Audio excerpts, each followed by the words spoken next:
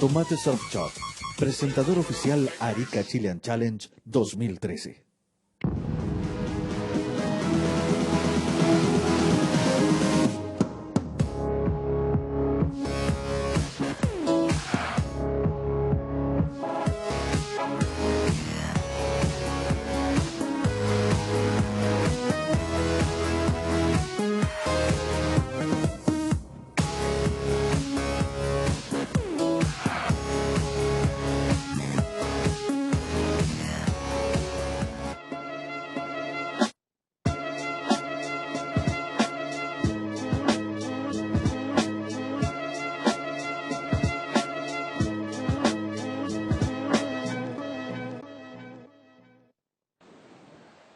Well, here we are back live at the 2013 Arica Chilean Challenge. This is the third stop of the IBA GoPro World Tour. I'm your host, Eric Apple, joined by, of course, 9-time world champ Mike Stewart from Hawaii. And Mike, we've had some pretty good waves delivered here at El Gringo all week long, and it looks like things are shaping up to be good for us as well today. Yeah, it looks like, I mean, when I first saw it this morning, it looked like the waves dropped a little bit, but it's super clean out there, and there's some, God, I just saw firing lefts and rights, and just looking out through the crack that we have here, yeah, there's some really good waves. Yeah, you can kind of see it here. It's a little bit dark, but just watch the whitewater lines. That was kind of a more westerly set, but there's a couple crazy south sets as well. So there's really good lefts, really good rights, long barrels, big ramps. You know, it's all going to happen today, I think.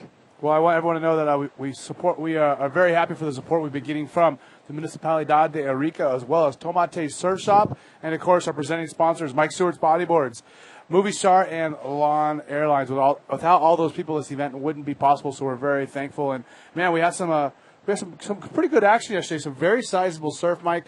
We had waves, you know, some solid 10-foot sets, some very big waves. And is that close to as big as it's ever been for this event? Well, you know, that would be kind of on the upper limit. You know, the direction was a little bit west, so it's not as, you know, this place can actually handle bigger if it's more south. But because it was so west and kind of a mixed-up swell, it made it a little bit tricky out there. So, yeah, it was probably one of the bigger days that we've had in competition out here, but it has been bigger. You know, we certainly had our share of local boys who have been doing pretty well. Of course, we have Alan Munoz, the man from Chile, who he beat both Ryan Hardy and yourself yesterday. Yeah, it must be kind of just odd for you to come to a place like this and have a guy who hasn't been doing the sport that long, but you know, to be able to beat you guys. But the thing is, I mean, he lives here. He surfs the spot all the time, and it shows how even when you're competing against the best in the world, sometimes local knowledge is what's most important. Yeah, well, you know, going against local riders in their local surf is always a tough one, no matter where you are in the world. You know, there's really good talent everywhere, and if you meet a local guy in his local conditions, you're up for a battle. And yesterday was no exception. I mean, it was pretty full on. I mean, it was really wave selection too. Like, gosh, if you get the right wave out here, you're gonna get the score. You know, so. You know, in that case for me, like I caught a smaller wave in the beginning, and then I looked back and I just said, "Oh no!" Perfect, huge A-frame came in. I just knew he was going to get a sick one, and sure enough, he did. I guess it just goes to show that the home team has the advantage no matter what sport you're in. Huh? Pretty much. I mean, it is in wave riding anyway. It seems like. And we also had our share of like full hold downs and beat downs and wipe outs yesterday. Had a couple guys going down. We saw Amore getting shut down in a barrel pretty hard as he pearled. Tried to spin and caught an edge and just went over. Yeah, that was heavy. Yeah, and then one of our other riders, a rider who has had a difficult time. A rider from the Canary Islands. He remember last year he was in the hospital. Diego was in the hospital for several weeks, and he hurt himself again yesterday. Well, he had some nerve damage to his arm and his shoulder, and. Yeah, I saw him catch one wave yesterday, and there was a section, and it didn't line up for him, and you could tell his frustration, and it was just so passionate, in the air punching his board. It's like he was just so amped, and I can relate. You get there's so much on the line here for bodyboarders. You come here, just invest your whole world into this, 30 30-minute little episode in the water, and you're just like, man, it's all on. And in Diego's case, man, he's just, he's a guy coming up. He wants to make his mark, and it was an intense situation yesterday. But he was charging, and I thought he did really well. He boosted a couple big rolls on the left, and to me, the lefts were definitely there were certainly better waves. And speaking of better waves, why don't we show you guys some of the better waves from day one of the event. So check out some highlights from the first day of here, the Arica Chilean Challenge.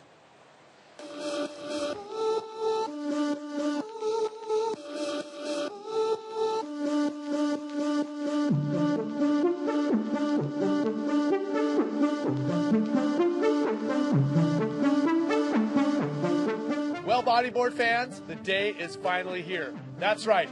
The GoPro IBA World Tour Stop number 3 is underway, and it is the Arica Chilean Challenge. This event has gone on for 10 years, and we plan to have great waves continuing the streak. My name is Eric Apple. I'm your host for the IBA World Tour, and we have got some great action coming up for you. Men's round number 1 starting now.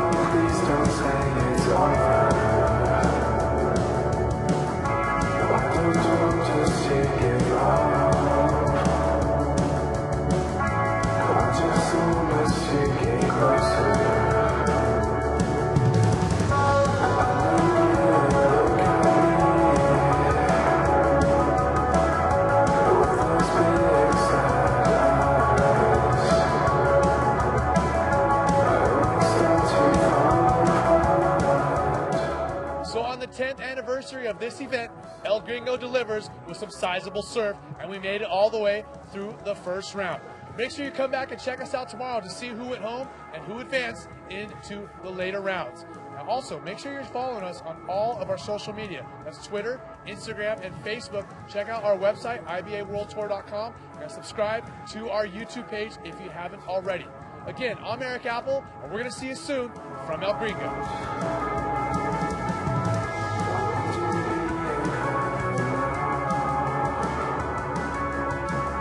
So I don't have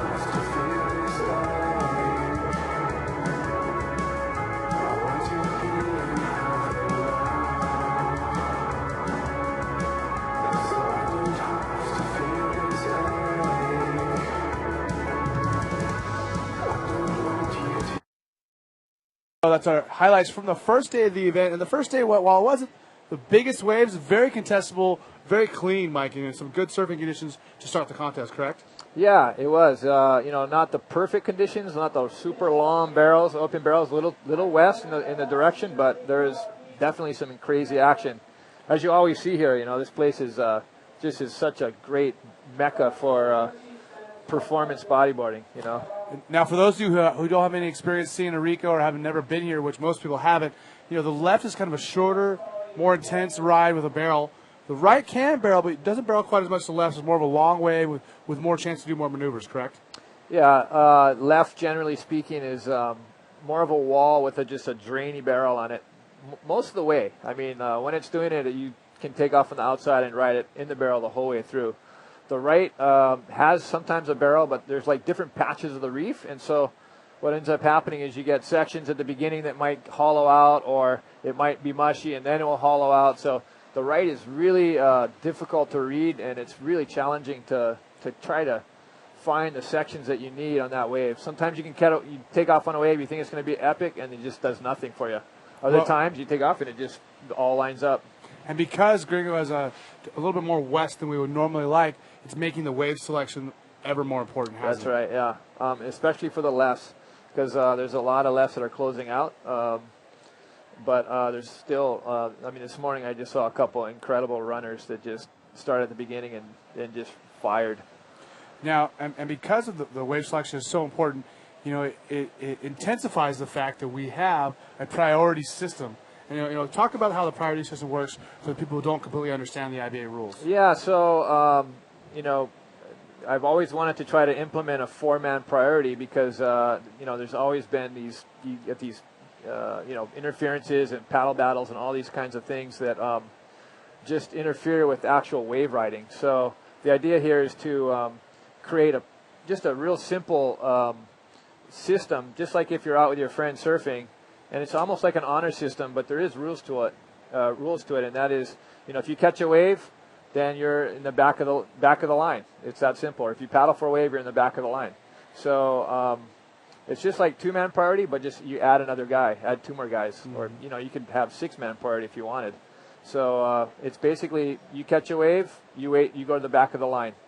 And you get back into the line, or you get into the line of priority once you get back to the lineup. And it's kind of difficult to explain it in like a brief period because it actually transpires over a couple minutes.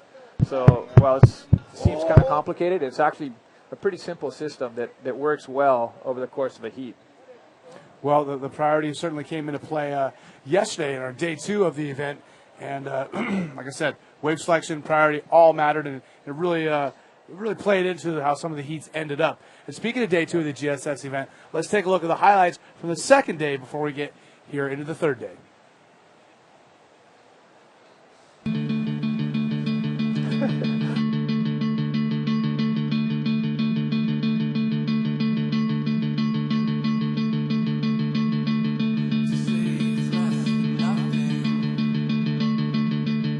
The third stop of the GoPro IBA World Tour is coming at you right now. That's right, the second day of the Arica Chilean Challenge presented by the Municipalidad de Arica as well as Tomate Surf Shop is underway again. I'll tell you what, the waves are coming up and we have the best riders in the world ready to attack. So check out the highlights.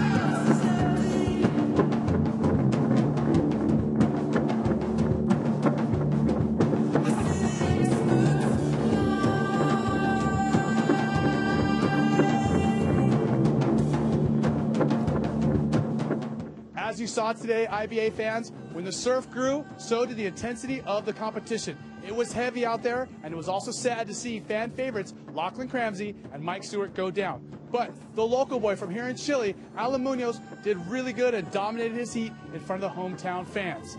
I'll tell you what, we have one more heat to go in round number 3 before we get round number 4 started. We may not run tomorrow, so make sure you check us out on IBAWorldTour.com, as well as all of our social media, Facebook, Twitter, and Instagram. You can get updates to see when the contest is going to be back on. Until then, I'm still Eric Apple, hanging out in Chile with the IBA, and we'll see you soon.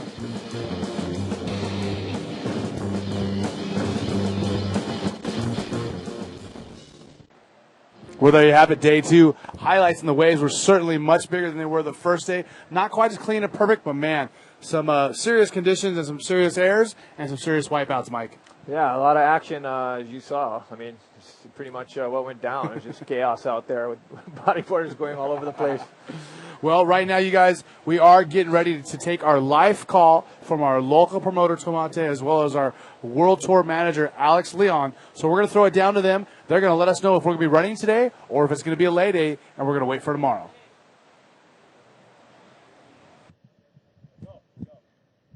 Yeah, thanks, Apple. We're down here checking the conditions and push the green light, mate. We're going to run. Similar to yesterday, a little bit cleaner, a bit of a longer period, and looks like, well, it's a bit more cleaner, the wind, so we're going to see some incredible lefts and rights happening. The tide's still a bit full at the moment, as you can see behind me, but we're going to have this first heat underway in about 10 minutes, buddy, and we're in for a pretty good day of action, so back to you boys up in the booth. Guess we're going to run. So there you have it. We are running today, day 3 of the GSS event. The Arica Chilean Challenge presented by the Municipalidad de Arica, as well as Tomate Surf Shop, is underway. That's right. We're going to be going for it today. The waves are cleaning up. Mike thinks it's going to be better. Yeah, definitely. Alex thinks it's going to be better. So everyone's in agreement. Everyone that matters is in agreement, right? Yeah, I hope so. Now let's talk about some of the heats that we have lined up for today here in round 4. Remember, we still have one heat to go in round 3. We didn't quite finish round 3 yesterday because the conditions get a little bit windy, a little tricky. So Alex said, let's cut this last heat. Yeah. That heat's going to have Alex Aranga, Dallas Singer, and David Hubbard. Now, after that, we're going to move on to our 2-man heats, round number 4. Heat number 1, Dave Winchester and Magno Passos. Heat number 2, Amori Laverne, Jacob Romero. Heat number 3, Uri Valadao and Diego Cabrera, who we talked about, these guys injured himself almost every single year here and continues to push still it. Going, yeah, sick. And the 4th heat, Jeff Hubbard versus former world champion Guillermo Tamega. So let's start off in the beginning. Winchester and Passos, what's your take on that? Well, I would even back up into the last heat of round 3, which is Alex, Dallas, and Dave. That's going to be that's going to be a cracker of a heat, man. That's going to be really good. All 3 of those guys, younger guys, really trying to come through. All of them totally capable. All of them been Dave was a runner-up and had the highest score a few years ago at this event. Dallas is always a standout here. Alex Aranga is absolutely a nutcase when it comes to charging. So, yeah, these guys, that first heat is just going to be a cracker, what you're going to see shortly. Yeah, then we go right into the round 4. And every single heat here could potentially be a final. You got the first heat is Winnie and Magno. Dave is probably the most consistent bodyboarder there is today. And Magno is an absolute nutcase too. He charges he'll just hit anything. So if you see a big left or a big wave that he's on, keep your eyes on him because he's going to be hitting it. And Winnie too. Winchester's been a guy who's been so consistent here every year, right? Yep. And he's last year I think he made like 7 of the 8 finals or some crazy number. Wow. And so he had a slow start this year, but he's surfing really well here. He looks in form, and that's going to be a really good heat. He's so good. He just gets through his heats. And it doesn't even seem like he's doing much, but you just see him, wow, what was that? Big boost here, big boost there. He's out there dominating. And I said the last couple of days that when he's out there kind of hurting feelings in his heats. Moving on, we have Amori Laverne versus Jacob Romero. Amori's a guy who won our last event, the South Coast Crusade, and Jacob Romero looked very impressed with the Hawaiian so far in this event. He likes those big rights.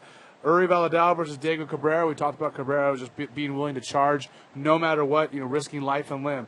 And the 4th heat of that round is going to be very interesting. Former world champion Jeff Hubbard versus former world champion Guilherme Tamega. Hawaii versus Brazil. It's an absolute classic matchup, and it's going to be a huge heat. For sure. Before we get to the other 4 heats of that round, we'll talk about those later when we come back. But why don't you check out the GoPro highlights? Why don't you ride along with the riders and see what they see?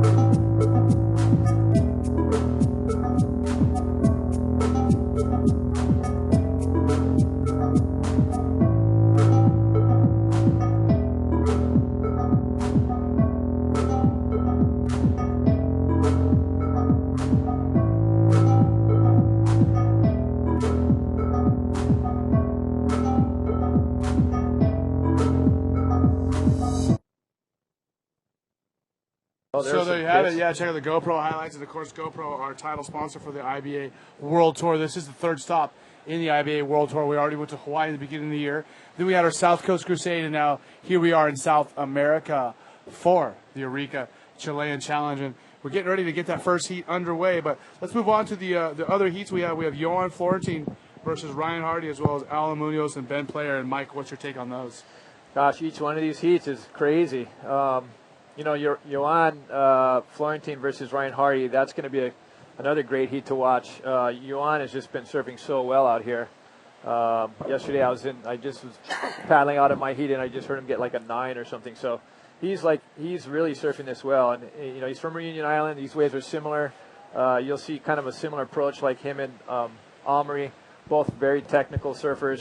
And, you know, it's going to be really nice to watch, actually. Yeah, and once again, we're moving on to Alan Munoz versus Ben Player. I mean, Ben Player is a guy who's been a permanent presence, it seems like, in bodyboarding for so long. And man, Alan Munoz, we talked about having the home court advantage. He's from here in Chile.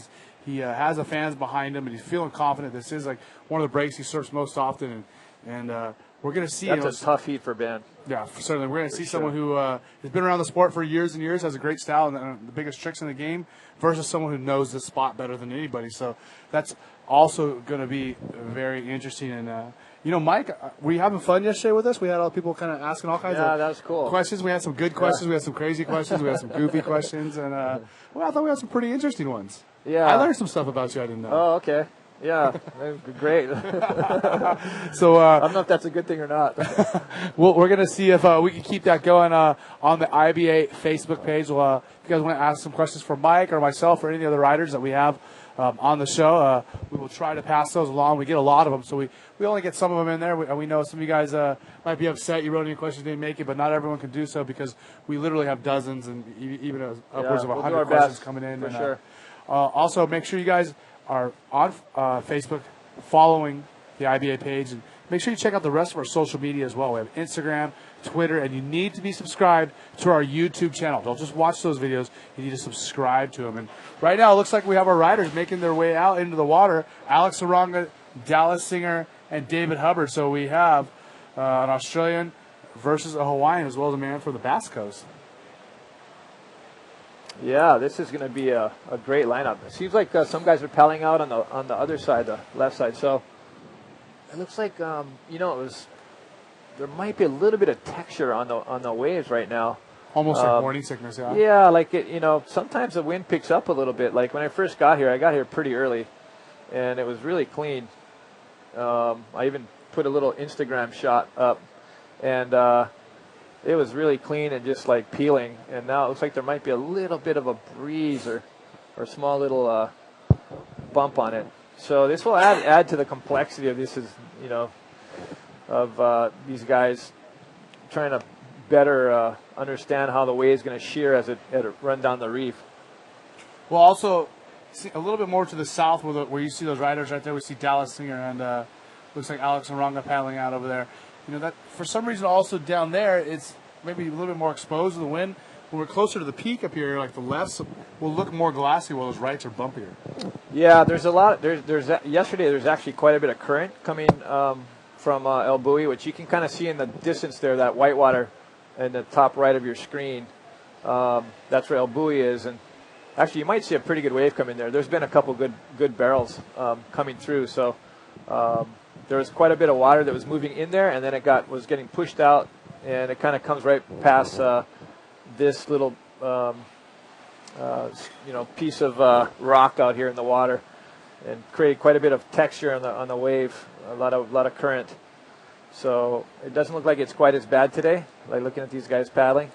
So it should be that part of it shouldn't be too much of a factor, but you still get it's still bumpy. There's some backwash off of the rocks, and as you move in. So it does get more challenging and more bumpy. The texture gets worse the further you get in.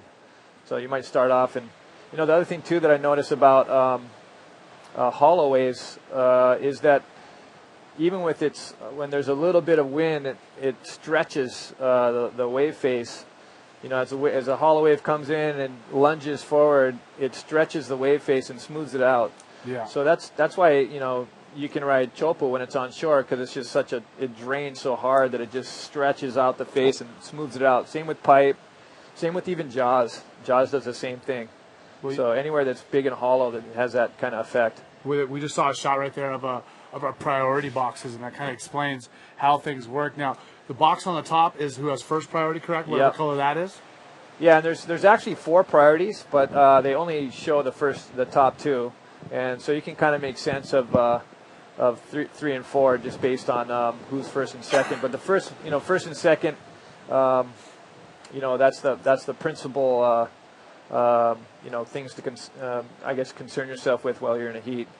Just who's got first priority, who's got second priority. You're in third or fourth priority, or and they'll announce it over the PA. So yeah, it's pretty well indicated when you're in the water. Yeah. So our live announcer is doing a good job of keeping the riders aware of not just their scores and what they need to move up in placing, or what their competitors need to take their spot. But they're also pretty good at keeping everyone aware of who has what priority as far as verbally as well as visually, which you can see on the box. Yeah, I find it interesting that these guys paddle out on the left without the skis going right now. Because it's such a far paddle, and maybe they just want to warm up. I don't know. Well, these guys are just about out to the lineup. We are literally minutes away from getting our first heat of the day started. That is heat number 20. It's the final heat of round 3. And we'll immediately move right into the first heat of round 4, which will be man-on-man action, starting with Dave Winchester and Magno Passos. And just right away jumping right into some of the best guys in the world, Mike. And these guys are competing in some of the best waves. And that's what's so great about the IBA World Tour, Mike, is that we've been able to keep these events at some of the best waves in the world. Correct? Well, the IBA set a very high standard, and I think that's been a great thing. And hopefully we continue to keep that going. There's a lot of pressure sometimes. They got to have a 1-minute warning. There's a lot of pressure sometimes to run events in kind of lackluster conditions. But the real essence to high performance bodyboarding occurs in waves of consequence, with technical waves that allows riders to really demonstrate what's possible on bodyboard. So. I consider it, based on the types of waves and what the riders are doing, pretty much the most advanced surfing that's being done right now. I mean, you see great, stuff like Toledo doing, here we go, a countdown to the heat start. In surfing, you see some pretty cool combinations of air forwards and air reverses. And but it's generally in smaller surf. You're not going to see that, at least not now, in like heavy surf, heavy draining waves. I think that's probably the future. Yeah. And who knows what bodyboarding is going to be doing from there, but it's already pretty crazy. Like guys, Omri, they're looking super psyched, sees the lefts. Those lefts will really play into his favor. He's excited. He sees it. Winnie he just is a calm, cool cat. He's just as unfazed. But I'll tell you what, he is a competitive man, no matter what he does. What do you think it is about Winnie that has, helped him do so well here? And well, I don't think. Yeah, he doesn't seem to get caught up with. He doesn't seem to really get caught up too much with the whole competition stress or getting this or getting that. He just kind of does his thing, and I think that works well for him. So he just goes out there and surfs. I mean, all these guys in the water have amazing talent, but sometimes, or I'd say a majority of the time, or a lot of time, they just get hung up on their, thinking too much or thinking about heat or this or that. Winnie just gets busy, and other guys that they need a different approach. Guys like Omri, their approach is more disciplined and hardcore. I mean, he's all about hard training and just like super disciplined. Crazy. He'll have a crazy workout. And here we go, first rider up. Looks like Dallas Singer, I think. Look at this. Take it off on the right. Yeah. It is clean. It's super clean. He's just kind of waiting here for a section. Looks like he's arcing up. Okay, nice clean roll to start with. Yeah, nice clean roll. Just like you said, in a perfect spot. Yeah, he's just kind of waiting for maybe another section. He maybe would have liked to hit it earlier, but he's kind of waiting for it. He's got something else here. Another clean roll. Oh. Yep, pops out of that one. So 2 rolls right there for the Australian Dallas Singer. Nothing exceptional, but, not a bad way to get things started. Hey, but in these 30-minute heats, the best thing to do, most riders believe is, you get a solid wave on your score, on your belt, like a 5, a 5.5, and just so you're comfortable and you can relax a little bit, you at least have something. Okay, and here is Alex Oronga on a left. So take a look at him just driving this is down a nice the Brazilian wave. This looks good. I'm sorry, the man from the Basque Coast. Yeah, he is deep, way, way deep. But, man, the wave was clean. Yeah, it looked like it was going to line up well for him, but he just didn't seem like he got much forward projection. So riders paddling back out, trying to get back to the lineup. So there you have it, a 5.63, which is, from the judge's perspective, you got to kind of be careful about throwing that first score down, and it kind of sets the benchmark, and everything's kind of based around that. Yeah, sometimes that's what makes it hard for guys at the first heat of the day, or even the first wave of the day. Sometimes you'll see in surfing and bodyboarding, guys will get a big score. Okay, Dave has found a way for himself. Little check turn at the top there. Looks like he's kind of stalling. Nice set over there, looking for a big section. See if he can find an inside section. Let's see what it does for him. Watch for some fireworks here if he gets a section. No, didn't happen. But he's the kind of guy that does some crazy stuff. Yeah, certainly. If your last name's Hubbard, you're not crazy and different stuff on the waves. He's got like this X factor to his riding that's like it's really interesting to watch. And as a character, he's like. Here's a replay of Dallas's first wave. Yeah, so first wave nice of the heat. clean wave. He's just kind of in the pocket there. Nice smooth clean roll. Nice. He re-engaged that well. Wave kind of slowed down a bit, but maybe smart to kind of get into this next section. Nice extension. Got a little hung up in the white water, but still looks pretty good. I think I was going to say about first heat of the day, or especially the first wave of the day, is sometimes you'll see guys get a great wave, the first heat or first wave of the day, and they won't get a high score, because the judges are trying to be conservative to get the day started and figure things out relatively to other waves, and so it's definitely a challenge for guys in the first heat of the day, I think. Yeah, it really does set the benchmark of what's going to be scored for the day. If a guy gets an absolute crazy, I don't know if I guess it'd be interesting to see if someone gets like a 10 on the first wave of the day. It's like, I don't know if you could score a 10, because you just don't know what else is going to happen. What else the day has to offer. Yeah, anyway, that's the judges. They can figure that thing out. That's why I'm not a judge. We certainly have an amazing panel of judges here at the IBA. We have, guys who are considered master judges from all different sections of the world, and they've all converged on the IBA event here in Chile to make sure that we have the most fair and accurate judging possible. Yeah, it's quite a task to sit there with the discipline that they need for hours and hours on end, and you know. But I think I don't know. It's kind of fun too. I think for some of the guys, they really enjoy watching it, and they get a front row seat to one of the best shows on earth. So I think it's a pretty cool job as well. So there we go. We have a score for each rider: 5.63 for Dallas Singer, and Alex Arango, the man from the Basque Coast, with a 2.5, and David Hubbard with a 1.5. And Mike, tell me how we get Basque Coast from ESK. Is that España? It's like this nation that wasn't really recognized by Europe, and I'm not sure if I got this entirely right, but it's like a region, and they kind of have their own sovereign. I guess they consider themselves sovereign from Europe in some respects, and it's like a Basque nation. It's in between France and Spain. And it's a beautiful area, and the people there are really cool. Now, I was asking about how do we get ESK for Basque? Oh, I guess that's, I don't know, I guess that's the... Must be España or something. Yeah, I'm not sure. Yeah, they also have some interesting letters and pronunciations of the letters, so it's like, maybe that's like a Basque way to do it, I don't know. So our riders are sitting out the back, waiting for their next opportunity to strike and put up a score and help them advance on into the fourth round of the Arica Chilean Challenge. And Mike, can you tell me, when was your first experience coming down here to Chile? What's the first time you got down here to bodyboard?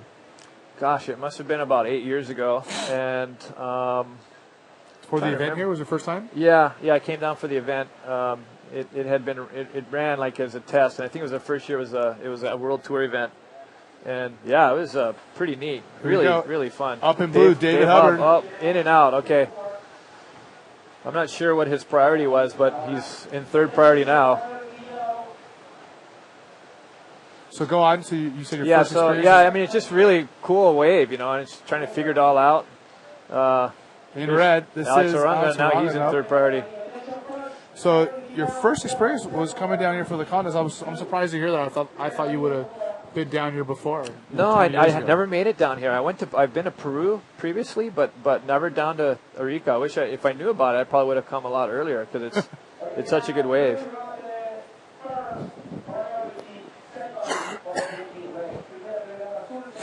So we got 20 minutes left. So the first 10 minutes have almost burned down.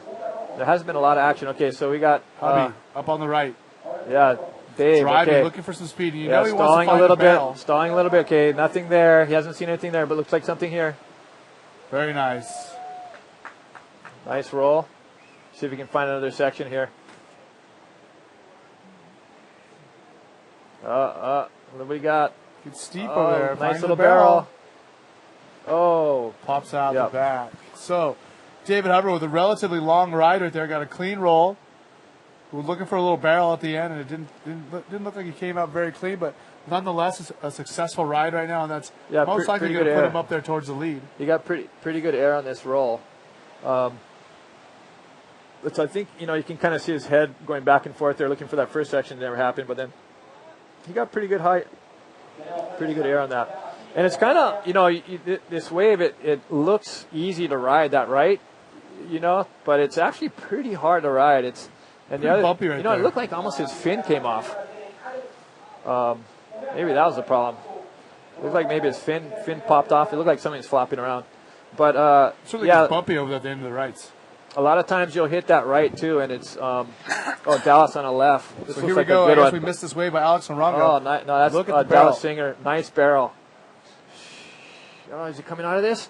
Oh, and we talked about this the last couple of days, Michael. A lot of guys are unable to come out of these barrels, and it looks like they're going to. And talk about the challenges that El Gringo offers. Alex as we looking, see, no.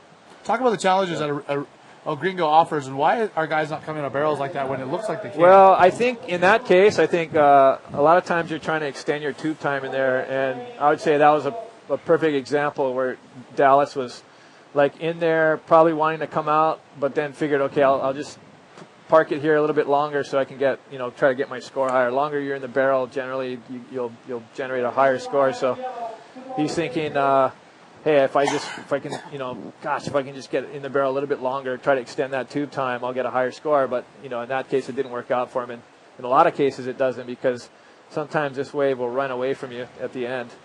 So you really have to read it, just so precisely. Yeah. And you really need a fast board, too, in the barrel. You need a board that's got a lot of projection. Yeah. And so we should be seeing a score come through momentarily for David Hubbard, as we see some of our local contingent. Some of our Brazilians and Puerto Ricans are on the beach. Yeah, I think that's the Chilean, the little local Chilean Hut zone up there. Eddie and the boys. Okay, so still waiting for some scores there from David Hubbard. Oh, there it is right there. You got a 6.63. That puts him up with an 8.13 total. And Dallas Singer in the lead. The Australian, he got a 2.88 his last wave. So here's a 5.6 and a 2.8. David Hubbard definitely looking to get rid of that 1.5. And Alex Haranga on the board with only one wave, which is a 2.5. So here we have a little lull in the action. And certainly not as many waves piling through as there were yesterday. I mean, man, the interval was short yesterday, and we had just tons of waves coming through the entire day. I wouldn't want to be on one of those big ships. Those things rock all over. There's Alex Haranga on a great-looking wave here. Look at this. This thing's going to run all good. Yeah. That was nice. So, there you had it. I mean, he didn't wait much in that one. He got in, got out. Quite a bit of seals out here in the back. Yeah, we've seen them every single day. And there's so many boats that we see coming in and out of the harbor all day long. It just really goes to show, as we see the replay here, Alex, drop it in, hook it in immediately, and just starts driving. Yeah, so, little stall at the beginning, and then it starts going at it. Nice little barrel ride. It's definitely in good. and out. Definitely out and out. He only has a 2.5. That's going to be a good scoring wave for him. One more replay, a different angle right here, and looks good from right there, doesn't it? He disappears. Yeah, just nice deep barrel, thick hollow section. You can kind of see that one section must hit a little bit deep spot in the reef or something. It gets a little bit crumbly, and then it opens up again. So he did well to get through that. So I was going to say, we see so many ships coming in and out all day long from the Puerto here that it just goes to show, how many people here in Arica in this area make their living or depend on the ocean for their jobs. Yeah, whether they're working in fishing or they're working in shipping. Here we go, Dallas Singer. Yeah, check him out. He is the leader of the heat thus far, Yeah, driving on these lefts that have been known for all these barrels. Yeah, he surfs lefts good. He surfs Boxy Beach, his home break, and let's see. Good roll right there, back just, in the critical section. Yes, probably conservative surfing, but smart surfing. He's doing well. Well, he's looking to get rid of a 5. Yeah, I wanted to say thanks to the city of Arica and the local Navy, because they keep, I guess there's a place where they kind of keep the boats down to a minimum passing here during the contest times. Wow. So, yeah, here we go. Yeah, Dallas looked looking for a big section. There wasn't much here. And so he's just, nice, clean roll. Yeah, punches through the lip a little bit there, but still gets projected out in front of back onto the shoulder. Yeah, nothing extraordinary, but good, solid surfing. And clean, that looked nice. Everything was real tidy. Mike, can you explain? I know you talked about how we have a lot of water moving, possibly coming down from El Buey, but how come the lefts seem to be more glassy than the rights? It's a hollower wave generally. The way the reef's formed, it just comes in, and that's the best part of this wave, I believe, is that left. And it's just the nature of the topography of the bottom and the swell direction, and period, and just the energy. And so that's it, in a nutshell. You got no wind. It's usually glassy and oily in the mornings. And then it has that stretching effect, as I was referring to earlier. Look at this set starting to roll through right now. So there's still definitely some size out there. Yeah, there's some size, and it kind of looks, it's strange. You lose scale when you look at it straight on like this. And what you don't see is at the bottom of your screen, or maybe a little bit, is basically dry rock. So it's, whitewater will wash up over the rock and cover it, and then it exposes. Yeah, for sure. Basically, probably half a foot deep. Okay, guys, while we have a little break in the action right here, we're going to show you a nice little GoPro piece, get some POV, and see how the riders see it.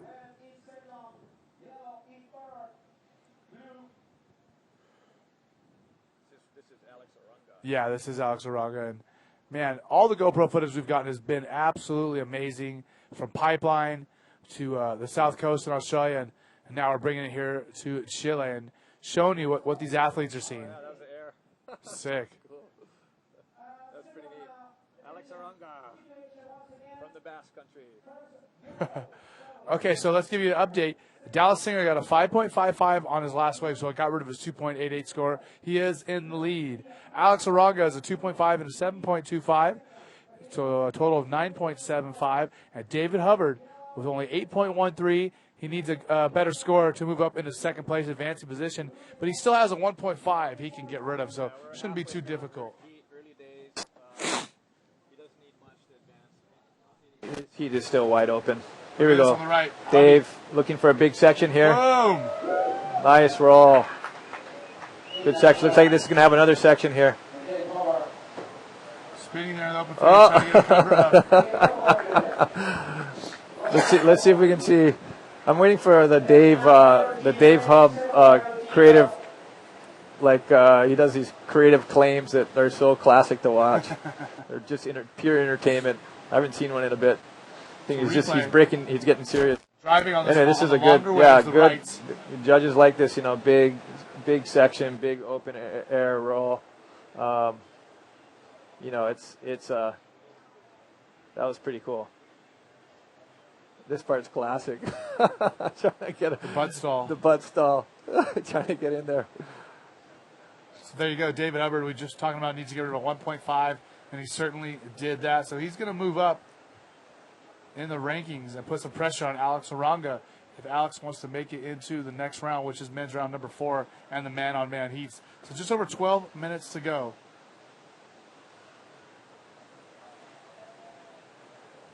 Okay, Alex Arunga in the red, just talking about him. Yeah, let's see. Nice, shape it up right, but man. Yeah, that is one of those waves that just is not going to do it. Let's see, he might be able to get an inside section. Okay, sometimes this can be okay, but look at this. Yeah, that was nice, actually. Gosh, that turned out pretty much better than I expected. Yeah, he turned something into nothing. Yeah. Or turned nothing into something. I guess I couldn't really see down the line. He probably wouldn't have taken off if it didn't have some sort of wall on it. Mike, tell us why does the wave split in half like that? Yeah, just, it's just the direction coming in and maybe something to do with the period. But that one just kind of converged more towards the peak. And then this second part, though, is where the wedger, where it all happened. And that was really good roll. Big, large radius extension. That was really good. Okay, so we're still waiting for a score here for David Hubbard.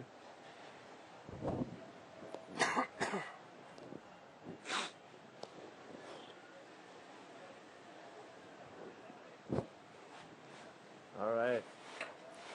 Still. Yeah, it'll be interesting to see what the... Okay.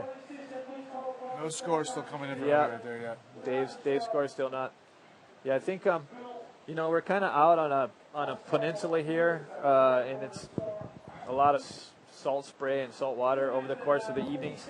So I think it plays havoc on all the electronic stuff over here. But yeah, I would say, gosh, after that last exchange, it'd be interesting to see who moves up. Magno getting ready for his heat.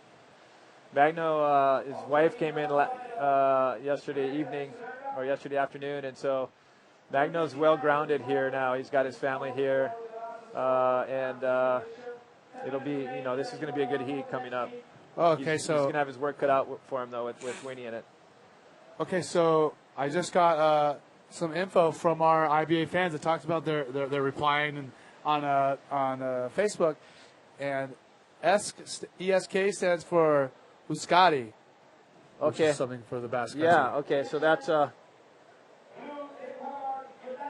Okay, thank you for that. That's good to know. Oh, he got an 8, so Dave moves to the lead. A pretty commanding lead, actually, with an 8 and a 6. So that one move, one wave, just can change everything. So good score there for David Hubbard. We talked about that he was going to get rid of that 2.5. I'm sorry, that 1.5, and he certainly did. So Hubby with a commanding lead right now. Dallas Singer needs a 9.08 to take the lead from him. Alex Aranga needs a 3.93 because he has a pretty solid score with a 7.25. Okay. Well, Dallas, let's see if that, he kind of took more, conservative approach to this heat, it seemed, at least his first few waves. And I'm not sure if that's going to, so far it's working to his advantage. But with 9 minutes left and Alex Aranga only needing a 3.9, that's a tough position to be in. Now Dallas needs a 9, so he's although he's in second, it's kind of a tough situation for him because he only has his highest scores of 5.6, and so he's got 2 5s, and Alex has got a 7, so that's almost 2 points ahead of him. Yeah. So with 8 minutes to go, let's see what happens. I mean, if the ocean goes flat, Dallas is stoked. So Dallas is going to have to turn it up here, because he's not. I don't think he's gonna. It's going to be tricky whether he makes it or not, man. I don't know. Well, the priority, I think we talked about how important it was yesterday. Okay, so he's got priority here. It looks like he's going to get this one. Come on, let's see what he can do here. He needs to pick it up. He needs a higher like score. A barrel on this right. Oh, okay. Lip just kind of got him there. Caught him a little looking bit. for something.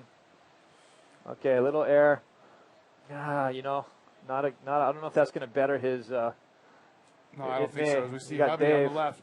After getting that big 8 score, look at this barrel he finds on the left. Nice barrel on the Very left. clean. What's he going to do after it, Mike? Oh, forward off the back, unfortunately. So he had the right theory. I mean, he's got a pretty good lead, and so I think he can kind of take some more risks now. Had he landed that air forward, it would have been another, probably 8 or 9 even. So. Yeah, certainly taking some risks right there was David Hubbard. We see Dallas Singer trying to find that barrel, and the lip just kind of caught his legs and his pulled him backside. sideways. So he kind of lost a lot of speed going into that air. Had that lip not hit his legs, he probably would have had enough speed to really get a really good projection off of that.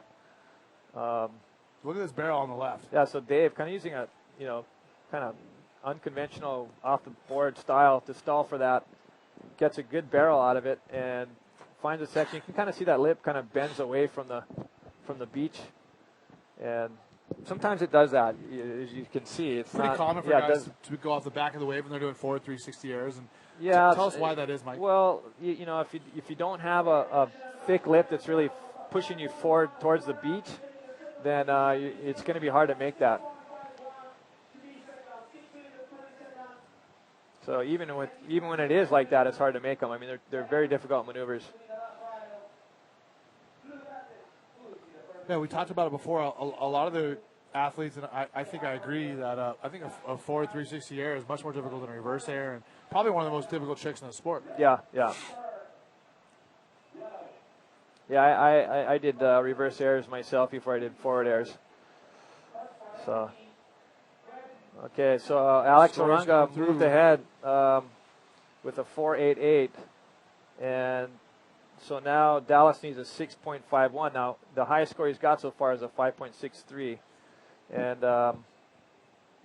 so he needs a big score. So this, hopefully, he'll hear this, he'll know that he needs a score, and he'll pick it up because he's got to go. He's got to take things to the next level for him. Hubby's sitting comfortably in the lead with a 6.6 and an 8.08. 8.08 for the man from Kauai. Yeah. You think there's a little bit of animosity in the Hubbard house because David doesn't have a holiday named after him yet?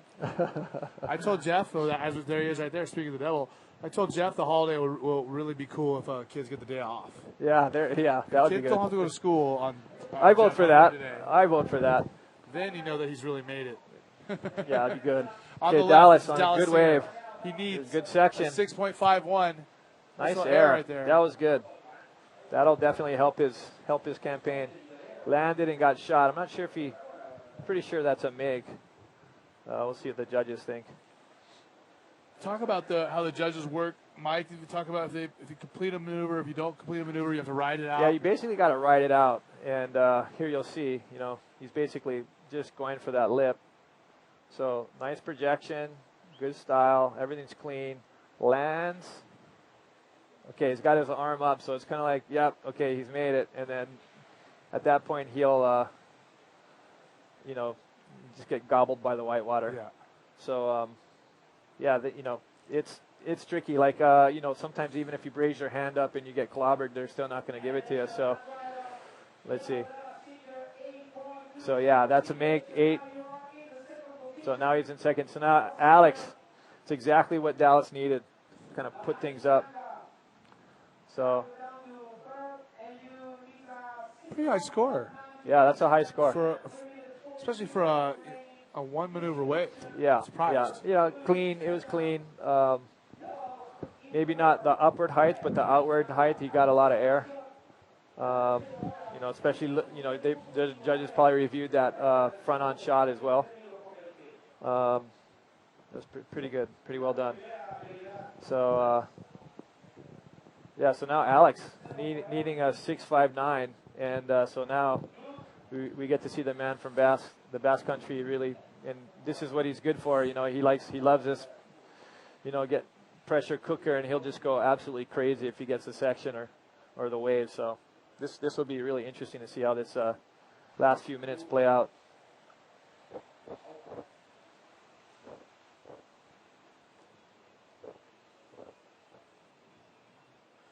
Checking out more of the questions and comments that are coming in for us.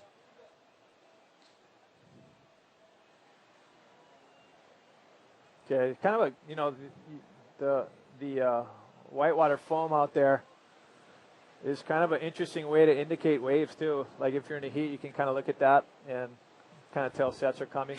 It's a good way to see sets. Okay, here's Alex. Here he is, a man in third place. He needs a score. Yeah, he needs a big score here. Position. Okay, if this has a good wall on the end of it, he might have a shot at it, but he needs a pretty good wave here. Nice okay, air. Pretty good air, pretty good extension. And he's the kind of guy that will probably hold in. Okay, and then Dave's back up on one. Nice barrel on the outside. Driving and it looks like there might be a good section here on the end. Let's see what he's got. Roll. Didn't quite cooperate how he wanted it to, I'm sure, but that was still a decent wave nonetheless. Some interesting pumps to get over those whitewater little chops on the inside, huh? Dave's got some unconventional style things going on and unconventional methods. And I guess he's just kind of an unconventional guy, really. But, I mean, gosh, look at his scores. He's gotten some great rides today. Man, a lot of rides ridden so far today. Yeah. I thought there'd be even more less, but guys are smart to be just being open-minded about all of them. I think too often, you get stuck into seeing only rights or seeing only less. And, a day like today where there's less and rights, it's really helpful to just keep an open plastic mind and,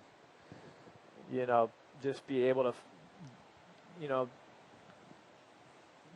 do whatever the waves dictate rather than trying to make something that's not there. So waiting for those scores to drop through, but just so you have a lay of the land, we have just about 40 seconds to go in this heat. David Hubbard with a good lead, 14.71, 13.83 for Dallas Singer. Alex Arunga, he's in third. He needs a 6.59, only 30 seconds to go. Okay, so Alex Arunga, let's see. Well, that's the way we saw earlier. Yep. That's his, let's see what they score that. I mean, it's kind of a make. Oh, yeah, let's see. He's the kind of guy, he's not afraid of rocks. He'll go right up the rocks. He only got a 3.7, so that's him getting out of the water right there. So Alex's contest is done. Yeah, I guess the Basque Country is done. He didn't, this guy will usually come in bloody because he just charges that hard. I'm Yeah, glad to see that he I finished personally safely. thought that should have been scored a lot higher, but Me too. but maybe they didn't consider it as quite. He didn't land on the face or whatever. But Well, unfortunately for him, he is done for the day. We might see him in Antofagasta and or Rio. But David Hubbard and Dallas Singer are going to be moving on to men's round number 3. okay, now we are round 4. So Dave Winnie and Magno Passos. So just before we get that heat started, we're going to send you to a little message from our sponsors who make this event possible. We're going to come back with the first heat of round number 4.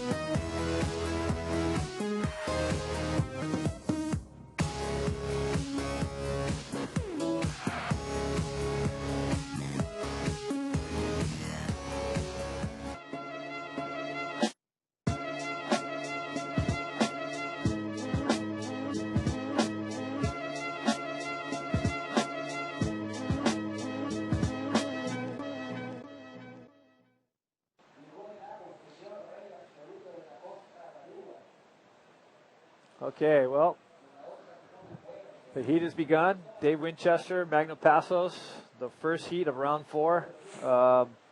This should be a great heat. There's going to be hopefully some awesome action. Hopefully the waves cooperate and we get some ramps and some barrels for these guys to demonstrate what they're capable of, because they're both capable of great things.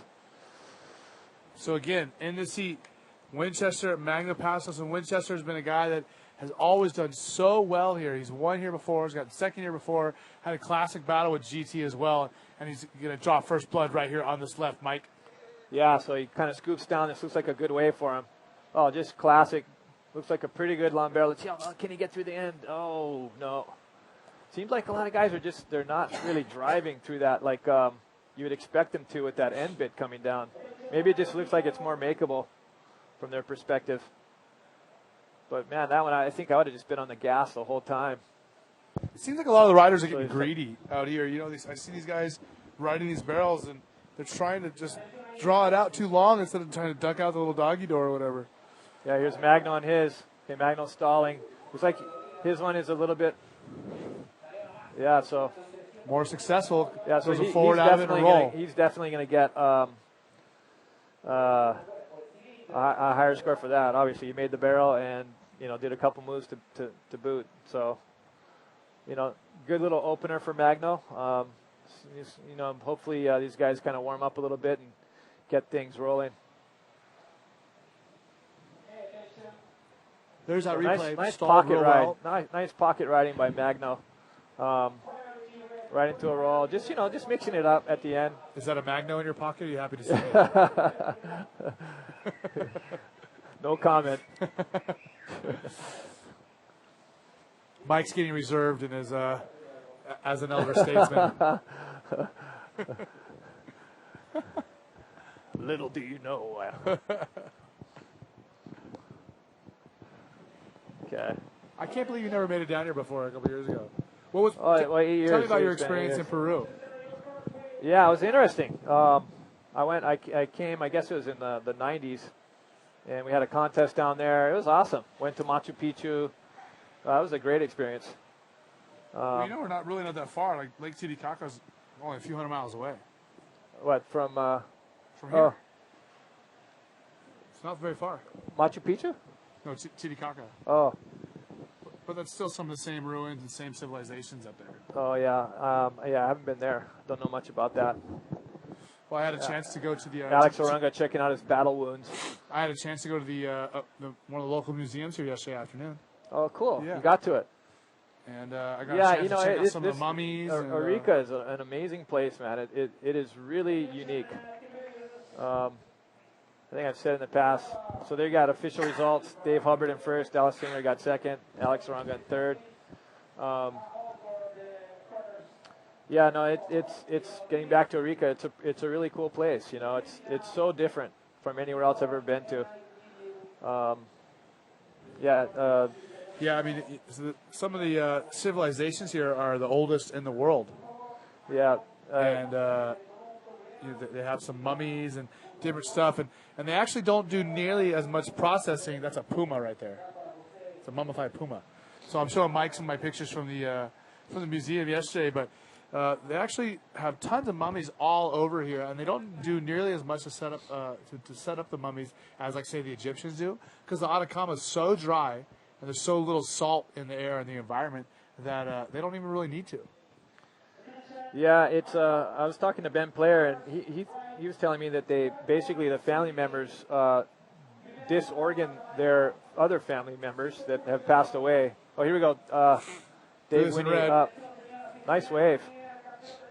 His first score was a 3, driving that barrel. This is looking a lot better. That lip just kind of came down on him in the end. Oh, man. I thought he was for sure coming out of that one, driving for so long. I thought he'd pop out the whitewater. Yeah, and you know, you can probably, if you go on Google and type in the Arica Museum, you'll probably be able to see some pretty neat mummies. Yeah. But anyway, back to the action here. Winnie driving, pushing, and he turned up a little bit. Yeah, there. Like that. I think he had that. I mean, I thought he had it. It you know, and then that last bit just kind of came down on him. So that was unfortunate. So that's 2 for 2 for Dave. You know, but early days. You know, this is like you know, we're down to 23 minutes. Only a few minutes have passed, and so yeah, there's still lots of time. You know, these guys are probably just warming up at this point. Yeah, we have just about just over 6 minutes gone in the 30-minute heat, and Winchester now with 2 nice-looking lefts, and neither of them stayed open long enough for him to find an escape from that barrel. So Magno Passos definitely has the priority out there.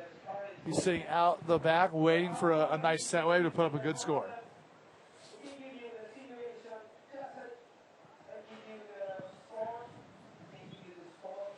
Good size set coming through right here, Mike. Okay, big set. Here is Magno on the right. Look at this. Right. I think that's his wife screaming on the beach. Pretty Finding good. a barrel. Nice little pocket there in the beginning. Let's see, he's waiting for something here. Oh. You know, Magno, I haven't seen him surf the right very often, and I'm not too sure how familiar he is with it. But yeah, that wave just didn't cooperate for him. He did get a little barrel at the beginning, though, and certainly better than not making the barrel. So he'd be ahead by now. Look at this big set coming through that left. Wow. That's a sizable wave right there. That's pretty sizable, and look at that thing run right there. Oh, my goodness. Wow. So this is one of the larger sets we've seen today, as you see the ever so dangerous presence of the rocks on the inside here at El Gringo, or Flopos as it is known by the locals. Yeah, and so that's what you end up on if you get pushed through, and everyone that's surfed this place for any length of time has experienced it. And there's like, I was saying, I've said it over and over again, there's like no graceful way to deal with the rocks here. Like, they're so uneven. There's so much surge coming up. Like, you get up on there and you just get washed around like just feel like a carcass. You know, just getting washed up the rocks. It's pretty horrible. It was so humiliating, man. It was just such a biggest slice of humble pie. I came over here and I did a roll and I figured I'll just ride it out. I'll ride it out. And I'll just kind of, you know, just kind of raise the nose, back up a little bit, and just let the whitewater go around me. Well, it picked me up and shot me forward right into the rocks. And then I just tumbled, like it just seemed for an eternity, just tumbling over the rocks. Just getting banged up. And I stood up, and it was like all uneven. It was like, then I got pulled back down. It just took a beating. Just felt like a total idiot. It doesn't sound like any fun. Let's take a look at this wave right here. Okay, Winchester paddling as he's setting up on the left. Look at this. Fading into that left. Okay, this way might in and out. Yeah, didn't really run like he was hoping. Okay, well, we do have Yo-Yo, the man, the myth, the legend here in Chile. He is on the beach with our heat winner. Good morning, everyone, and here we are with Dave Hoover, winner of the first heat of this morning. Dave, tell us about this heat, please. Well, as we've been waiting since yesterday afternoon for the heat. You know, we paddled out and then they put us on hold. The conditions weren't as good then, so we were all really anxious to surf that heat. It was very tight until you get these right waves. Tell us about what's going on with this wave. Well, I knew the right would have, you know, some big sections, and so I was hoping to find one, and I was able to do a big roll, and that was able to give me some good points. I was really stoked. Congratulations, Dave. Would you like to sell some greetings to home? Yeah, of course. Aloha to my family, friends, everybody watching. Really appreciate it, and all the global audience. It's really awesome to have your support. Aloha, mahalo. Aloha. Back to you guys. For Yo-Yo. And we do have some scores coming through now. So Magno got a 3.8 on his last wave. Dave Winchester with a 3.95. So currently Magno Passos is in the lead with a 5.38 and a 3.8, yeah. And Dave Winchester with 6.95. But I'll tell you what right now, Dave is going to be looking to get rid of all those scores that he has so far. Yeah, for sure. He doesn't want to keep any of those. He's got a couple sticks, as they call them. Let's see, Magno, his first wave was a 5.38. I'm not sure if everyone knows that. So he got a 5.38 and a 3.8. So that first one was, you know, best wave of the heat so far, which is kind of surprising, actually. I would have thought that there'd be a little bit more action, and you know, maybe the swells have been pretty mixed up and kind of confused. Unfortunately, the forecast is it's tapering off until the weekend, and we run out of holding period. So it's kind of run it now in these conditions, or run it as it gets smaller. So we're kind of I think the organizers are kind of thinking this is probably the better day for the action. So yeah, here we are. I mean, just like wave selection is a part of the game, I guess day selection is a part of the game for Alex Leon. Yeah, and I think the other thing that's happening right now is there's a tidal, the tide's kind of peaking out. So there's kind of like a tidal lull. Usually when the tide hits the bottom or the top, or just it's in transition, seems to be a less surf activity for some reason. And it seems like that's kind of a global phenomenon. So there's a little break in the action. So we're down to about 20 minutes now. And, gosh, it seems like this heat hasn't even really begun. Yeah, I mean, neither of these guys have really gotten anything to write home about quite yet, but we know they're both certainly very capable of it. And, man, in those four-man heats, Winchester was just absolutely dominating earlier in the contest. And we're going to see if he's going to be able to continue that streak and keep his hopes alive here at the Chilean Challenge in Arica. So, yeah, getting back to Arica, one of the things I like about it is the desert. You know, we're next to the driest desert in the world, which is the Anaconda Desert.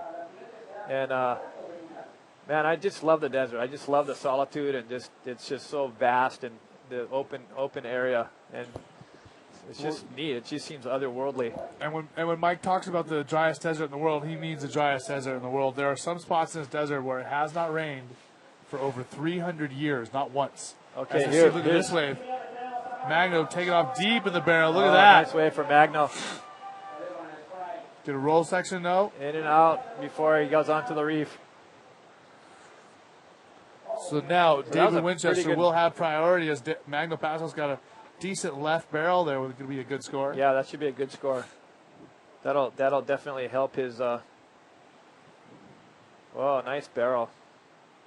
Disappears from view there for a moment. Yep, and then he's just out. So this is going to put some pressure on Winnie. Let's see. Winnie's going to have to. Winnie's been so perfect here. It almost seems like he could malfunction this heat. Yeah, he needs something big, but Winnie's capable of big things. So as is both of these riders. So that last wave of Magno definitely betters his campaign. He's got a 6.5. Here's Dave. Kind of that wave just did not cooperate with him, you know, and so he just elected, you know what, just get out of here. Looks like he's just playing the waiting game right there. Yeah. You know, if you get too far behind the 8-ball, it's, you know, it can really work against you. Magno scooping well into that one. And that was just Great from that angle. Yeah, well positioned. From this angle, looked great. The Brazilian And shot Magno up. Passos disappearing there from the back, looking good. We're going to see a score coming in for him in just a moment.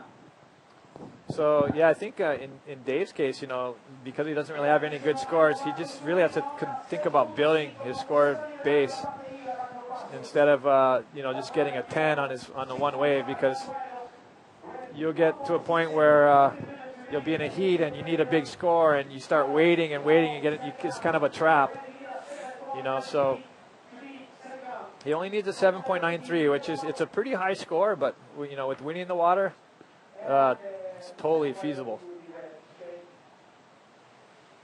There's Omri's unique stretching method that he uses to warm up for his heats. Seems to be fairly effective. So scores coming through Magno Passos with a 6.5 on that barrel on the left. Winnie with a 1.68 on that way. They just dropped in on a cutout. So still Winnie carrying a 3 and a 3.95 as the scoring waves. He wants to get rid of those. Magno leading the heat with a 5.3 and a 6.5. Yeah, Omri, he trains jiu-jitsu, and he's got really good core strength. Look at a little seal on the inside there. I think the seals want in on the action. They seem to be everywhere right here. And I see one in the distance, just under those birds that flew by, and then there's another. See him on the inside? Man, they're everywhere. Yeah, cool to see him. I want to see the seal body surfing contest. Okay, looks like a little wave coming in here. Look at this set. We can see a rider on it. We do. It's Okay, Magno Passos. Yep, back up in riding. He's going to go around this. Yeah, not much. Didn't really do it for him.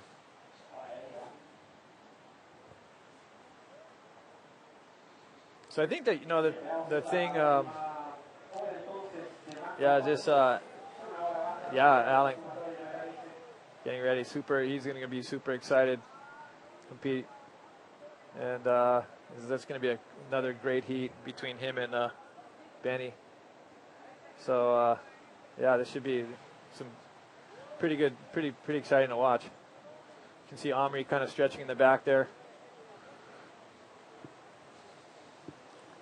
And Alan trying to stay focused.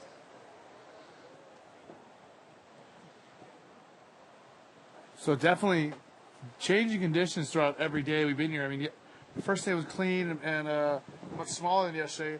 Yesterday the wave's getting way bigger, way more consistent, just piling through all day long, almost making some of the conditions difficult on some of the guys. And now today the size is backed off. The waves cleaned up a little bit, but there certainly aren't as many waves. So we have these guys waiting and probably getting nervous. So there you got it. Those two guys right there. Great shot. Jeff Hubbard and GT, the guys up against each other. And for Jeff, this is almost like a world title heat, because if he goes down in this heat to GT, his the title race as it is right now is mere points spreading everyone. So it'll put Ben and Omri in a much better position, or whoever wins this event, So, but if he passes, that's going to be one of his biggest hurdles. I think if he gets through that heat, that's definitely one of his, biggest hurdles. He's got a tough road to the final. Not that any final, road to the final is easy, but in this case, he's meeting a formidable competitor early on.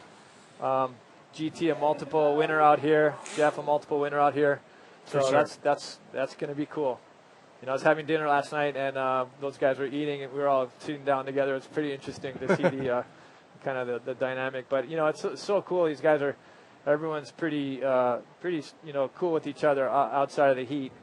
And once the jerseys get on, it's a different story. But man, there's such good camaraderie amongst the bodyboarders. They're such good guys. And look how close these waves are together. Stoked to be part of the whole thing. Wow, look at this set coming through, Mike. Definitely some size. Set. See these guys they get caught inside or what? Yeah.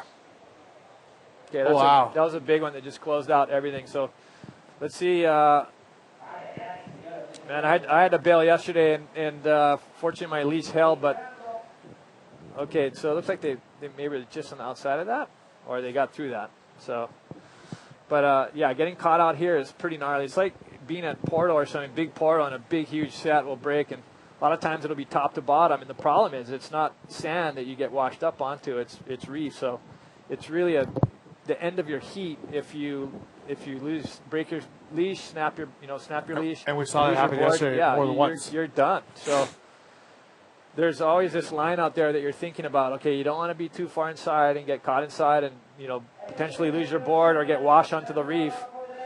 And then being too far out, not being able to catch him or not being able to catch enough of them. Tomega psyching out. Yeah, one of the more fierce competitors in the history of bodyboarding. A really intense guy, a guy who shows no fear, right?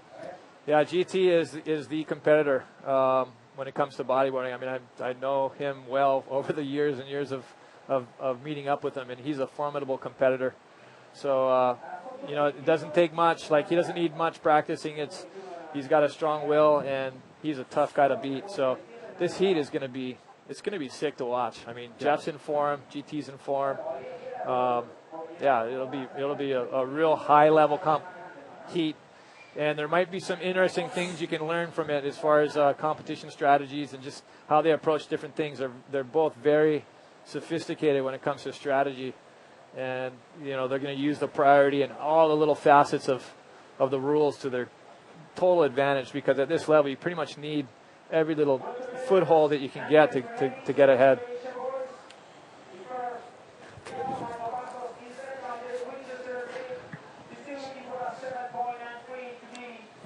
This is not the first time that Jeff and GT have had a heat together where they've really battled it out. I mean, last year they had a final in Porto last year, correct?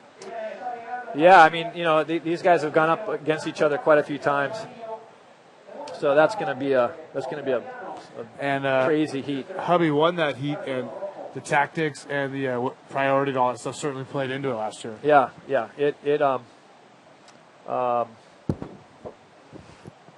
Jeff's tough to beat. He's got he's got the whole thing. He can do some crazy airs that can almost always get him out of trouble.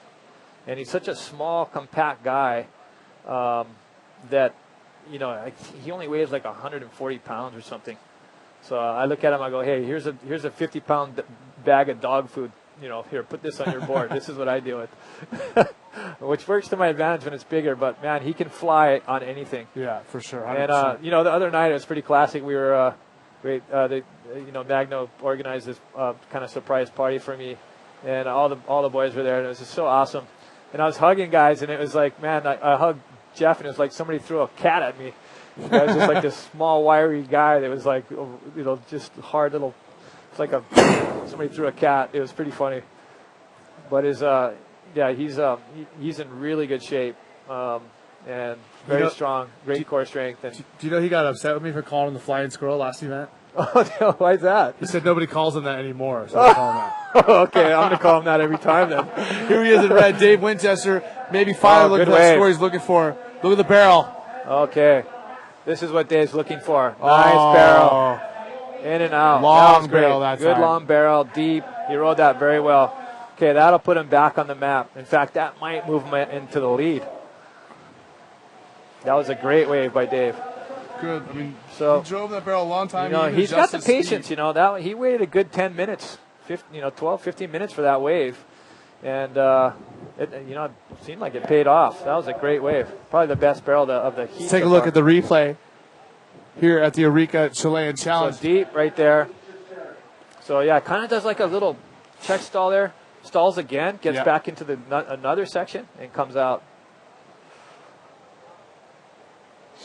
So Dave Winchester taking advantage of that wave, and we see another angle from the back.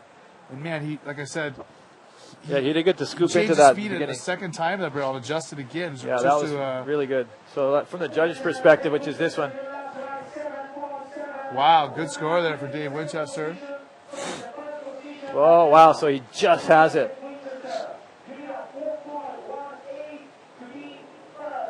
Wow, so that puts the pressure back onto Magno, because Magno's highest score is 6.5. So okay, so now it's a scramble mode for Winnie. That's not much. That's like an air. That's like a flip. That's like a good roll. That's That's just about anything that Dave can pull out of his bag of tricks. Let's see if Magno can pick up the pace here. Try to put some distance between him and Dave. Winnie almost looking to go on that one right there to get that 4.8. Yeah, he's got to be careful, though, because with 5 minutes left, a lot can happen. As we've seen before, you can win a contest in 5 minutes. It only takes a few minutes, especially on the left. You can pack 2 good scores and basically come from 4th to 1st. Yeah, real quick. You can get that lead real quick, or you can lose it real quick.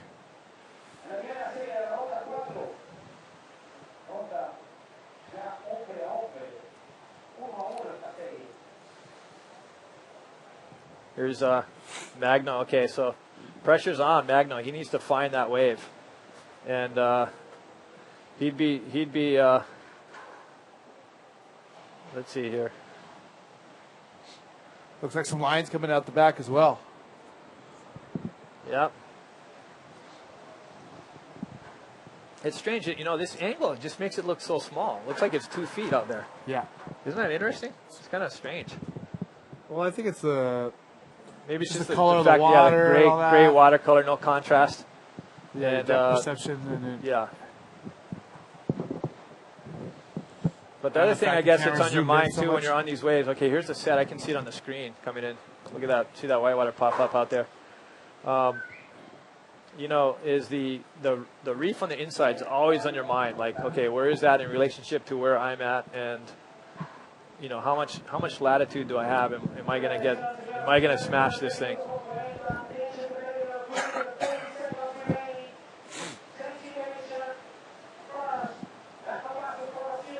Okay, so it looks like Winnie might be trying to put some pressure on to Magno, see if he can sell him a wave or two. Look at this set. Okay, this is a pretty good wave. Probably a smart move from Winnie. That looks like not a bad wave. Yeah. So we can Big just get in left there. here. What's he going to do? Whoa! Wow, I don't know. I think he might make that. That looked like made it. That was a huge wave for Winnie. And, he's got to kind of ride it out. So I'm claiming that's a make, man, for sure. But now this is what I was talking about, the awkwardness. Now, fortunately, he might be in far enough that he's cool. Now, Magno answering back. Let's see. Magno needs something big here. Oh, he needed to hit that. He's got 2 minutes. He's better jam.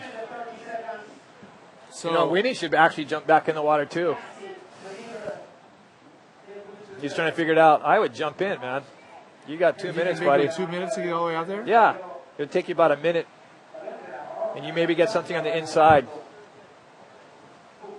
Look at this. Just boosting on the This left. is huge. Clicking all the way out of the water.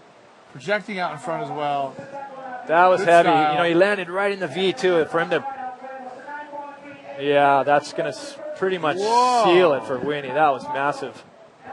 That was heavy because he came right into the V.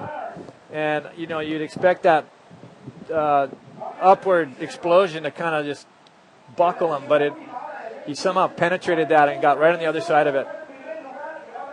That was really nice.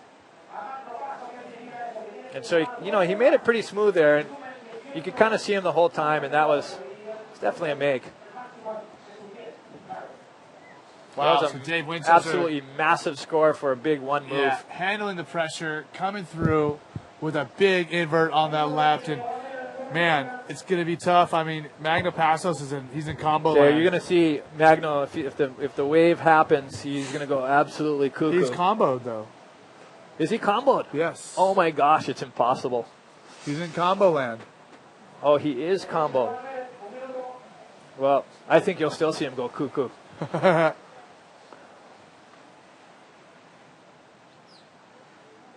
That would make, when you come in like that, you're just like elated. And up until that point, it was kind of, it was on the fence. It was a nail biter for him for sure. It was on the fence. He didn't know. But, gosh, that's great. He'd be super excited about that. Well, he talked about how well Dave Winchester has done here all along over the years, including in this contest. And, man, he came through this time. Yeah, no exception. He was doing his thing. And let's see, with less than 30 seconds, that'll be the end of Magno's campaign here. But Magno's with his wife. He'll enjoy his time here in Arica. He'll go, you know, up probably to the desert a little bit and inland maybe to the Hummingbird Park and, you know, check out some of the local cuisine. There's some here, and even Peru, man. I couldn't believe how good the food is. There's some great food. Okay, so that is it for Magno that's Passos. it for Magno. So the Australian, Dave Winchester, he has won here before, and he's victorious in this heat. Moving on, so that means we will see him in the first quarter final of the day, which will probably be most likely tomorrow, I would think.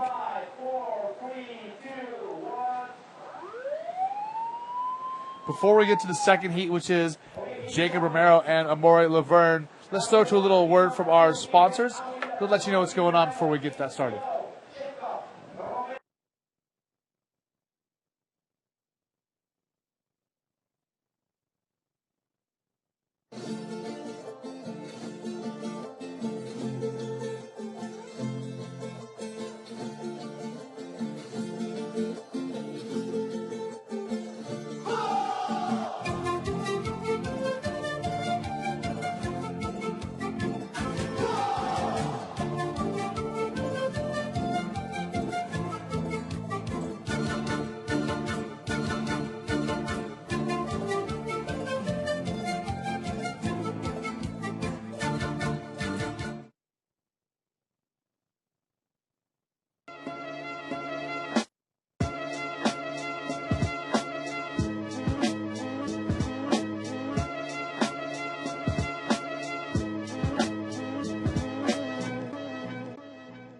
I've never had a cup of coffee in my life. Really? Wow.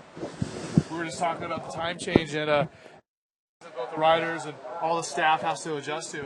Eric is in jet lag land. Magno Passos is in combo land. I'm in jet lag land. And we were just talking about how it's funny that neither Mike or I have never had a cup of coffee. Okay, so this will be another exciting heat. Two totally different approaches to riding and competing. You know, Jacob Romero is all in every time he catches a wave. Amaury Laverne is very calculated, technical, and very. This whole heat should be a very precise exercise of the bodyboarding for him. Jacob, on the other hand, is just going to be like let loose and just let it all go. So you're going to see some fireworks here. Amaury's going to need to bring his best game if Jacob can connect with the sections that he needs. Look at this set coming through. You might see a wave taking off right now. No, both riders paddled over it. Mike, you being the godfather of bodyboarding in Hawaii, where is Jacob from in Hawaii? He's from Maui, so that's one of the outer islands from Oahu, and it's probably the second most populated island. The original capital of Hawaii was in Lahaina. Yeah, interesting. And so I'm up on my Hawaiian history, bro. There you go, cuz. Yeah, you know, he surfs the north side there over by Ledges and Kahului Harbor and, you know, all those little ramps. And there's so many, like, rampy bowls that he's really been able to fine-tune his air skills. And so him and his brother, in fact, his brother doing the Angry Dragon and a bunch of other kind of unique moves. And just watching, you know, Jacob, he's a compact rider, and he can flip off of anything. Yeah. And do just about anything off of anything. So he's kind of a dynamic guy. And Amaury, on the other hand, has won the last event at the South Coast. He's on a world title quest, and I've been seeing him around in town and stuff. He's a focused individual at the moment. Yeah, you did. So you're gonna see a textbook heat here by him. He's gonna need to really do that. So and here he is. Smart. This is Amaury. Okay, so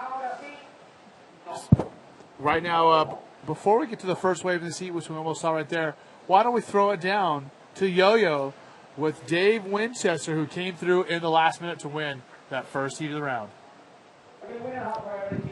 And we are starting with the man-to-man, and here's Winnie just winning the first hit. Oh, that was a roller coaster. It was crazy. I couldn't get past a 3 the whole heat, and so I knew I needed a 4 or something after that nice long barrel, and then that one came through, and Magno didn't really want to go it, so I was just like, I'm just going to go for it. So and it paid off. You let in combination magno with a big movement. Tell us about this wave, please. Yeah, it's kind of really big, big on the takeoff, and it sort of had a long thing. I just knew it was going to close out, so I knew I was going to have to invert or roll off it, and I actually felt like I hit it too early, and I was just looking down, going, oh no, I'm not going to make this thing, and I knew that'd only be sort of 2 minutes to go after, so I was just holding on and just like rode it all the way under the rocks to make sure. Willie, congratulations, and I hope to see you again here, right? Yeah, thanks. I hope my wife is watching. I hope that wasn't too stressful, but we got the win, so I'll see you soon. Thanks. And back to you guys. There's one stoked individual there, Dave Winchester, super amped. You know, that's one of the best feelings coming from behind. It's just like coming from behind in like a barrel where you don't think you're going to make, you know, and you make that, you just have just such a great feeling. And coming through in a heat that you think gosh, that first part of the heat, you know, it's the slowest I've seen him, I think, ever in a heat. He just seemed like he was just cruising. So, yeah, he came in big with the last couple big scores. And Well, I mean, when you have such a consistent record of doing well here, I guess it makes you confident and patient, right? I assume. Yeah, he's one collected, calm individual. You know, normally guys when a heat, it's like, you know, you pick up the pace. He just seems like he doesn't really pick up the pace, but he somehow gets the better waves. He's just like a wave magnet. And, you know, this is a great opportunity for Amare. You know, if he does well in this heat against Jacob Romero, he knows that Jeff Hubbard's going to have his hands full later on. That's right. Competing against GT. So, I mean, the world title points could be shaken up quite a bit in this event. Well, this basically, I mean, whoever goes further between Ben and Omri and Jeff, whoever goes further will move forward. And because it's so close right now, you know, Jeff's in the lead, but that lead could be, you know, if he doesn't pass Omri and Ben, then those guys will pass him in the World Tour ratings. And with one event to go, and possibly Fronton, I think is yet to be confirmed, but it's probably going to happen. You know, it's really, the race is tightening up. So this event is actually critical, so critical to the riders' campaign for the world title.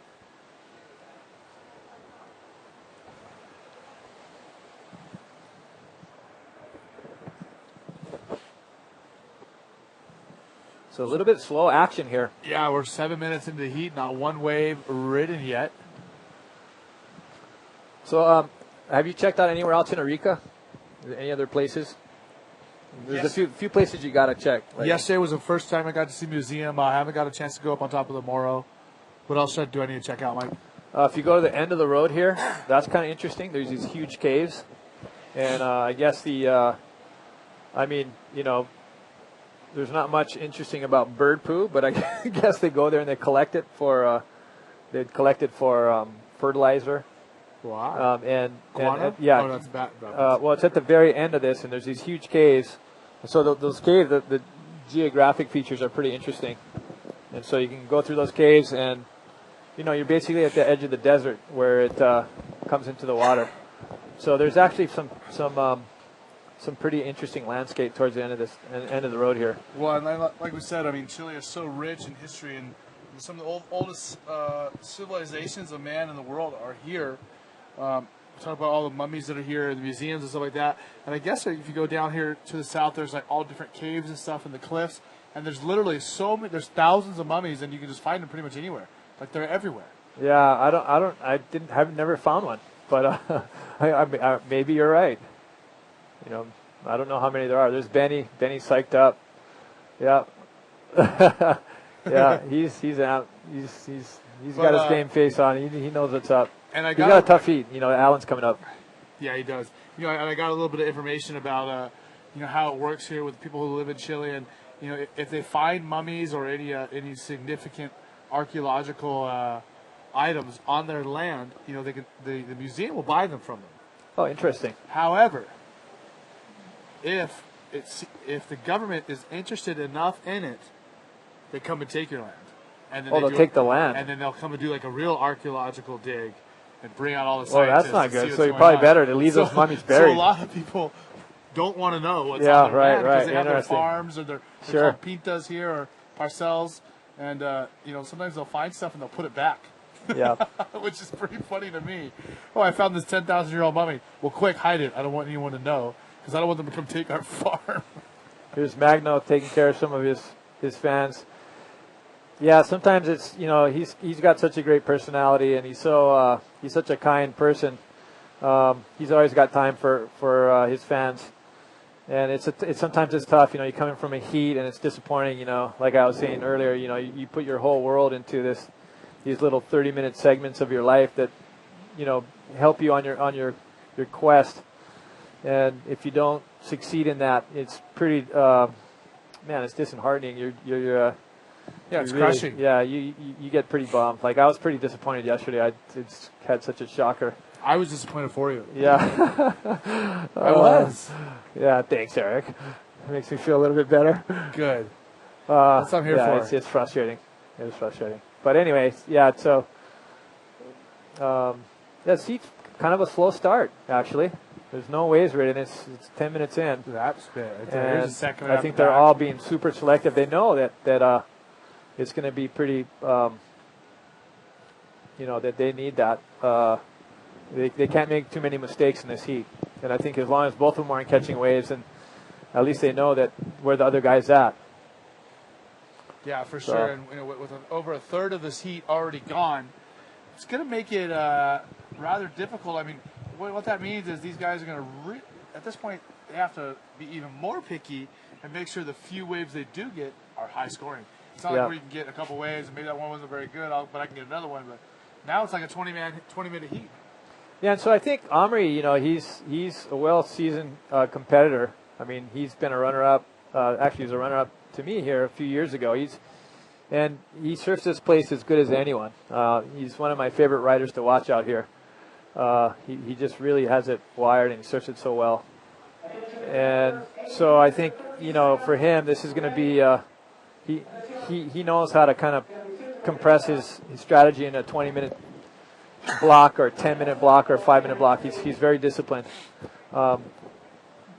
But hey, there's not much you can do if you're not getting waves. I think part of the thing that's on the back of these guys' minds is they don't want to get caught inside. They saw those sets. Maybe they don't want to get caught inside. They're waiting for the bigger sets, and some of these other ones are pretty far in, so they don't want to move in here and try to get these. Well, I think after yesterday, today should seem much easier to compete in as far as getting caught inside or getting back out to the lineup. I mean, these guys had a difficult time yesterday, and I think today would not be nearly as hard. Yeah. There's Jake Stone. He went down yesterday with me. He's pretty disappointed, but it's good learning for him. He's a young rider coming up. He's got years ahead of him, and promising future. And a beard. Yeah, he's growing a beard. Maybe he's trying to catch up to David Albert. It's going to be a while, though. It's going to be a while. Merlin certainly has the David's claim kind of, on I that. think I've measured his beard a couple times, and it doesn't seem like it gets much longer because I think it starts getting fragile after a while. It From all breaks the sun and salt, and then it breaks the hair, and so it's gets super ahu or blonde at the end, and then it just kind of crumbles off. So, but probably he's been growing that thing ever since I've known him. So he probably has about 10 feet of hair somewhere. So I guess you're saying that as long as they keep surfing, the guys in ZZ Top, their jobs are safe? I guess so. God, look at this, man. 15 minutes in and nothing. I don't even know if I've seen a heat like this before. Amazing. I don't know if I've seen a heat in bodyboarding where it's gone this long without a wave. At least not a scoring wave. Yeah. Maybe we should implement that restart rule. That'd be nice. Does the ASB have that? Yes. Tell us how that works. Basically, if no one catches a wave in 10 minutes, they restart the heat. So it's still a 30-minute heat or a 20-minute heat or however long they designate to begin with. So I think that's a great rule to implement. Yeah. In this case, it would be pretty helpful. I bet you Amari and Jacob would really like that rule more than we would. Yeah, this, well, I'm sure what's going through Omri's mind as every second ticks is, okay, my strategy's got to change. I got to do this. I got to do that. And Jacob's probably thinking the same thing. I think Jacob's just thinking, give me a wave now. I don't care. Yeah, Jacob's a hungry guy, an aggressive rider. I don't want to discredit him at all, and that's not what I'm trying to do here, but I think he just thinks, give me waves. I want to go. Okay, well, here we go. Here we go on the right-hander as we knew he would be going. Jacob Romero, look at all the speed, Mike. He's got some speed. Oh, okay, he's going to reset for the next section. Here we go. And reverse there. Oh, came off. Kind of came off at the top there. But like I was saying, it's all in for Jacob. He's not going to do anything less than that. And in that case, it didn't pull off. But, man, he's done some pretty crazy stuff over the years. I mean, last year I remember him in a heat where he did a flip. Anyway, so here is the recap. He's just kind of looking down the line here. Yeah, so not much doing. Sometimes it helps to kind of go up high like this so you can kind of get a good speed line into this section. That was a pretty gnarly section. But, man, he just went for it. And then he just went over. His board. Yeah, he just okay, this isn't working. Abort mission. And so he you think he let go, or you think he yeah, lost I think he probably just realized it was nothing and then just okay, just take the beatings. Okay, I see a pretty good set coming in out of Buoy. So 2.75 for that first wave with Jacob Romero. And he's leading the heat. In the 50, who would know that, he's dominating the 15 minutes in, Jacob would be winning with a 2. That's unheard of. Like, really freaky. Quite unusual. 14 minutes and 5 seconds ago here in the second heat of round number 4. We are most likely going to be making it through this entire round today. After that, we have quarters, semis, and finals.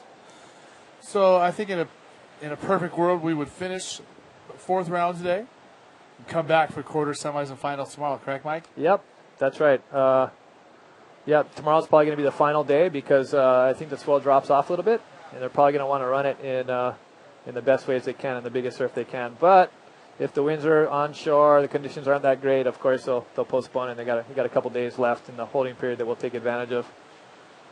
So we got some time. Man, Amore is showing some serious patience. Gosh, he's got patience. I mean, it's paid off for him though in other heats. Like I was concerned for him, but man, it paid off. Like he waited for those waves. They came. And, I wish I took a little bit of that in my heat yesterday. If I was a little more patient, I think I could have got some better waves. You think the fact that you were catching some of the smaller waves that made the biggest difference?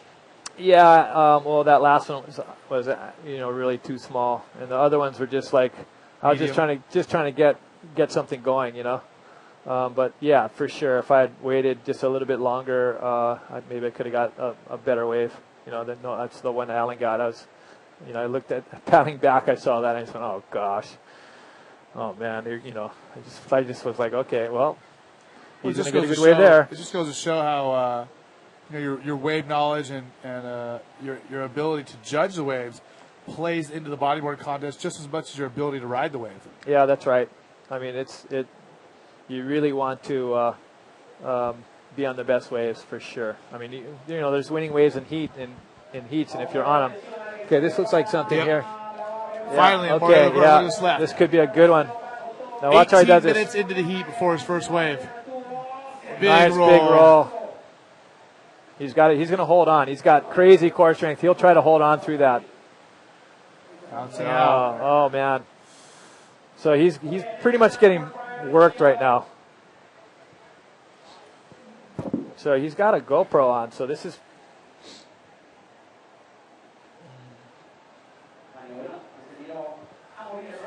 Look at this, driving. Okay, big section Great through the lip. Right there. So, it looks like he kind of made it there, but then he got gobbled in the whitewater. So he won't get the score he would have had he just landed in front of the wave, but they'll probably still give him a pretty good score because that was pretty good. Like, he did good to get through that and at least, land before getting smashed. Let's see if the score comes through for Amaury Laverne. It's probably going to be a little bit higher than Jacob's wave of 2.75. Yeah, it should be a lot higher, actually. because he had a good bottom turn into it. It was like super clean up in. 3.75, so not that much higher. So he got a point more. So we have 10 minutes and 50 seconds to go here in the second heat of round number 4. Man-to-man heats, 30 minutes long. Winner advances to the quarters, and the loser goes home. There's Ryan Hardy. He loves it when guys come up to him. And, yeah, he's always got time for his fans.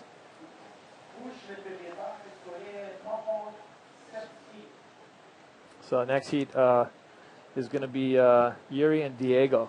Another great heat. Yuri, a previous world champion. Diego Cabrera, the young, hungry Canarian. Yeah. So that's going to be a... And that wave over there at Fronton, it reminds me of this. Yeah, it's similar in a lot of ways, I guess. The wave itself doesn't really break like it too much, but cooler water, reef right there, hollow sections, a lot of power. It's this, you could find this wave in Canary very easily.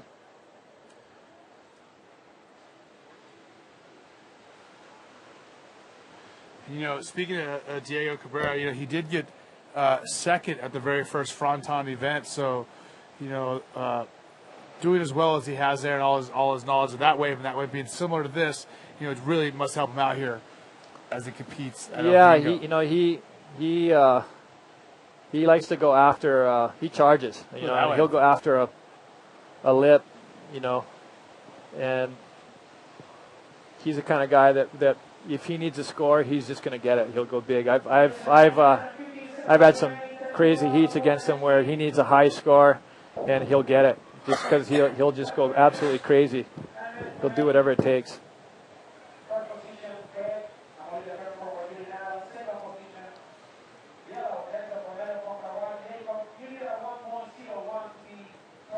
Okay, so this is like really wild.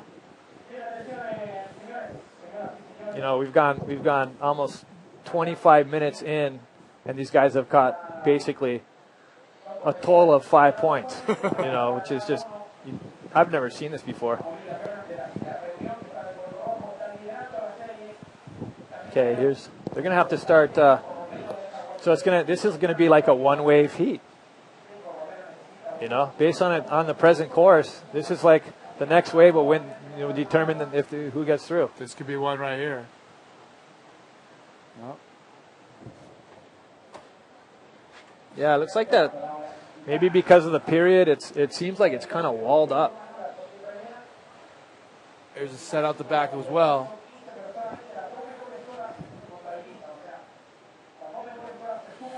Yeah, and it's like we said over and over. I mean, on the screen, the waves don't look that big for some reason, but it is solid out here. Don't be fooled. Yeah, I guess it's maybe because it's all like stacked. There's no dimension to it. You don't see the proximity of the rocks, and you see all these waves coming in, and you're thinking, wow, why didn't he catch that one or this one? Well, those are actually probably about a good 10, 15 meters in from where they are.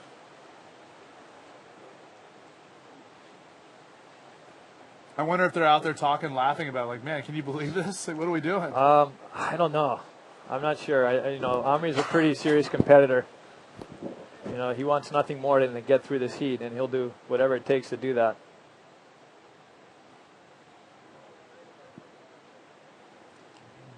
And Jacob is, he's competitive too.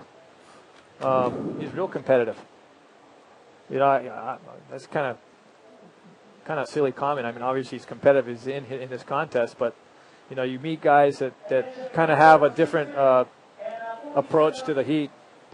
And Jacob, I would say, is he kind of comes across like he's a little bit more carefree, but he's just as competitive as the next guy out there. He's basically took out a loan to get down here, and so he's got a lot at stake. And in Omri's case, it's like a world title at stake. Yeah. It looks like there's some sets coming out the back here, Mike. This could be a game changer right here. Yep. Now it's interesting. I believe Jacob's got priority.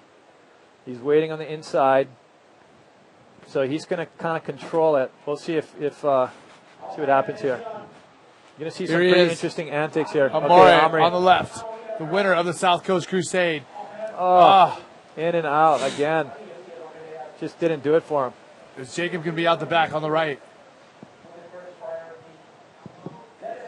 Here he is. Okay, big wave for Jacob. Absolutely critical wave for him here. Close out. So these guys are just getting shut down. It's just a shocking heat for them. So by the time both these guys get back to the lineup, we're going to be at about 5 minutes, maybe 4 minutes. I've never seen a heat heat like this in my entire life, I don't think. I mean, this is just crazy. Their total scores are going to be less than 5 points. Or thereabouts. With 5 minutes to go. How's that? Well, crazy things do happen here. This is a live event. We are dealing with Mother Nature, and you can't always guess what she's going to do, and you can't count on anything. You just have to be prepared for when it happens. Yeah, that's right. And, I did have a heat out here a while back. Actually, it was with Diego, I believe. Or no, it was a different Canary guy. And it was, I was leading the heat with a 1.6 or 1.8 for like the first 15 minutes. Here's a score right there for Jacob Romero, 2.9 on the big right he took off on. He really got that score just based off the size of the wave. Wow. And Amore with a 1.55 on his second wave. So Jacob Romero in the lead with a 5.65 with 4 minutes to go. Who would have thought I would be saying that? Oh, where's all the fireworks I was claiming? Shucks. Okay, let's see. Okay, Omri, he'll wait this thing out. He knows he needs a score.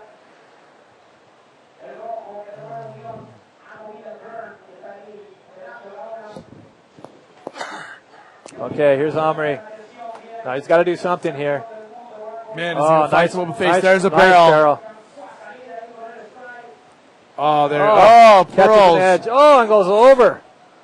Well, yeah, and you see him. He's going to be dealing with some problems. Yeah, there. I wouldn't be surprised if sitting all that time gets kind of cold and whatnot. But at least that should better his. He'll probably move into the lead. The problem is there's 3 minutes left, and Jacob's going to find his way back out there, and he's not going to need much. So if he's just get back out there. So good barrel. Yep, pulling up high, stalling. Yep. So he'll get a decent score for that. Oh, big move. Just heard the crowd go crazy. Wait for this replay of Jacob Romero. Okay, this could be absolutely critical for this heat here. So if Omri can get out there in time, he'll have a dig at this. But I think this is a pretty big, look at this section for Jacob. What's he going to do? Driving, boom. Just a big air. Inverts it right there, lands. Boom. Oh, back out. That's awesome right there. Tough landing. Smart to be coming straight in on that. Yeah, and claims it. Lets everyone know, hey, I'm in full control before he bails. Looks like he might have been winded on that one because he's kind of just cruising. He's not using his arms paddling. So, he's just checked the time. Yeah, he's just cruising, man.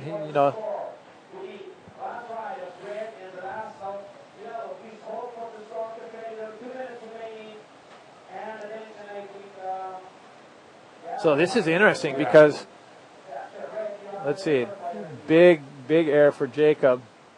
Pretty sick. Nice inverted tweaked.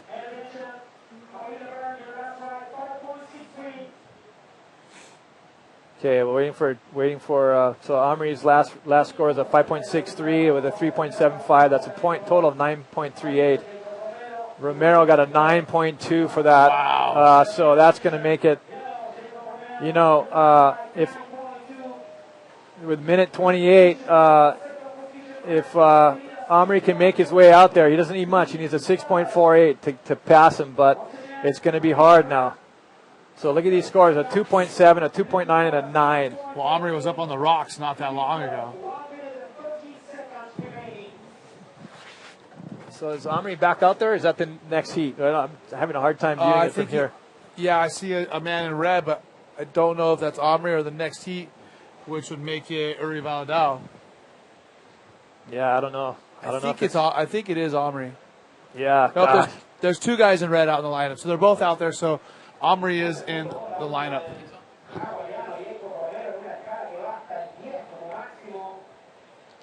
Yep.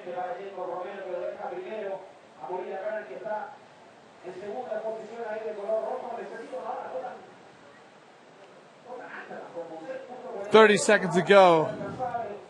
Omri needs a 6.48 if he wants to stay in the event. And, man, he could really open the door for Jeff Hubbard to take a big lead in the points if he falls out here in the fourth round. It looks like time is working against him. He's got 15 seconds here. Let's see what this does. If it looks like there's a little bump coming in, he's going to need to take it.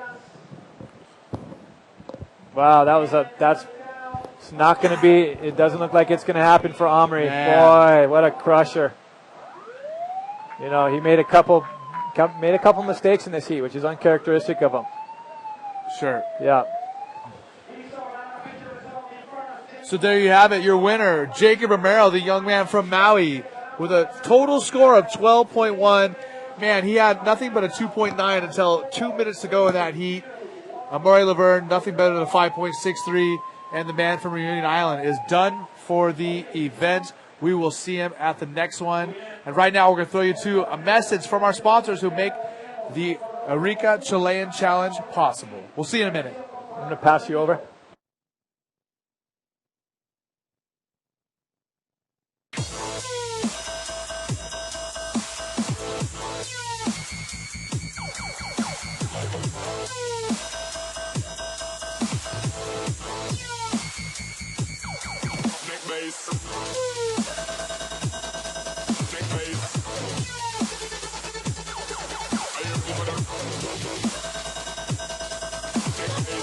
Tomate Surf Shop, presentador oficial Arica Chilean Challenge 2013.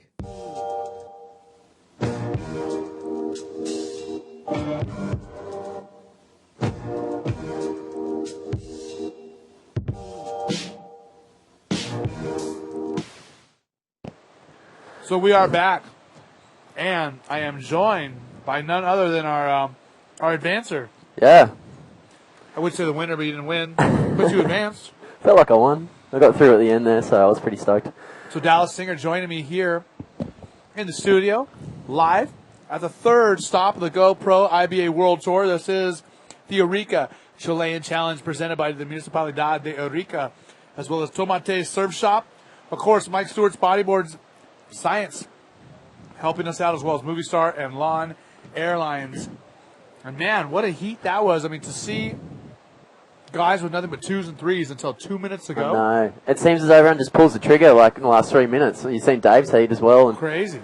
I don't know, it's something that I don't know if they'd want to do that in the first 3 minutes. The heat make your life a lot easier, but yeah, it seems as though everyone's just sort of getting those big scores with 2 minutes to go.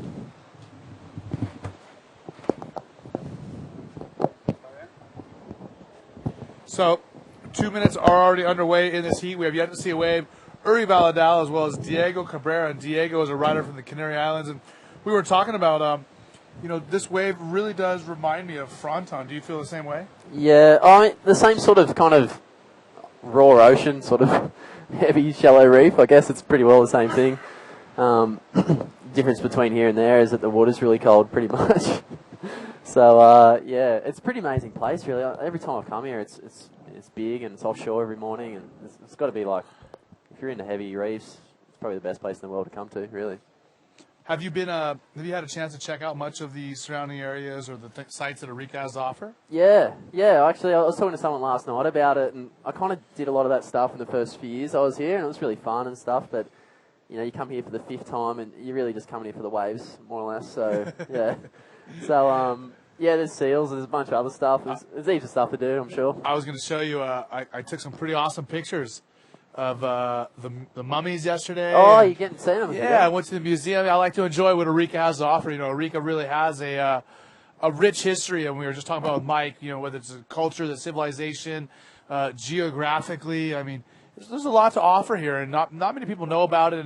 And even someone like myself who's traveled the world, I've been all over I didn't know that much about Chile, and I didn't realize how interesting it was until I got here. Yeah. It's like the moon. You talk to Mike about it. He's really into everything that's past the coastline. It's just nothing lives out there. It's bizarre. They reckon it's as close to the moon or Mars. Yeah, it's the Atacama Desert, which is the driest desert in the world, and there's literally areas of this desert where it has not rained in 300 years. You're kidding. Basically, what happens is because the Andes are here. Yeah. Any moisture coming from the ocean just stops at these mountains along the cliffs or the Andes, and no moisture gets up and over that at all. Yeah, right. So it just dries out. Yeah, nothing gets past that. It's similar to the Gobi Desert in Asia. Yeah. That's right next to the Himalayas. Yep. And no moisture is going past the Himalayas.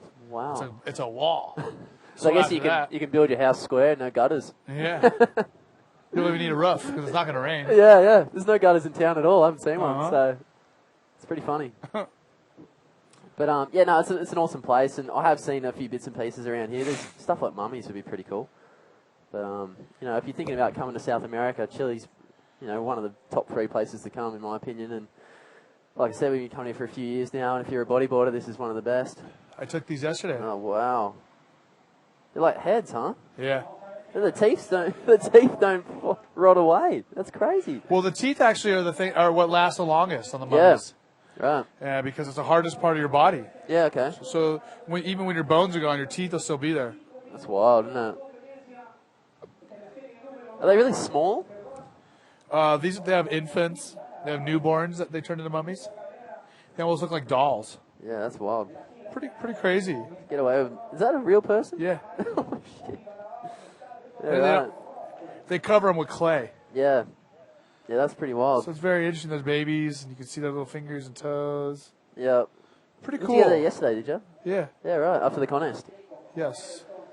Oh, you had a really exciting day yesterday, didn't you? Yesterday was wild, wasn't it? It was just really open ocean and stuff, and we actually paddled out for our last heat, and they called it off just because the wind went real bad. And there's Jacob there. He did well yesterday, too. Here we are, first wave. Uri Valadao on that left, finding a barrel, driving through there, stalling a couple times, still stalling, rolls out of it. Yeah. Nice, clean wave, and a good opener for him with 5 minutes gone here in this heat. Yeah, that was clean. Like you said, it was just, he kind of just textbook rode that left. He knew he had the roll out just to, tie the bow, so to speak. The judges love that. Yuri really stood out for me yesterday. He got some really good waves. He surfed 2 heats and won them both, so, he knows what he has to do today. Really stalling just continuously there. Wow. Yeah, he's going to be happy. The buzzer just went for him to go, so in the first 5 minutes, that's the kind of way you want to start. Be feeling confident now and leaving Diego out there just waiting for a score. So now he's going to be looking at, I'd say, between a 6.5 and a 7.5 in that wave, so great heat opening wave. Just J-Ram frothing on his invert. He did really well towards the end of that heat. That right invert was so hard landing. He just did so well. Yeah, so Diego also, I think he got maybe the best score. I was talking to the filmers yesterday, Arbo, and they said Diego's wave was the best one ridden. First heat of the day. Yeah, he's been doing very well, and he's going to need a good score like that to pull ahead of Uri Valadao, who just opened up the heat with quite a left. And here he is right now. Diego, what's he got on this left? Good sized wave, bottom turning through the barreling section. He wants to stall. He's probably looking for a ramp about now. If he could finish it off with a roll, he'd be really happy. Yeah, nice loopy one. Probably hit him around the mid-fives. Nice extension. Probably not the best. Oh, how's it go with that rock? You try and just block that out behind you, Eric. It's just, it's behind you the whole time. You're just looking forward. You just want to get out of there. So, yeah, it's not a bad start for Diego. You probably wanted something more, like maybe a pit at the start of that one. But yeah, I'm thinking that he was hoping it would barrel. It did a little bit right there, but not quite as much as he wanted to. Quick little cover up from that angle. Dump and a roll towards the end. It's different on high tide, huh? There's a lot of water there, and it doesn't really drain as much as what you'd think. At low tide, it's like nearly a different story. The wave selection has certainly become the story of the contest thus far. As we see, this is Diego Cabrera once again, a third replay from a different angle. Yeah. Let's see the scores. Okay, so Uri Valadao with a 6.5. Like I said, I thought it would be between a 6.5 and a 7.5. Yep. For the left, and we have Diego Cabrera opening up with a 4.88. Yep. So 2 decent scores for these guys opening up. 21 minutes and 55 seconds to go here in the third heat of men's round number 4. It's a bit of a lonely one when you got man-on-man heats when it's this big, Eric. It's just, you in the ocean pretty much. These guys probably won't say much to each other the whole time. Yuri's out there. He knows he's sitting on a 6.5, which he'd be happy with. And I don't know. It'd be funny to see if people more likely shift to the left, seeing as it's dropped about a foot. And it's a little cleaner today, but there's a lot of rights getting ridden too. Here we go. Look at this one. Uri Baladala, good size right. Rolling it through the lip of the barrel. He's tucking under. He probably wants some dessert here. He spins. Something might happen towards you. They go a bit fat sometimes. It's probably what's happened. And just going to ride out the channel and hopefully find something else. And Dallas, talk about how on these rights it gets a little bumpy down there towards the second half of the wave. Why is that? It's kind of hits there's a lot of water moving down the. It's like almost like a break wall that runs along the side there. And all this water just kind of brushes out towards the break, and once you hit that real edgy bit, it just starts to go real lumpy, and it's like you're hitting current, more or less. So there you go, big right, punching through the roof of that barrel. Comes out, nice forward spin. It's actually, a good spin right there, the critical section of the wave. Yeah, where it was it's cool. steep. But they just don't seem to score him, unfortunately, for Yuri. I like seeing stuff like that. Cuddy revs, falls off a lip, but modern day kind of competitive surfing, they seem to dwindle out, but Yuri's still in the lead. He's happy. He's just cruising out there. He knows he doesn't have to exert too much energy. He's probably hitting about 20 minutes, towards 20 minutes now, so a third of the heat done. Diego's got to pull his finger out. Okay, so there's a second score coming through right there. Uri Baladal, 5.58. So he's got a pretty commanding lead right now. Diego needs a 7.2 to get up into first place. We know he's certainly capable of that, but at the moment, we have Yo-Yo down on the beach with our heat winner, the man from Maui, Jacob Romero. Winning the man heats, Jacob Romero. Jacob? Hello, aloha. I'm stoked to win that heat. I knew it was against Amari, so I knew I had to go big, and luckily I got that one last invert, and I stuck it. I was super stoked on that. All the Hawaiian Army winning on these heats, and you guys choosing the rides. Tell me, what do you find on these waves? Well, I feel more comfortable on the rights, and I know there's like big sections on the right, so I just kind of stuck to my game plan and just picked off the rights, and it worked. It was super slow, but I got that one wave, and I'm into the quarters, so I'm real happy. Congratulations, and I'm back to you guys. Thank you. Hello. Thank you so much, Yo-Yo. Yeah, Joe Rum looked pretty happy there. He's coming off a round 4 win. Yeah, he's done. He's been impressive. Yeah, hasn't he? 100%. He's been impressive in this contest. He had some issues down at the South Coast Crusade. Wasn't able to. He didn't get the waves there, which kind of can't happen. Mystified me, but he did good here. Yeah. Look at these swells crossing up right now. We have one coming in from the south, one from the west. Almost maybe two different swells mixing right now. Yeah, I can't really work it out. It's definitely not as wild as yesterday. It's a bit more handleable. Like there's not as much current out the back, and that might change towards low tide, I think. But Diego Cabrera now paddling.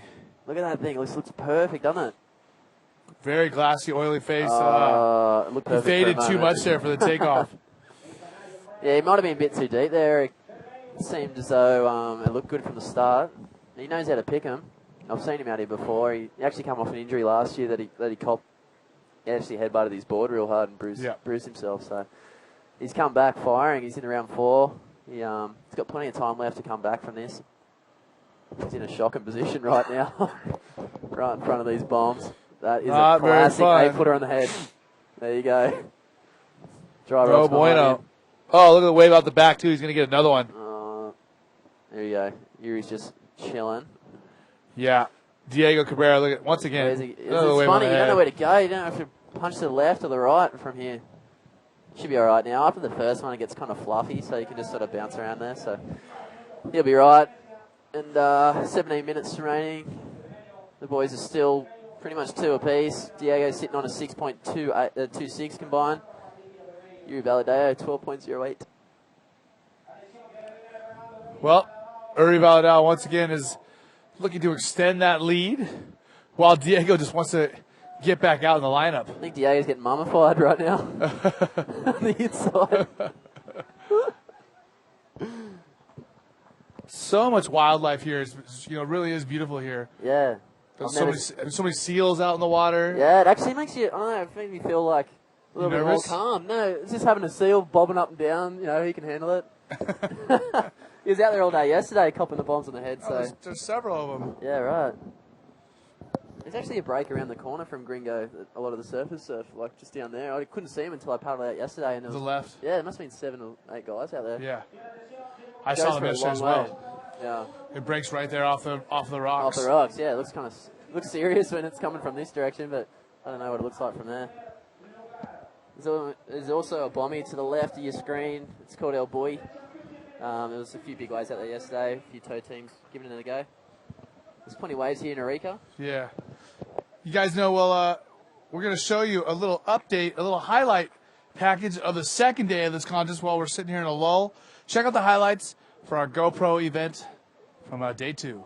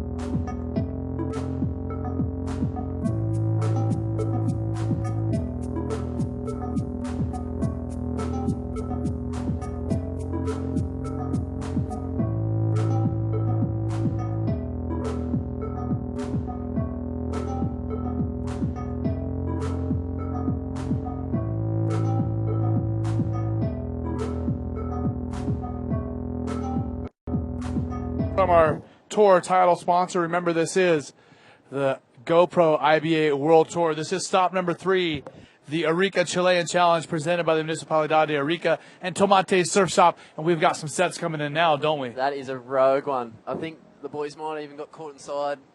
They seem to come every 40 minutes this morning, it seems. There was one in Winnie's heat, I noticed. And you just got to be mindful that, this stuff can happen. Oh, barely making under right there was Diego. Diego's got out of his cocoon there on the inside. Let's get back in position. Yeah, after getting caught inside earlier, then we got that rogue set coming through. Diego's like, man, I can't get a break. We're down to 13 minutes and 30 seconds, so a little bit over halfway through the heat, and these riders only catching 2 waves each. Remember, Uri Baladao, the Brazilian, in first place, and Diego Cabrera, the man from the Canaries, in second with only a 6.26. He has a low score of 1.38 that he definitely wants to get rid of. Yeah, that's for sure. It's almost like Diego has to reset from now on. It's the second half of the heat. He hasn't had a blinder to begin with, so he's probably just thinking second priority, get something in the inside, maybe pull the trigger on the left, and get some scores up. He's not comboed or anything. I mean, Yuri's only sitting on a 6.5 and a 5.58, so it's not huge scores to follow. I mean, at this point, with the last heat going the way it has, and this heat starting off so slow, I mean, does Alex Leon need to think about holding the contest? Yeah, well, it's hard because he's going to make the call in the dark, more or less. It's pretty dark at 6:30 in the morning here, and he's got the judges and everyone else on his back. Is he going to run? Is he going to run? And, I think he just had to make the call, and he's done all right here. He's going to get through a round, and these boys are handling it. It's fine. So, but I mean, at this point, do we start considering putting the contest on hold? If we're having scores like 3s and 4s yeah, throughout the whole definitely. heat? I mean, that's what happened to us yesterday. There was a heat where just nothing popped through in 17 minutes, so they definitely got to consider that. And it's good about this comp. He goes Yuri. Not happening for him here. Diego looks pretty keen for this second one, though. There he goes, turning around. Diego Cabrera. Wow. Check that thing out. Look at this barrel set. Oh, no. Yeah, funny you bring that up, Alex, because it seems as though the quality in this one's just not there. I don't know if they're taking off on the wrong waves or whatever, but... Did you call me Alex? Sorry. I'm way better looking than Alex. Don't insult me. I get you guys mixed up. You're hanging together too much. Eric. Yeah, so yeah, it's good about this contest, and when you're on the top level, they can just pull an event when it gets bad. You know, Yeah. The primary objective is to get best waves. So, you know, if it goes bad, they'll pull the pin. So tell me this. I mean, as a rider yourself, you have a heat, you know, possibly later in the day. Yeah. You know, are you looking at the last heat and this heat, and do you think, man, we need to call this and put a stop to this? Are you at that point yet? No, not yet. I mean, I was yesterday. I kept looking at the wind, and it seemed to be pumping through, but, you know, they went through round 6, and then I paddled out during heat 7, and I was heat 8, and I just, you know, by that stage, you're like, you know, we're running, and then they pulled it last minute, so anything can happen, guys, so you just got to, you know, keep an eye on the webcast and see what happens, but I don't know, this heat seems to be a bit sour, I don't know. But Alex is getting through, you know, a good chunk of this round. He's got a really good forecast in Saturday and Sunday, so I'm sure he'd like to wrap it up on Saturday now, seeing as he's got the boys out there. So, there is Jeff Hubbard getting ready to paddle out. We're going to have quite a heat coming up after this one. 2 former world champions going against each other. The man from Kauai, Jeff Hubbard, taking on GT Guillermo Tamega. Good one, huh? It's going to be an amazing heat. Yeah, that's something to watch for sure. I'm sure they would have been pretty bummed, actually, just pulling each other in the 4th round. It means one of them's going to have to get knocked out. Jeff's won this event, so is Tamega, so, you know, that's going to be nearly a final right there. It's just unfortunate that they've drawn each other so early in the event. Yeah, it's awesome, though, that we have so many past winners here at this event, but we are at the 10th anniversary of this contest as we see Uri Valadao paddling. There we go. Right there on the peak, pulling into the barrel. No, goes around it. He wanted to squeak into that start bit. Just didn't want to happen for him. So once again, yeah, Yuri's in first place on a 12. Diego in second, needing a 7.2. So that's a pretty solid score. He's going to have to get the best score of the heat to really turn this around. He's all alone out there. 9 minutes remaining.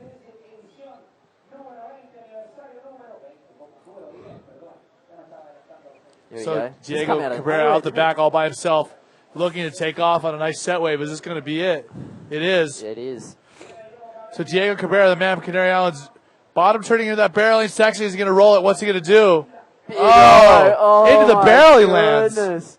Yeah, it's funny. I don't know what the judge is going to do about that. I've seen Pierre get a similar one to that yesterday, and they scored it complete. So I don't know what the guys at home think. That seemed as though he just kind of come up around the back of it too. Pretty awesome though when you roll it like that and you land inside the barrel. It's pretty wild, isn't it? It's just the thing is you got to control it. You got to hold yourself in it. So I don't know. He hit it real early. He didn't have much of an opportunity because it didn't pit from the start. So he's just said, "Oh, I'm going to have to hit it straight away." It's coming in the last 9 minutes. So here we go. It's a lot of free fall there. Probably had flashbacks of his injury last year almost. Wow. So that's going to be in the judges' hands. I'm glad I'm not judging that one. But just getting back out there nonetheless. You got Igor in there taking some shots. He's pretty brave actually. There's a lot of closeouts through that left-hander.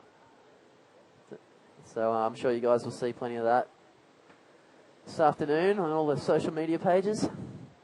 That's right. Make sure you're following us. Not just checking out IBAWorldTour.com, but you need to be subscribed to our YouTube page. Follow us on Twitter, Instagram, and Facebook. So it's your first time to Arica, isn't it? Yeah. So what's your first thoughts? I mean, like I said, I'm very impressed by the history and the diversity of the culture here. As we see Uri Valadao, look at this left, barreling section. Here we go. He's that stalling. This is going to be the one for him, I can tell. You almost see the smile on his face when he popped out of that one. Very nice. It's almost the one that Diego needed. Fortunately, he would have been paddling out, looking straight into that thing. But yeah, I just found when I first rocked at the Arica, these huge dunes on the coastline, it just looks so foreign to me. But it's cool. It's so different and cool. It's rad. There you go, Diego. Yuri just popping out of that one. What do you reckon he'll score for that one? 6'5", mid 7. 6, hey. Yeah, 6'5", or maybe higher because of the challenging conditions. As we see another replay from farther back. Watch him disappear from sight. Stalls perfectly. Oof. You see Diego just paddling over like, oh man, that's I almost hate a you. twist of the knife there for In Yuri. your face. Okay, 7.13 for Rui Valadao. So it was a 7.13 and a 6.5. Decent scores, respectable scores there. Yeah. And it's going to be an uphill battle for Diego Cabrera, who needs an 8.75, which is a big score for the conditions right now. Yeah, for sure. And it's just a matter of waiting for a good one and being really confident that it's going to give you the points. He looked at that one. It's probably a good choice too. It's just all about the wave selection in the last 6 minutes. Does he scrap or does he wait for a good one? We haven't seen that much this heat, so they're just getting under a bomb there. A couple of local chiquiritas. Fuck. And there's a lot of spectators down here in Arica. That's something that's pretty special here, is that so many people get into it. Dallas, we have some of our fans hitting us up on the Facebook page, asking some questions when we take a look at Diego Cabrera. Once again, look at this, late. He's got scooping. into it. That's what he wanted. Come out. It's a sketchy pull out. That was a sick barrel by Diego. It might be what he needed. I don't know. Depending on what Yuri actually scored a 7.13 on that last pit. 8.75 is a pretty big score. He might have got it. Could be close. It was a good pit. He got a bit extra, a little dessert kind of on the end there. You didn't see him for a while, but it'll be interesting. Definitely close here. It's changed completely since the 15-minute mark. So while we're waiting for that score, Matt Mollison wants to know, Dallas, what's your usual order at Harry Schnitzel's? Matty's from Newcastle. That's my everyday lunch spot. I'm usually running a Famous with chili. That's my staple diet when I'm at home. Diego just ducking out of that one. He might have, considering Yuri got a 7.13 for his last one, you'd have to think this one is slightly better. Couple of mega bombs out the back right now. Look at these sets coming through. Jeez, easily 10 foot. Here we are, the boy. Diego's had a shocker here. Oh, just getting drilled. That's the channel, man. That's something that you're just going to have to deal with. Jet skis there, which is good to know. They can pull him out of trouble if they need it. Where is he? Up. Eagles come up. Diego's just having a absolute shocker. His score's dropped. It's a 7.18. So it was slightly better than Yuri's, but yeah, it wasn't enough to get him into the lead. Still needed a 6.45, and I don't know how much energy he's got left. He's been doing the hard yards all heat. He's going to earn his lunch here, because he's copped it pretty well, a 4-wave set straight up, and that was easy. 10 footer right to the head, dry rocks. Yeah, no fun right there.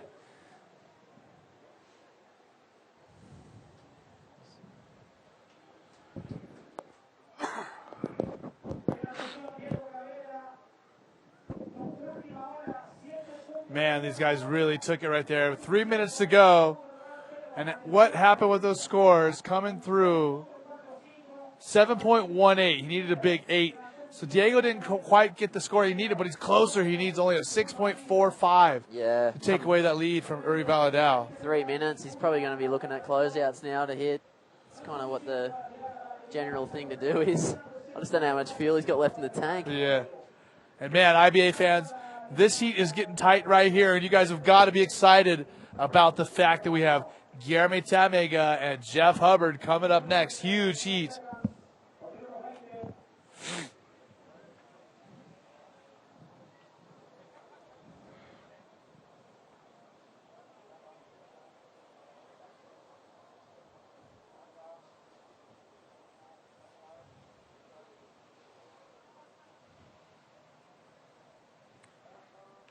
Yeah, boys just waiting patiently. 2 minutes remaining. What do they got? Yuri probably knows Diego doesn't need too much, so he knows he's not safe yet. Diego in second priority. He's just kind of sniffing around. He knows closeouts maybe all he needs.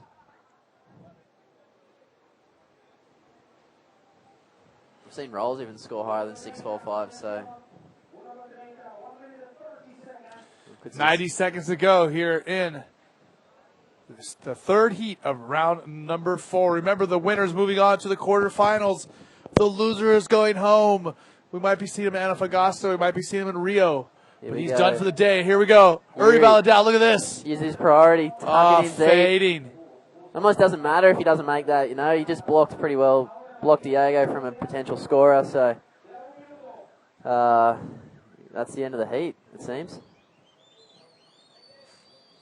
Looks like a set coming in. And I'm just trying to figure out if there's any heat or not yet. Minute remaining, I think. This is all sort of hooters and stuff going on down here at the moment. Diego just having a quick sniff of that. He's got 40 seconds, so it's really crunch time for him here. Man, Gringo just showing off right there with Look that at nice barrel. He is too. Wow. 30 seconds to go. Diego Cabrera's got to be feeling the pressure. He's done well here in the past. He's done well at Fronton in the past, but Uri Valadao has just about shut him down with only 30 seconds to go. Yeah, he's tied the bow, you could say. 20 seconds remaining. I don't know if there's any heats in the... Oh, here he goes. 5 seconds remaining, actually. So there you have it. The timer there might be a little bit slow, but yeah, the heat's just finished. Brazilian boys are stoked. There's Edar and Roberto and the boys just following their mate. Now they got Tamega in the next heat. Yeah. Brazil certainly representing. Yeah.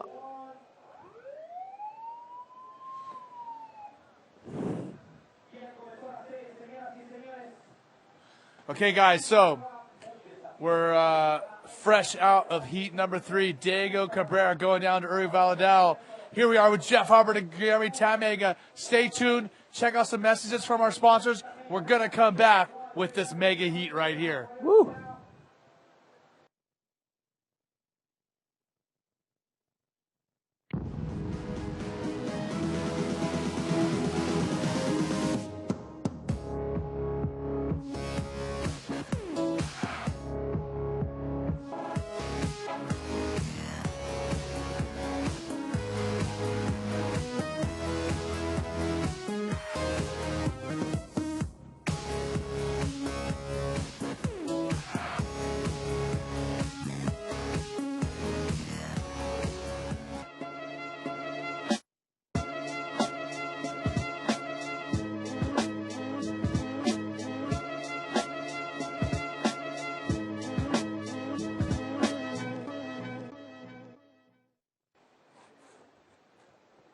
Cool little lad there, science.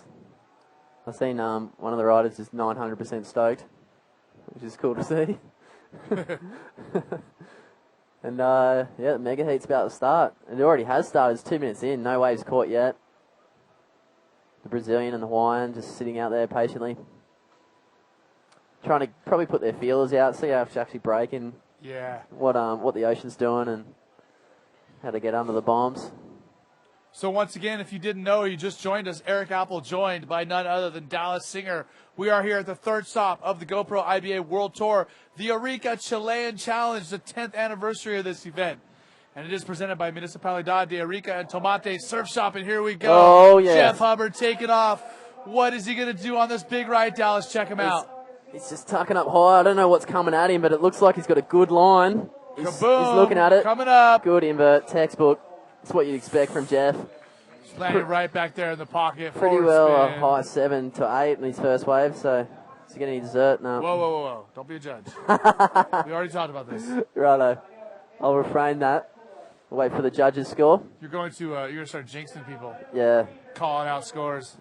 Well, these guys are the two favourites almost, so we're going to see what's happening. GT taking off on a nice looking right. Don't know if it's going to have the same quality as what Jeff's did. He's putting the brakes on. GT. Former world champion. Not happening for him, Ducking unfortunately. out the back of that. So we're going to wait for a score for the first wave of Jeff Hubbard, the man from Kauai. And another question coming in on the IBA Facebook page is Matt Taylor.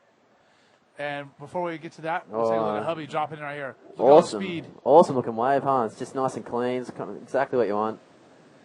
You see Just- he's tucked up high there. He's just waiting to explode onto Yep. something, and kaboom, here it is. Almost making it look too easy. I mean, that is just so sick. He does it on the reg, too. It's unbelievable. He's going to be one of the best around, and that's why he's world champ. That's right. Okay. Score 7.95. Jeff Hubbard drawing first blood with a solid score and kicking it to GT like that. And the question coming in on the IBA Facebook page is Matt Taylor. He says, Dallas, how did you get so good at airs and spins on your non-dominant side? Yeah, that's a good question. It's going to be one of the hardest things in bodybuilding. I'm still trying to even out my surfing. It's a game of almost switch because predominantly I'm usually at home. There's a lot of lefts, and then if I go somewhere where there's rights, you just try your best to. It's just time and practice, I guess. You just got to sit there and figure out what you're doing wrong and on what direction and just nutting it out. And that's what a lot of these guys have done.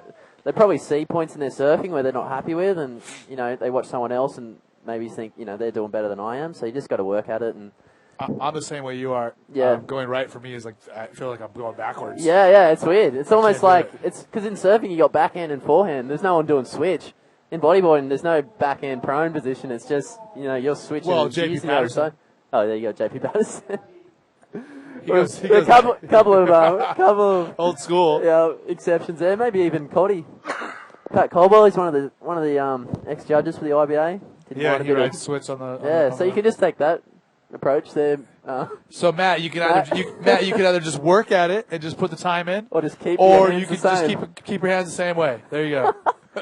People have who've done it in the past, but if you want to, I know it sounds cliche, but it's just practice and getting your head right and looking at the section in a way that you wouldn't look at it in the other way. I guess it's sort of just tilting your head and looking at a ramp. It's easy enough to get barrel, but you start doing flips and stuff like that. It's definitely a different ball game, and maybe just force yourself to go right or left or whatever you prefer. Yeah. Here comes a nice looking left here. GT looks keen. Yeah, GT looking to get back up there closer to Hubby. He only has a 1.863 so far, but now look at this. Oh, yeah. In the right section is Jeremy Tamega. Nice Beautiful angle. barrel, 360 coming out of it. That was text. This heat is going to turn into everything we knew it would. 5 minutes into it, and we got a 7.95 from Hubby, and a great wave right there that we've yet to get a score from Jeremy Tamega. There's Brazil Cam. Boys are keen still. Joe Alzique, they'll be at the next event here in the IBA, which is Idikoechiara. Is that right? Idikoechiara. You're going to have to learn that one pretty soon, eh? Here's Tamega. He just looks so comfortable in these bombs. Just chilling on the foam ball. Yeah, this is the kind of stuff he does before breakfast. He doesn't even care. Popping out with a spin. It'll be interesting to see what he gets. You'd have to think he's in the 7 range. Hubby. My. Big, solid right-hander. It's just the anticipation. He knows he's looking at it. Little cover up there for a second. We're going to see a big air, I think. No. He's hit off into the flats. It's different with the rights. You got to really tuck up and stall a lot of the time, where the lefts are just, take off and let go. So, these guys could be taking 2 different approaches to this heat. Tamega seems to be pretty happy with these lefts, and Jeff's yet to look in that direction. This angle will look pretty rad. Replay, man, just chilling on that foam ball. Yeah, doesn't even care. Good cover up. Spin will definitely help with his score there too. Could have easily just pulled off the back after that. So still, Tamega dropping a 7.08 for that last one. So it's definitely in the game.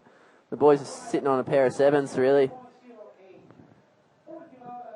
No second wave yet for either. Substantial scores.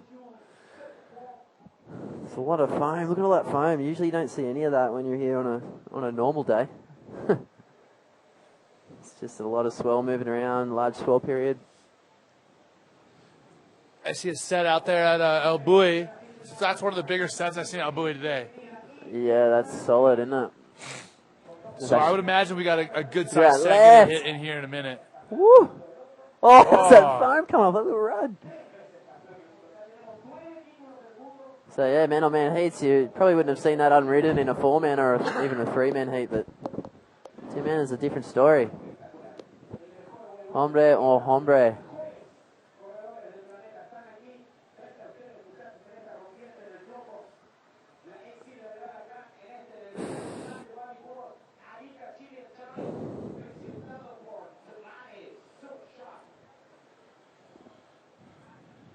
So early 21 days. minutes and 30 seconds to go. Let's give you lay of the land. Jeff Hubbard still in the lead with a 7.95 and a 2. Guillermo Tamega with a 7.08 and a 1.63. Tamega needs a 2.88 to take over the lead. But I'll tell you what, Hubby's looking to get rid of that 2, that's for sure. Yeah. Hubby got that 7.95 in the first couple of minutes of the heat, so, you know, he's definitely looking comfortable. He's the guy to beat at this contest so far. I'd have to say him or Yuri. Yuri's surfing really well. And looks as though whoever wins this heat will probably meet him in the next round. And still it.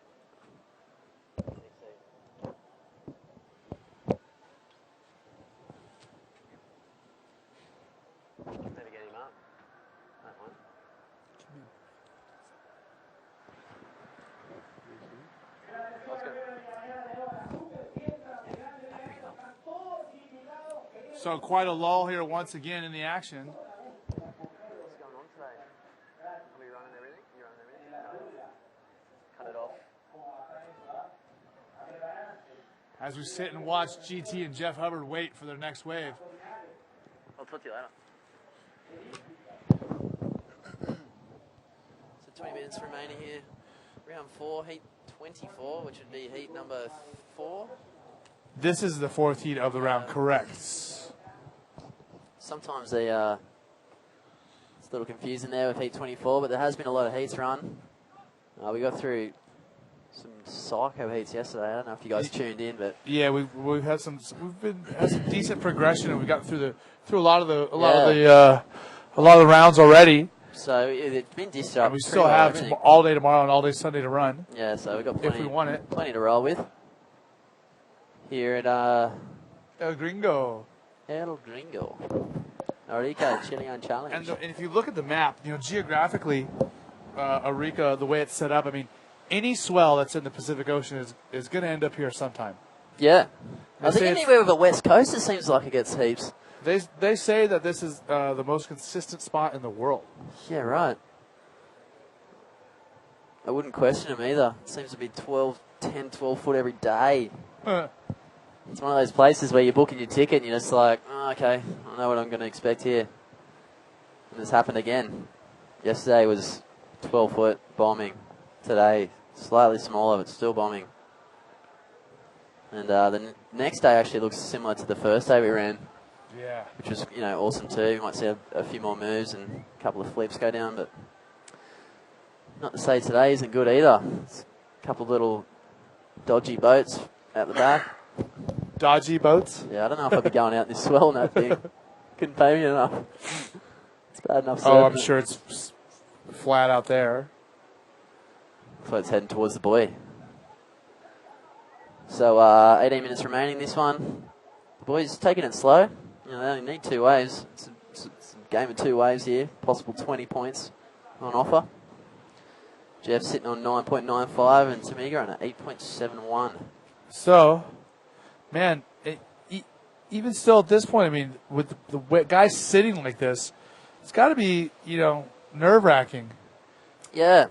Even though we still have more than half the time of the heat, when you sit this long, 3 minutes, 4 minutes, and no one's even doing anything, it's like, wow, what's going on Yeah, here? it's totally, but it's funny because they're both in a similar position. They're pretty well on the same score.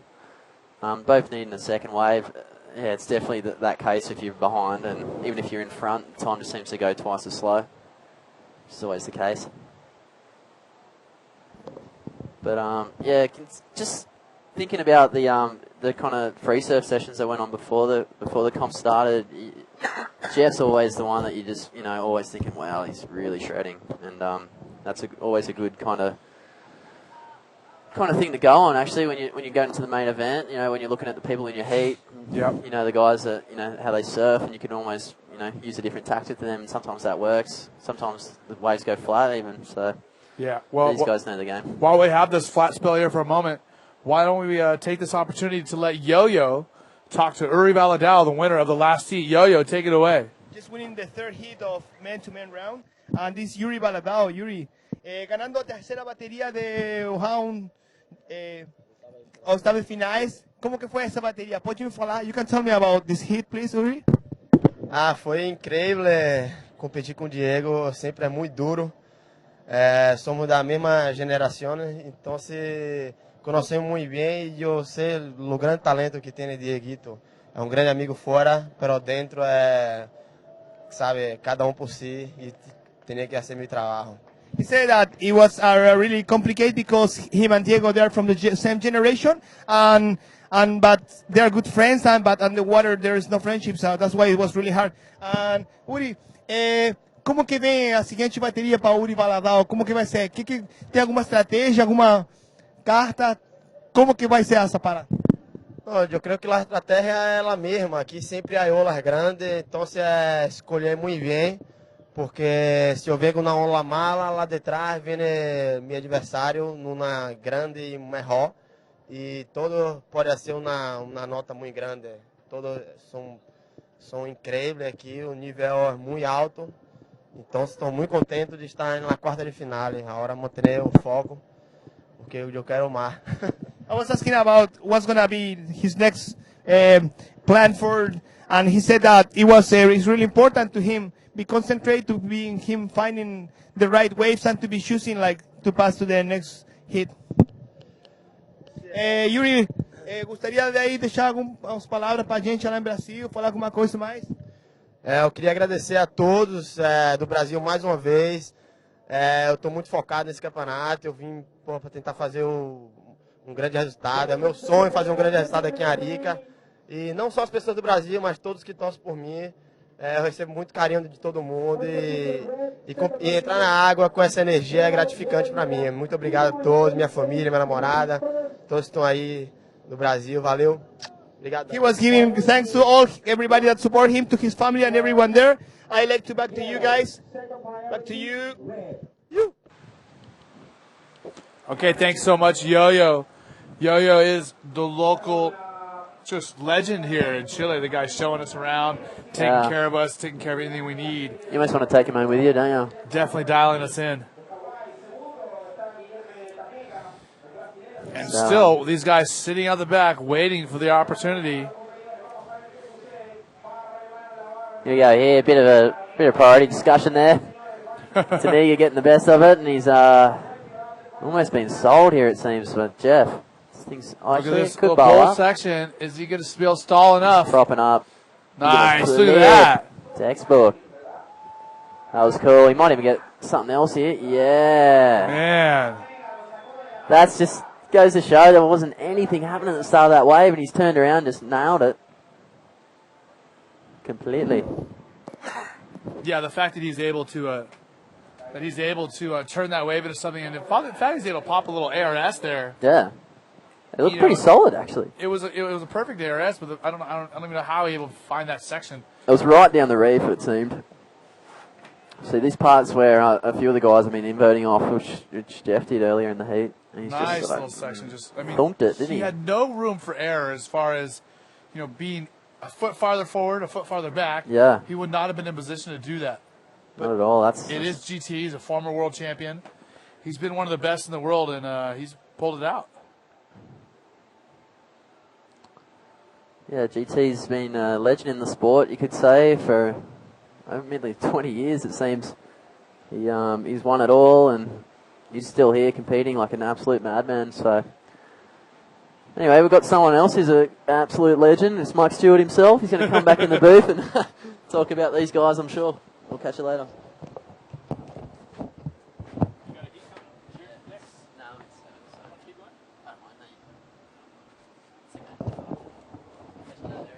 Bye-bye.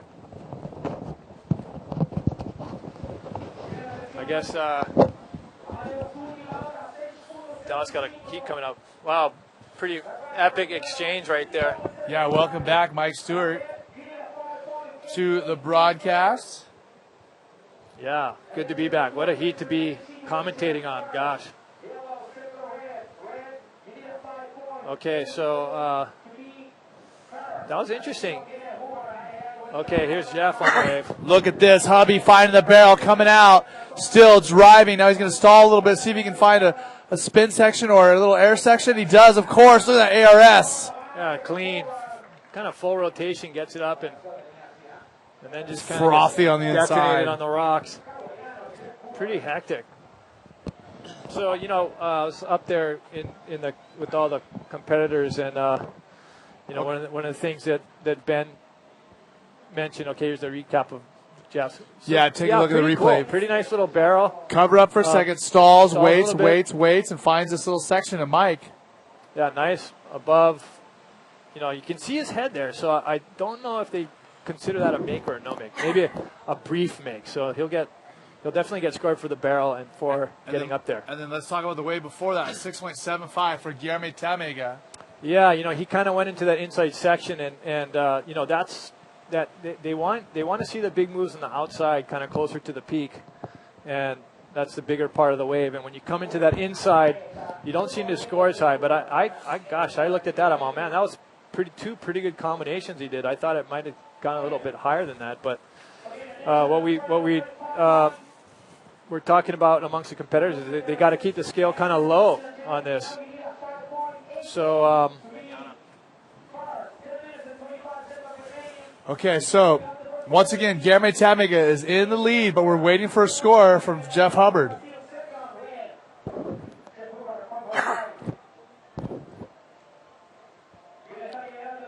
So, or was that 5 his last wave?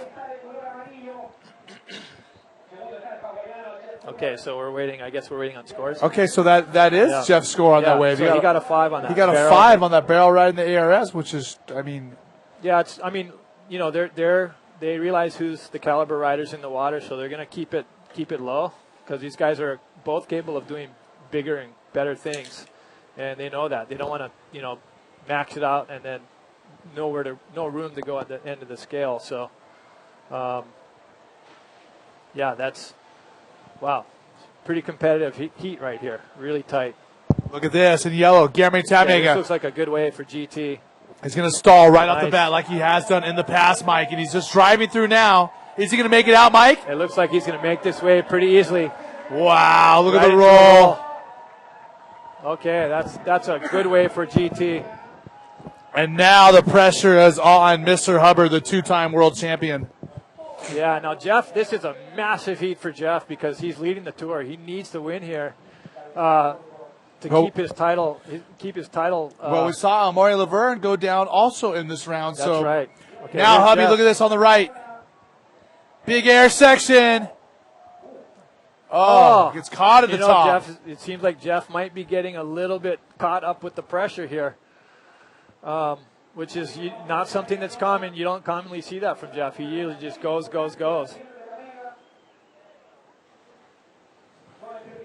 So here's GT's wave, which is just a nice barrel, nice pocket ride, Just dropping in the whole time, staying in the critical section of the wave, and his trim speed is perfect, stalls, and then turns the gas on when he needs to go. It comes out with that roll. Comes out, rolls, and then just gets caught. So he's got an 8.8. Now the pressure's on solidly on Jeff Hubbard. Wow, so Jeff needs an 8.02. Jeff needs an 8.02. Another good replay. From the judges' view. So that was just a nice draining barrel. Look at that thing.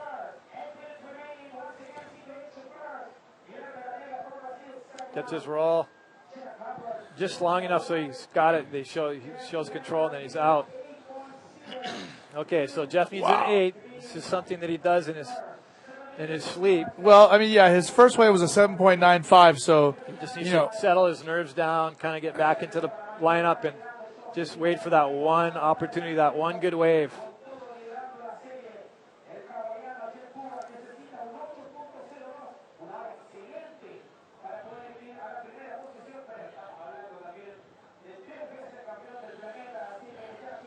Wow.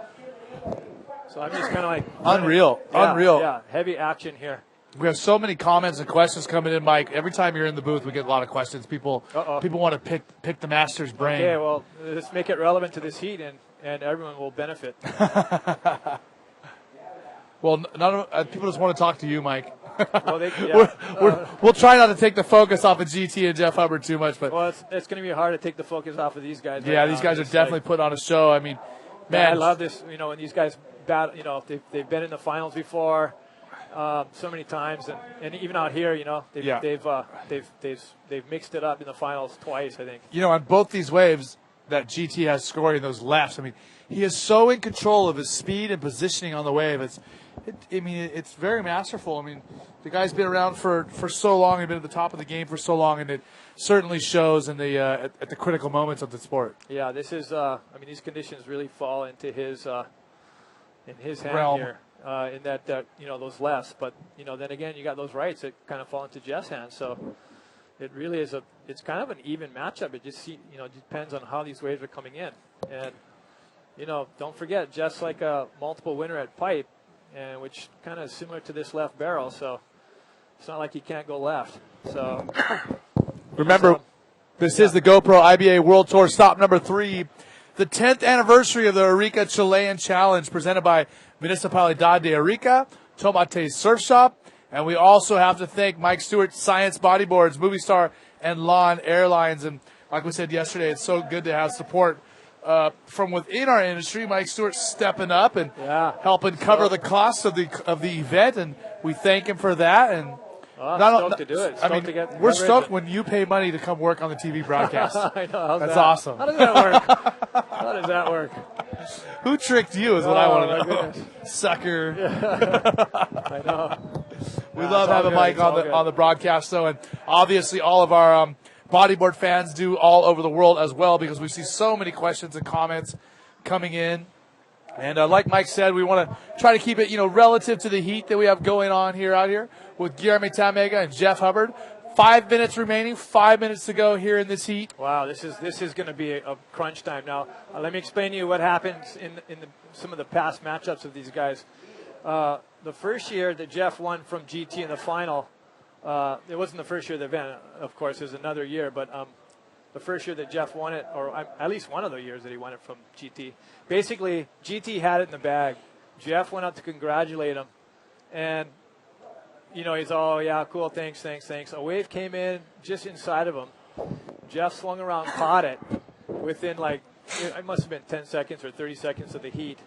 Within just a little bit of time, Jeff caught that wave, did 2 flips, and passed GT and won the final. Wow. So that was one. And then the other battle I've seen, Jeff just pushes. Look at. Or GT just.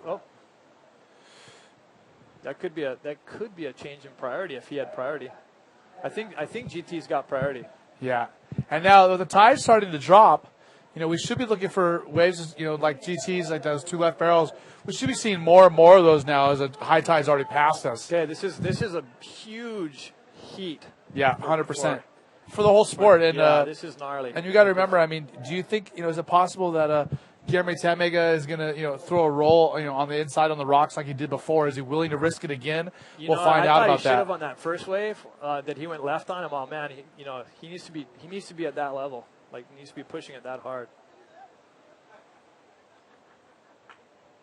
Let's see a little break in action. Yeah, we've had some serious lulls today, Mike. Yeah. You were with us earlier when we had that big lull with Winnie and Magno Passos. Yeah. And we also had quite a bit of time in Jacob Romero and Amore Laverne's heat. That was the crazy one, the Amory's heat. That was what, I think I'm pretty sure it was like a tidal switch. And when you get those, the tide peaks out, a lot of times it'll just lull out. And so wow, this is anything's possible here. I wasn't too sure if I expected this. I was kind of thinking some of the rights would have come up and Jeff would be. So Guillermo has the priority right now. He has the lead and the priority with 2.5 minutes to go.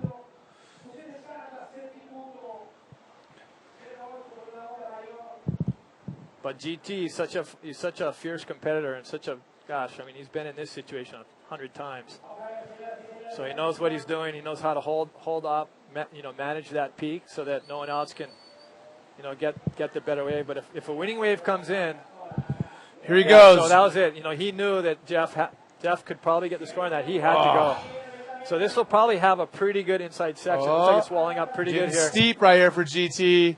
Boom! Look at that. Yeah, a little tweak on the inside. And you don't see him claim it too much, do you, like that? No, he wants. Okay, here we go. Wow. Okay, here's a big one. Big! Whoa. Big hubby. Jeff going all in. He not holding back, is he? But my goodness, that was massive. That was massive. And so, gosh, that could be that. I don't know if he's going to have enough time to get back out. That might have been it. Jeez. That might have been the last blast. Minute and 16 seconds ago. That would have been a huge score for Jeff. Man, and for a second I thought GT made a bad decision on this wave, but apparently not. Look at that. Nice tweak invert. I mean, he's all up and out. With his torso was off, huh? Yeah, that was pretty sick. His torso and his head were going different directions. That was the claim. Okay, Jeff, man, running out of time here.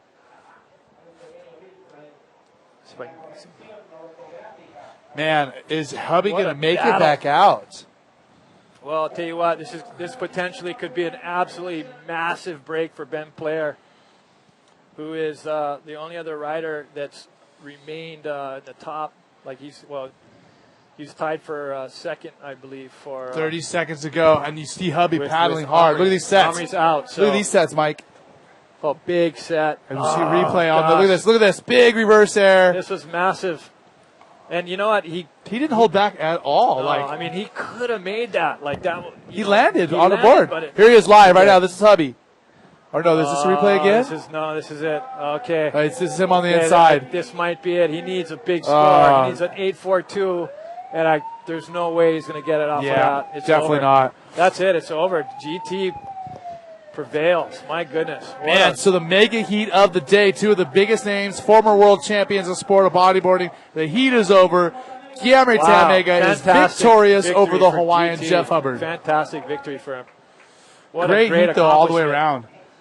He applied pressure from the get-go. Actually, Jeff kind of drew first blood, but man, when GT gets on a roll, which he did, you look at his last four scores, all over 7 points.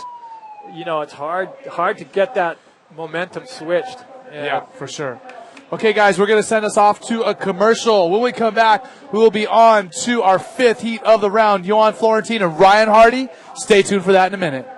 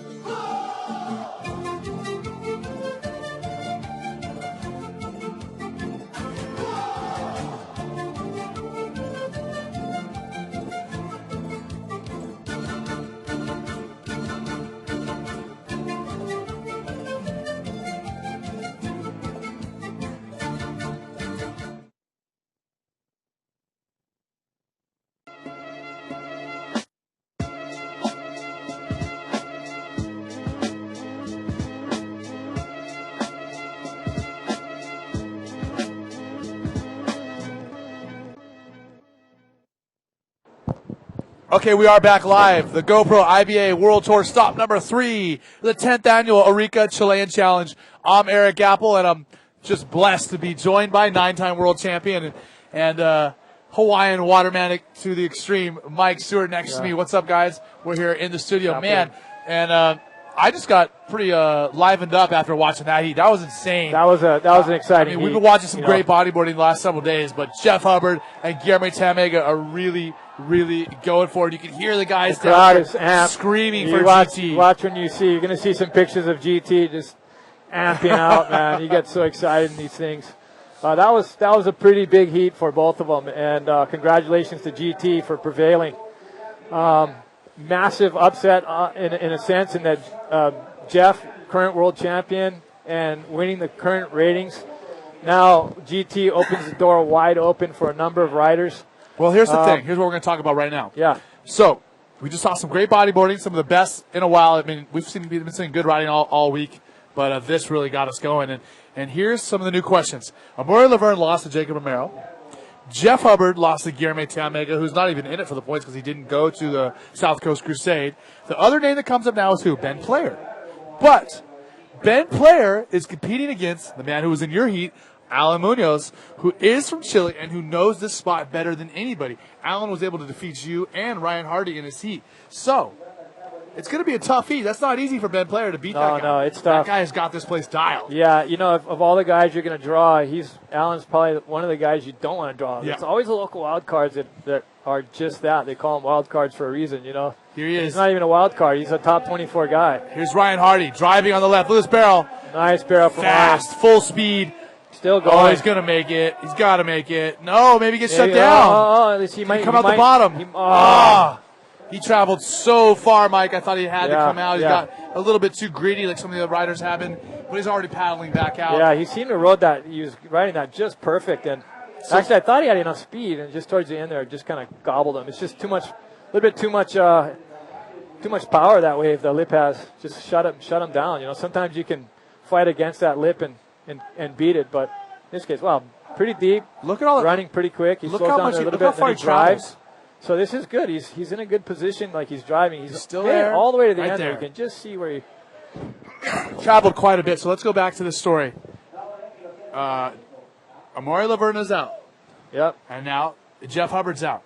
So that leaves Ben Player, the next name you think about in the points. He's going against Alan Munoz, who has a huge amount of local knowledge here. Not to mention the crowd support, you know, it plays such a huge role in your attitude and your your psyche and everything. So if Ben Player makes just this next heat, I believe that's going to put him ahead in points. Oh yeah. Well, right now, that's right. So if he makes this against Alan, he moves up. Yeah, let's see who's going to move. I think now I don't have the ratings right in front of me, but you got Pierre Luis Casas. He's sitting in third because Ben and Amaury and Jeff have Amaury and Ben are equal, tied for second. Amaury's out, so now it's Ben and Pierre. So either of those guys, both of those guys will get a shot of adrenaline from the door being more open now. For them, for sure. And so this is really career changing for both of these guys. Yeah. Okay. So now we just talked about Jeff Hubbard going down to the man GT Guillermo Tamega, and Yo-Yo has caught up with him down on the beach. We know he's amped. Let's hear from him. And here we are with the winner of the last heat, Guillermo Tamega. Guillermo, please tell us about how was it? It was tense, heat against Jeff, it's always so much tension. And so stoked I kept my focus, I just concentrated, what are you going to do to beat a guy like Jeff? You just got to be yourself, beat Tamega, I guess. You guys been in 4 finals here, you and Jeff in the Arica Chilean Challenger. How do you handle this situation when you and Jeff are on the water?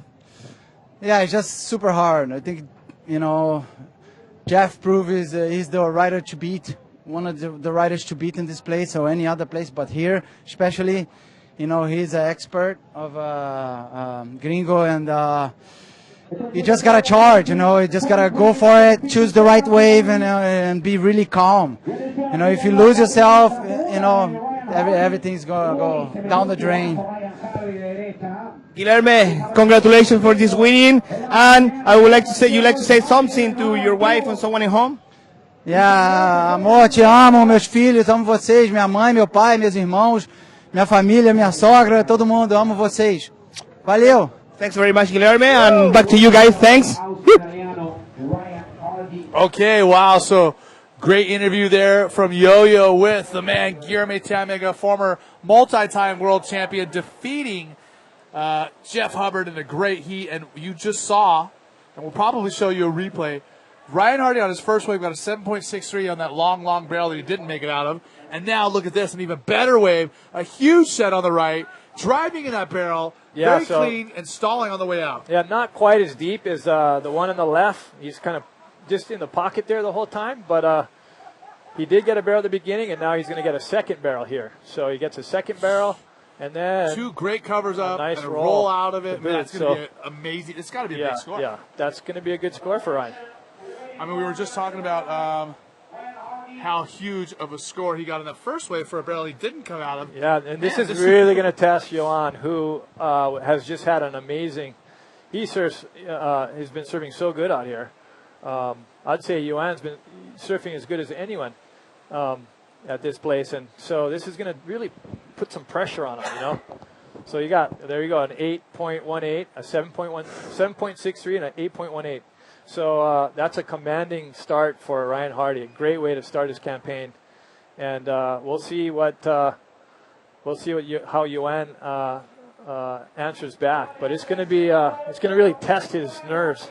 Well, Johan is he's a guy who deals with the nerves well. I mean, he was the Rookie of the Year last year on the tour, and he qualified for the GSS in his first attempt. So the guy's able to deal with pressure, but this is some serious pressure.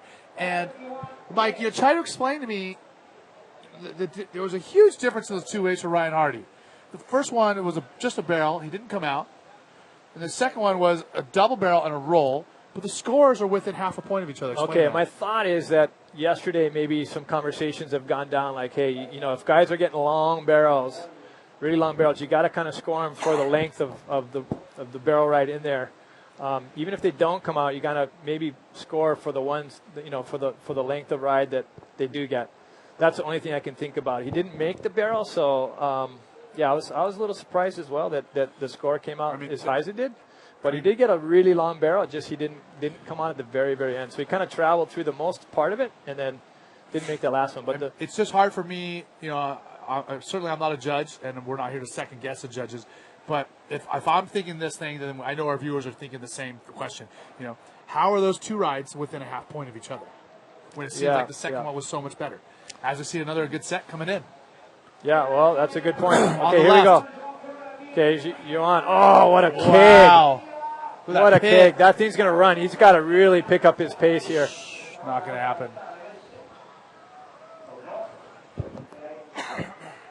Seemed like, he didn't get really enough speed on that bottom turn. Is he going to make it out before this wave gets him? Yeah, he will. So, another thing that's weighing in on this is, Johan, his idol in the entire sport is Ryan Hardy. Yeah, Ryan Hardy's a guy he really looked up to, and he bases his style off him and really likes the way Ryan bodyboards. So that's a little nerve-wracking as well, as you see. I mean, he's just a great drop in, pulls up into it, but just wave running too fast. Yeah, that thing just ran from him.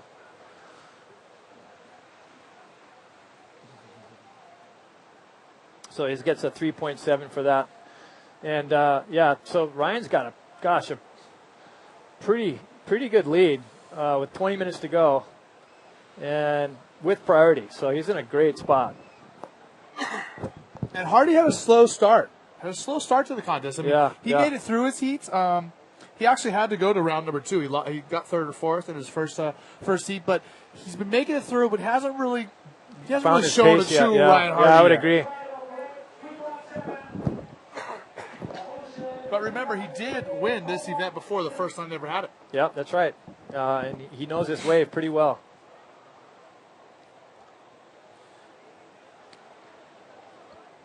I'm just seeing all these questions and stuff coming in. Yeah, let's fire. Let's hit some questions in this lull here. Lots of people trying to get in.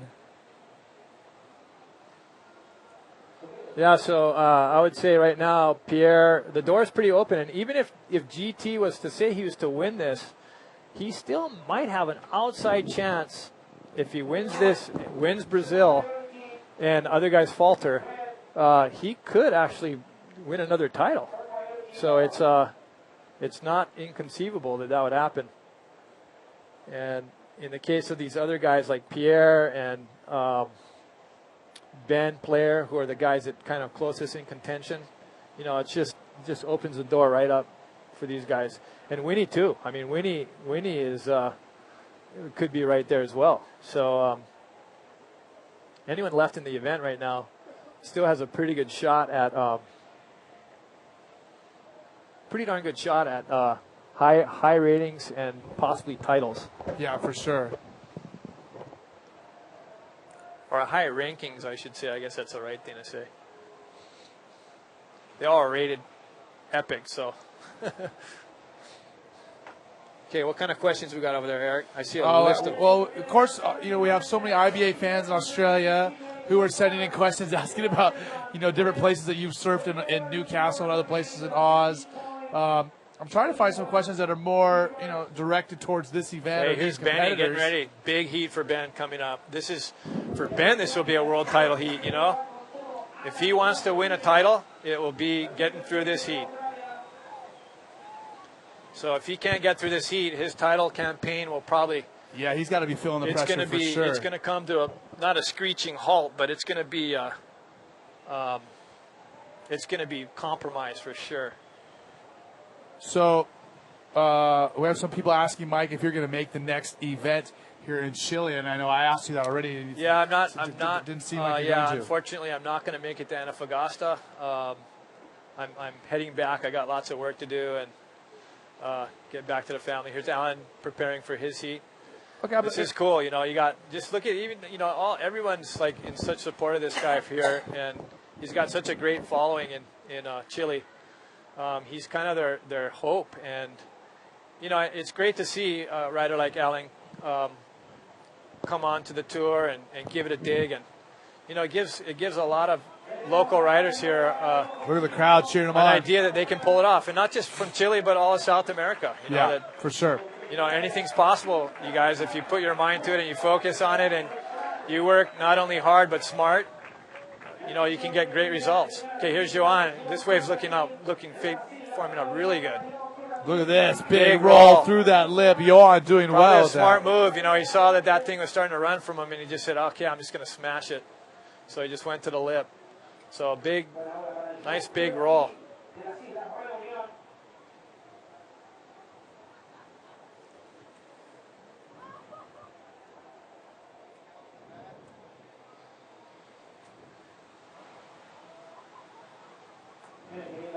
Okay, so I saw a question. Mike, do you think that the cold water gets the Hawaiians and guys that are used to surfing warmer water? Do you think it makes a difference and affects them? That comes from Travis. The cold water out here definitely has an effect, especially if you've been surfing warm water a lot to adjust to a full suit. The thing now is a lot of guys in Hawaii are wearing spring suits. It's really key here, especially because it's cold, to have a good suit. So if you have a good suit, it's not too bad. I will say that your grip out here and the water seems like it's got a lot of this foam, and maybe because the ships are nearby, there might be some oil in the water. The board, it gets really slippery. So I think what I think it is more than probably that, even because I've only seen some instances of that. Oil floats and it usually goes away, and I've only seen that happen a couple times. But I think because we're near the desert, there's a lot of dust in the water, and that makes like a silt. And that gets in the foam, that gets in the water itself, and so your wax is like super sticky. Here we got Ryan scrambling. He sees a pretty good wave coming. Yeah, let's take a look at these scores real quick. Ryan Hardy, the 7.6 and an 8.8 again. He has the lead. Johan, 3.7 and a 6.4. He needs a 9.41 if he has just one more wave, but he'll probably get a couple more waves coming in. We still have half of this heat left. Once again, here's Ryan stroking into a gem of a wave. Oh, it's a bomb. So look. Yeah, he's. Oh, I don't know why he pulled out of that, but oh my goodness, that was an amazing wave. I think he just was like too, and like with the seal out the back, and like Mike and I have been talking about, it's hard to see how big these waves are, but it is big. Oh, Ben Blair, I think might have got worked in the. So the waves are getting so big that the whitewater came up and splashed all the fans. I wonder if it got him. It did. Our director's in my ear telling me what happened. All the people got wet down in front. Oh yeah, look at that. So that kind of gives you an indication. It's the tide's dropping and gives you an indication of the size of the surf here. Yeah, that seemed like, gosh, I was surprised that Brian pulled out of that.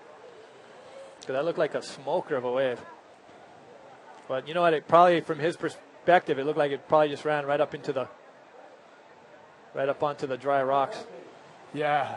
That was a big wave for Ryan Hardy.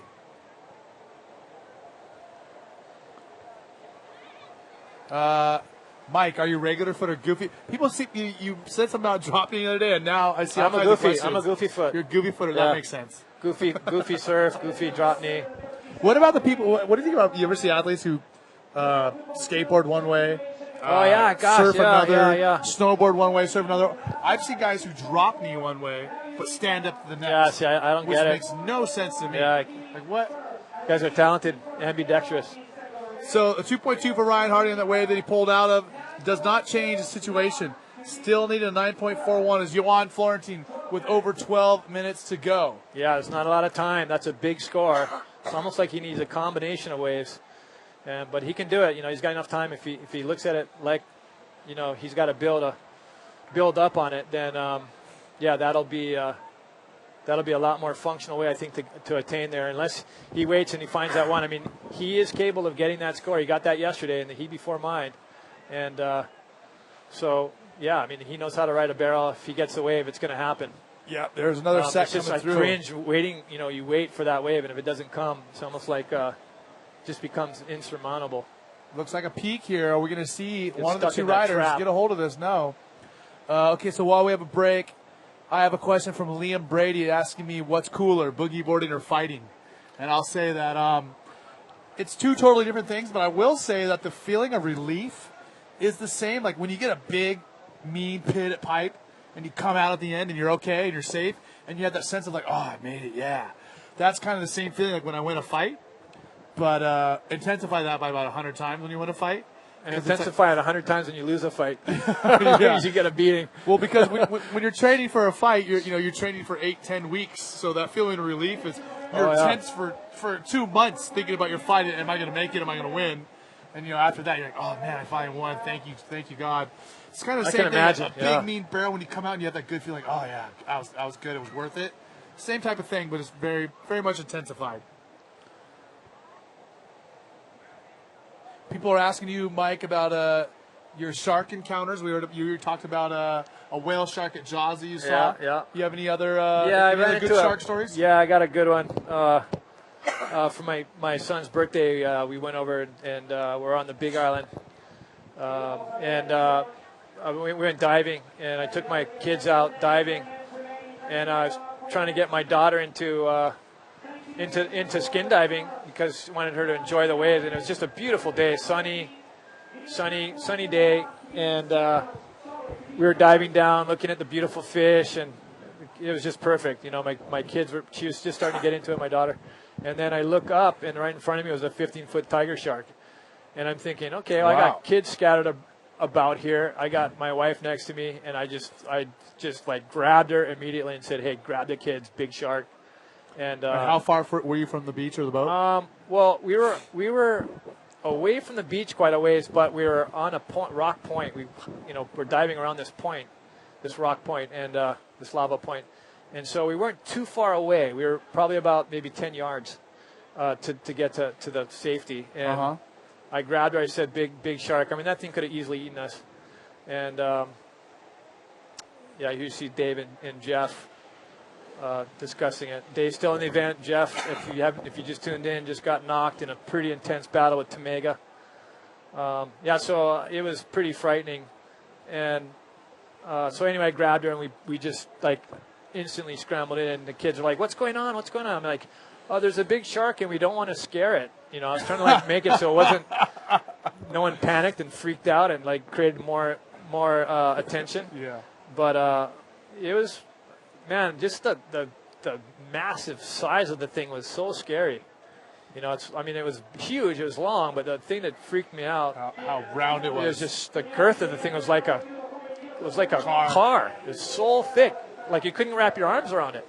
I guess what we talked about yesterday when we had another question about shark stuff with you is you said that if you see it, that's a good sign because if it wants to get you, you're not going to see it. You're going to be hit.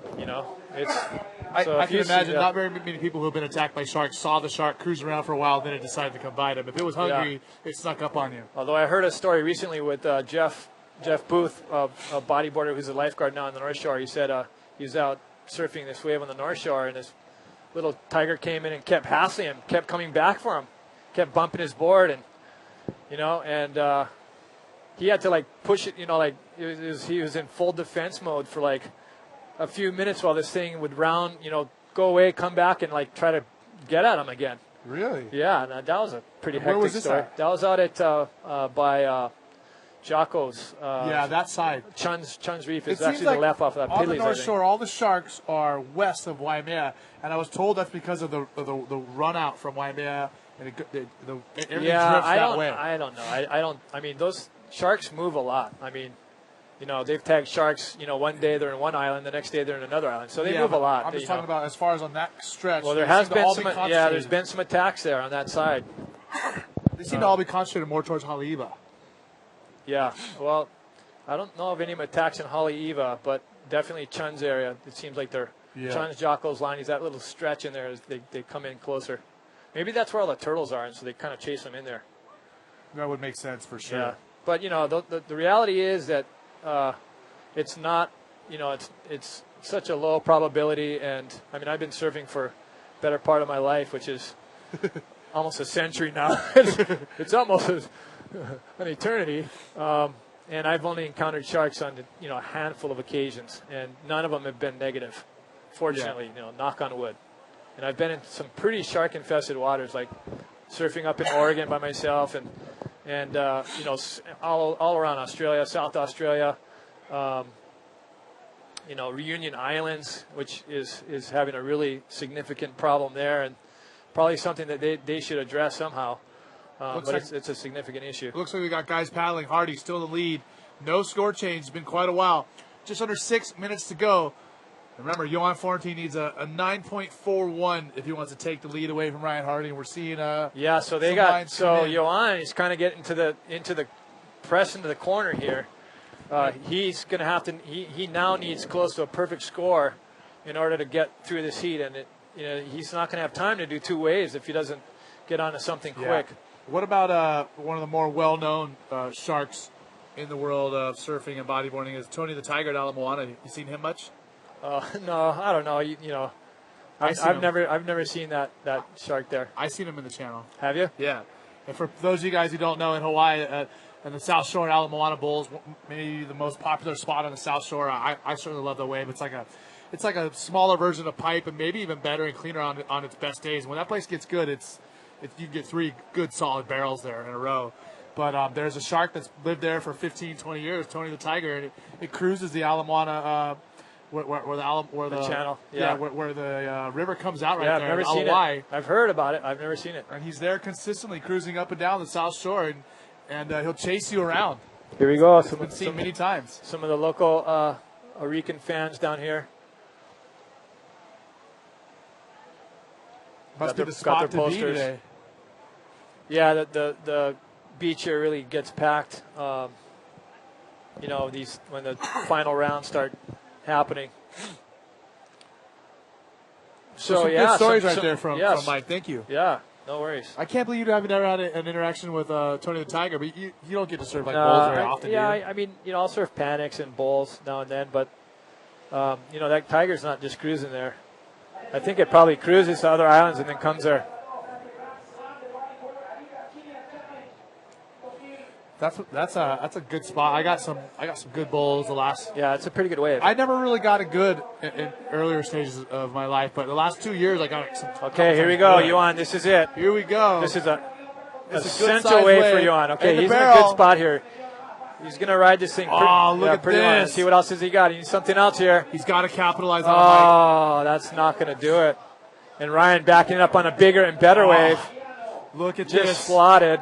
And that is what happens when you're patient and you have a good, solid lead and you're a veteran. It looked like he cut out of there to try to get the priority back. So there's going to be probably a paddle battle here for the priority. Let's see here. No. It looks like Johan's going to beat him just barely back for the priority. But like I was saying, Hardy is a veteran. He had a solid lead. He was being patient, and it paid off right there because he got the bigger, better wave than Johan. Yeah, that's right. Oh, who's going to get priority?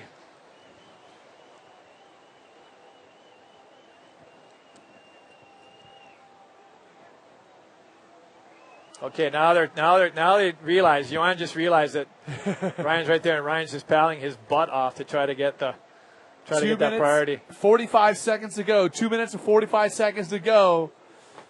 Man, the contest is really heating up and getting exciting. So they're letting this play out here.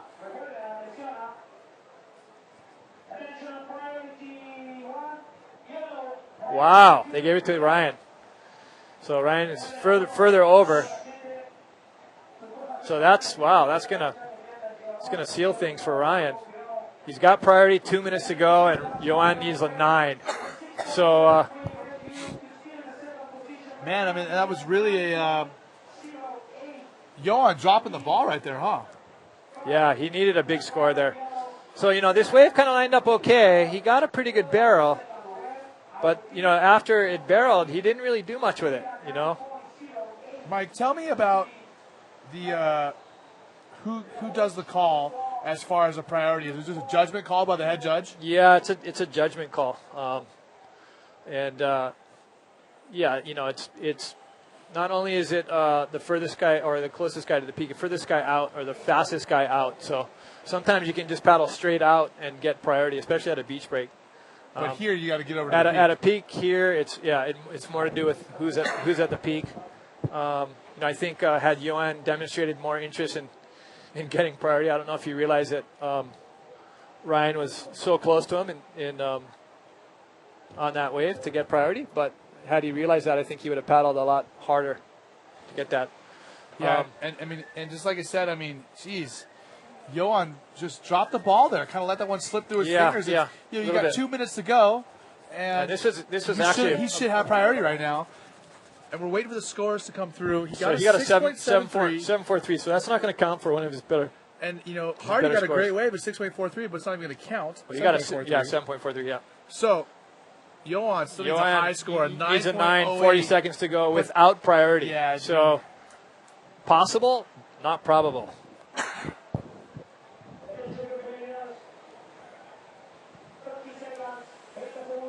And looks like Johan. Looks like kind of a set's moving in out there, but I don't think it's going to come in time. Johan Florentine is going to watch this contest slip away, and it looks like Ryan Hardy, the man who won the first event. It's not over yet. It's not over yet. We got a guy paddling here. So yeah, he's going to split the peak here. This could be massive for Johan. That's actually a tactical mistake from. Ryan Hardy went right. Or left, you mean? No. He went right. Okay. So I didn't see that. So that was it. So Ryan got around Johan, took him off. Well-served heat by Ryan. Started off strong. Yes. Got his 2 scoring waves right off the bat. Or not right off the bat. As soon as he could, the first 10 minutes. But that was prior to Johan getting anything. And then just kind of held the lead the whole way. Not only, and Hardy, I think, just like we talked about, has really started to hit his stride. Not only now has he started surfing good, but he's thinking well. He's being patient. He's getting the better waves by being patient. And then he's utilizing his priority by turning around and going right. Even though there was almost no way Johan was going to get a 9.08 out of that wave, he still swung around and just, he is surfing. It's a good competitive thing to do. That's right. So who do we got up here now? Okay, so we have the end of heat number 5. We're going to go to a little bit commercial. We're going to come back with Alan Munoz and Ben Player, another big heat. So don't go away.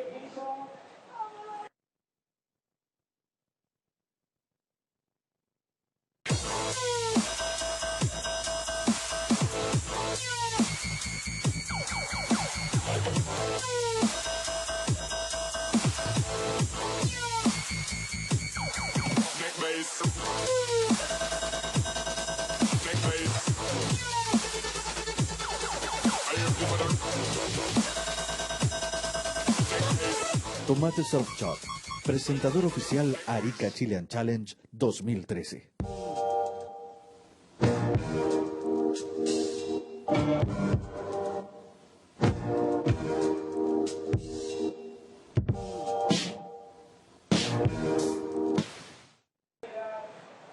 Okay, so here we are, back live at the GoPro IBA World Tour Stop number 3, Arica Chilean Challenge.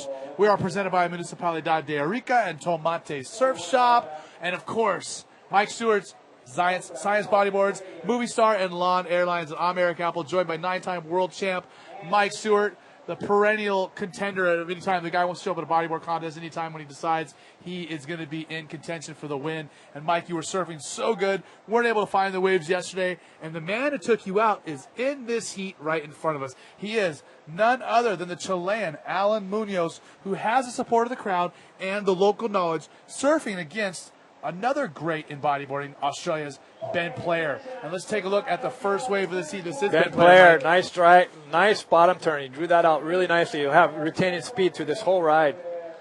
So a good barrel.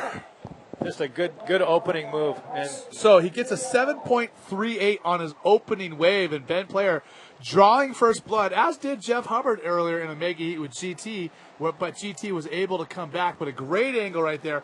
High-speed barrel ride right there for Ben Player, correct? Yeah, great ride. That was good. So we've set the stage. We've already talked about it a little bit. Ben Player is in contention for the world title lead. If he makes it through this heat, he could be up there in first place because Amaury Laverne and Jeff Hubbard are already out. The other contender is PLC, who's going to be in the next heat against Australia's Dallas Singer. That's right. And so now things are kind of wide open. Tamega just opened the door. And, this is, of course you got the heat by heat progression, but then you also have the event by event, and ultimately the ultimate goal is the world title. And, world title points and ranking. Boom, right there. Nice Big roll by Ben. Kind of right back in the ball, bounces right back into the ball. And so Ben not wasting any time. 2 good waves in less than 3 minutes, Mike? Yeah, that's for today. That's been exceptional. It's been some crazy lulls today. I don't know how that happens. I mean, we had heats earlier in the day with guys going 15, 20 minutes without any waves, and here's the replay. Nice bottom turn right through the barrel, Mike. Nice pocket, big extended, big round roll, and kind of tries to bounce and slow back down to get right back into that ball. And, that was a great, well-ridden. And Ryan signing some autographs to his fans. He'd be a happy camper right now. So 6.38, so 7.38 and a 6.38 for Ben Player. Yeah, putting the pressure smack dab on Allen. And, 26 minutes to go. You have a 7.3 and a 6.3. Ben Player most likely is going to sit out the back and use his priority when he has it. He's going to be patient, and he's going to try to pick off the best waves he can.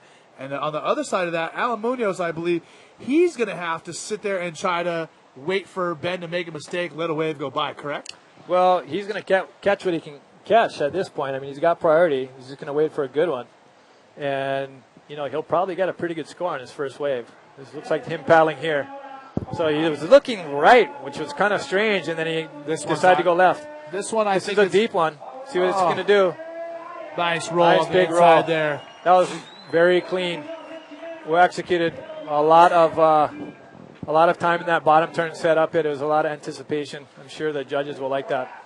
Now, but how do you compare that wave to Ben Player's, his barrel and his Well, roll? You can only really compare it to Ben's roll, which, he kind of gets, it's somewhat in the pocket, but it's pretty committed. They love that commitment, and that was cleanly made. So that'll be similar to Ben's. And so it's a 6-point ride versus Ben's 6.38. Probably not as much, not as round and stylish. Yeah, and he went so he was a little bit farther inside, correct? Yeah. And I think also too, like maybe if he got in the barrel and then did that, he could have got a higher score, or maybe did something, maybe try to roll, get back onto the wave. Wow, and a huge amount of comments coming through for the GT and Jeff Hubbard heat on the IBA page. And I liked seeing the reaction from the hardcore fans, the guys who were watching this, and on the Facebook page posting their comments and replies. It's awesome to see these guys interact, although I will say, we talked about the other day that it's hard to keep everyone happy. So there's always going to be someone complaining on the internet because it's kind of, you can anonymously complain. Well, the thing is, it's hard not to be prejudiced or biased about your thoughts and look at it objectively. You just you have a different perspective on things, and so you kind of sometimes want to see certain things, and if it's you pick out the minutia and you tend to forget other things, and so as a result, sometimes your perception on the heat is actually skewed a little bit. I find that happening. Like if I'm really rooting for someone, it's like, wow, you didn't see that. That should have been this, and it didn't happen, and so that's the job of the judges. They hopefully keep a unbiased and just look at who's doing what. Yeah, it's hard to be fair. It's like I said, it's hard to keep everyone happy. I'm actually getting yelled at because I'm not commentating in Spanish. Oh, okay. Well, it would be good actually if we had some sort of Spanish translation mechanism, or if we had more than one broadcast. Yeah. So we got the men's quarters shaping up here. In the meantime, here's Alan. Yeah, check it out on another ready insider. for another Look section. Nice. That was a massive air. That was solid. So but lands look out it, the back. gets Look out the gobbled. back. He's going to try to push through this. Ben play on a massive wave. Oh, he's going to have to straighten out here. Oof. Okay. And there's another one behind it even. Uh-oh. So Ben's going to get, this is not a good thing for Ben. He's going to get washed. They're going to probably, oh, yeah, he's going to take some gas. But he's far enough inside, I think. Both these guys are now in on the rocks. Both these riders up on the rocks. Is Ben on the rocks too? No, he's going to be. There's Alan. It's unnerving right now. You just don't know where you are. There's white water coming in. You got to try to line yourself up with a channel. It gets tricky in there. So a momentarily dangerous situation for both of our riders right now.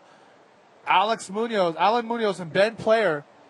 Man, both these guys taking off on some lefts and check out the air. And what do you think about the style here? Yeah, pretty good. I mean, gosh, he boosts it. That was a really great air. One of the better airs, actually. One of the better styles of airs. And that comes in at a 7.43. So he is right on the heels of Ben. This is a very tight heat, as we expected. Okay, a 7.3. 7.43. So good score right there.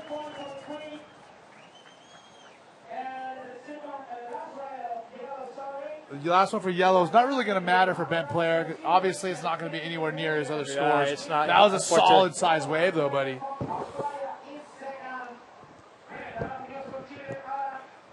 He just couldn't get in there. It looked like that wave actually could have been pretty good, but. Yeah, man, if he just had a little bit more of a run into it, he probably could have got in it and just drove through that thing. So this is a set 13.76 by 13.43, so that is super tight. It's less than a half a point. So things are pretty darn close here. As we knew they would be. But we still got so much time, over 20 minutes in this heat. So while we have a second, let's go down to Yo-Yo, who was caught up with Ryan Hardy, who has finally hit his stride. And here we are just with Ryan Hardy, winner of the last heat man-to-man. Ryan, tell us about this heat, please. So this is the best result I've had in Arica for years. I've had a pretty bad run here for about 3 years now. So to get through that first man-to-man round and now into the quarters, I'm so pumped up. Yeah, that heat went really well for me. I had 2 good waves straight off the bat before Johan had even had his first score. So it was, it was a good heat for me. You are the winner of the first Arica Chilean Challenger. How do you feel ready to go on the next heat? Yeah, I'm pumped up. Yeah. I love the waves here. Of course, having that win 10 years ago is kind of something a little nostalgic deep down, driving me to maybe pull off the grandiose 10-year celebrationary win. But I just hope the waves are good again tomorrow, maybe a little smaller and really clean, and it's going to be a really good show, and I'm stoked I'm going to be a part of it. Congratulations, Ryan, and I hope you keep going well. Thanks, Yo-Yo. Yeah. Okay, and back to you guys. Okay, we are back. Great interview, Yo-Yo. Thanks for catching up with Ryan Hardy, and we're interacting on the Facebook page here, on the IBA page on Facebook. Make sure you guys are commenting and questioning, and we love your interaction. And Mike, we got a message here from your old buddy Cameron Steele. He says he's listening. Cameron. And he says he's bummed that you lost out yesterday. Yeah, but he's happy me too. to hear you today. Yeah, stoked, Cameron. Yeah, good to hear from you. And man, I still remember that race. We went. You took me in your car and we went in that race. That was so awesome. And Apple says you're doing great, so great to hear from you, and hope all's well with you. So, once again, under 20 minutes to go. We have already set the stage. 13.76 for Ben Player. 13.43 for Alan Munoz, the man with all the local knowledge. And he's got some good momentum going in and the support of the crowd. So he's kind of like the home team here as we see some lines coming in. I know we do have another one of our amazing GoPro segments queued up and ready to rock. And I think we should show it right now. Sure, a little low in the action, perfect timing. And we're going to talk over this one. This is Alan Munoz, I believe. Yeah, I see him kind of like looking up. That's kind of cool. You got a little perspective. Look at this, and man. So, yeah, he's free here. You know, and a lot of these times, like you'll see him look towards the beach. It's always kind of good to get an indication there's a roll. Yeah, nice. Very nice. Boom. Big lands. landing. Here's another one. Was this from today? Gosh, that was pretty sick. No, it had to be yesterday. Yeah, this one is from yesterday for sure. So, Arica delivering us great bodyboarders as well as great waves now. So coming in twofold and rewarding the sport. We appreciate it very much from GoPro. Check it out. Here it is, Alan Munoz. Again. No, that one's not going to work out. Yeah, that's what happens when you don't get to the lip in time. You get sucked over. So you gave a little message to your buddy Cameron Steele about riding in his little VW Bug before. Yeah. He says now it's time you come for a ride in the trophy truck, which is about times 10 from that. From no way, I want to do it. 100%. Send me an email. Let me hook it up, man. I want to do it. The trophy truck will do about 120. What? Yeah. Make sure I got some good safety belts in that thing. That's a $500,000 vehicle. No way. Yeah, I don't know. Okay, for those of you that don't know, Eric's been doing some auto racing as well. Pretty sick. So Ben Player is narrowly ahead here. Yeah, it is close. We knew it would be, and like we said, I mean, Ben Player, one of the best in the world. He's been doing this for a long time. But Alan Munoz, man, this is his country. He's got all of the momentum going. It's like the hometown. And this heat is living up to expectations, isn't it? Yeah. He doesn't need much. He just needs a 6.33 to pass Ben. If he averages scores, he's already done better than that. He just needs to catch another wave. Also, just so you know, you were asking about if that GoPro footage from today on Alan. That was actually that was from yesterday in his heat with you. Yeah, it would have to be. That was rubbing it in right there. That was salt in the wound. That was what he was not seeing. Nice, guys. That's not what I was seeing. That wasn't cool, guys. So, 16 minutes to go. Ben Player still in the lead. Nothing's changed in a little bit as far as scores that matter. We've had a couple of low-scoring rides, a 2 and 1.6 from these guys, but there's Dallas. Day, no one cares about that. And Dallas Singer big heat for Dallas coming up. PLC. Yeah. Wow, this is going to be a and there's PLC over there on the right with the blue hoodie. Yeah. And I'll tell you what, I don't know if you know, but he's done some pretty high-end modeling in Europe. Did you know that? No, I didn't know that. Yeah. Wow. Alex showed me some stuff. Interesting. I'll have to try to pull it up. So all you girls out there might want to check that out. So you guys, I'm not so interested in male model shots, Eric. I don't know about you. Another Cali. So just so you guys know, after this heat, we have PLC going up against Dallas Singer, and the final heat of round number 4, David Hubbard versus Eder Luciano. Okay, Ben paddling for this one. This looks like it could be a good runner. His style is so clean. He just looks so relaxed. Yeah, he's stalling in there. He's going to just milk this thing. This is well wave. Nice wave for Ben Player.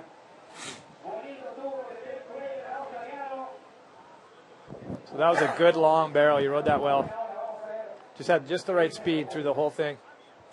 Also, looking farther out, after we comment about this replay, and Ben dropping in nice and clean. It just, from start to finish, this wave was clean and perfect, and he did what he wanted to do. He's kind of like riding way back on his board, kind of trying to stall the thing.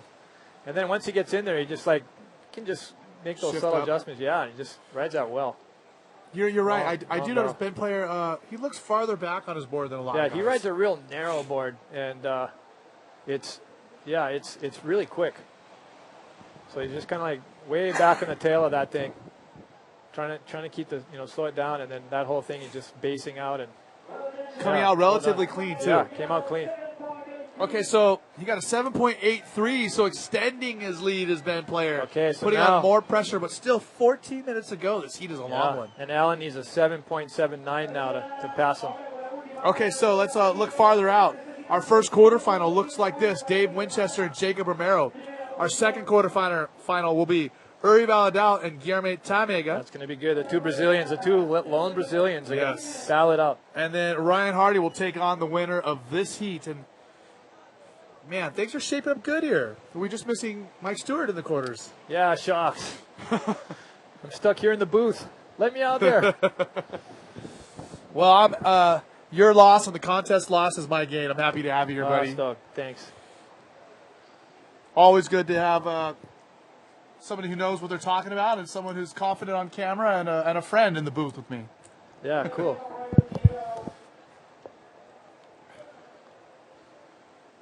So priority to yellow, it sounds like. Oh, I wonder if Allen must have paddled? Yeah. 12 minutes, 55 seconds ago. There's your contingent of Brazilians. Zillions of them. So, GT has a tough heat. Yuri is really in form in this event.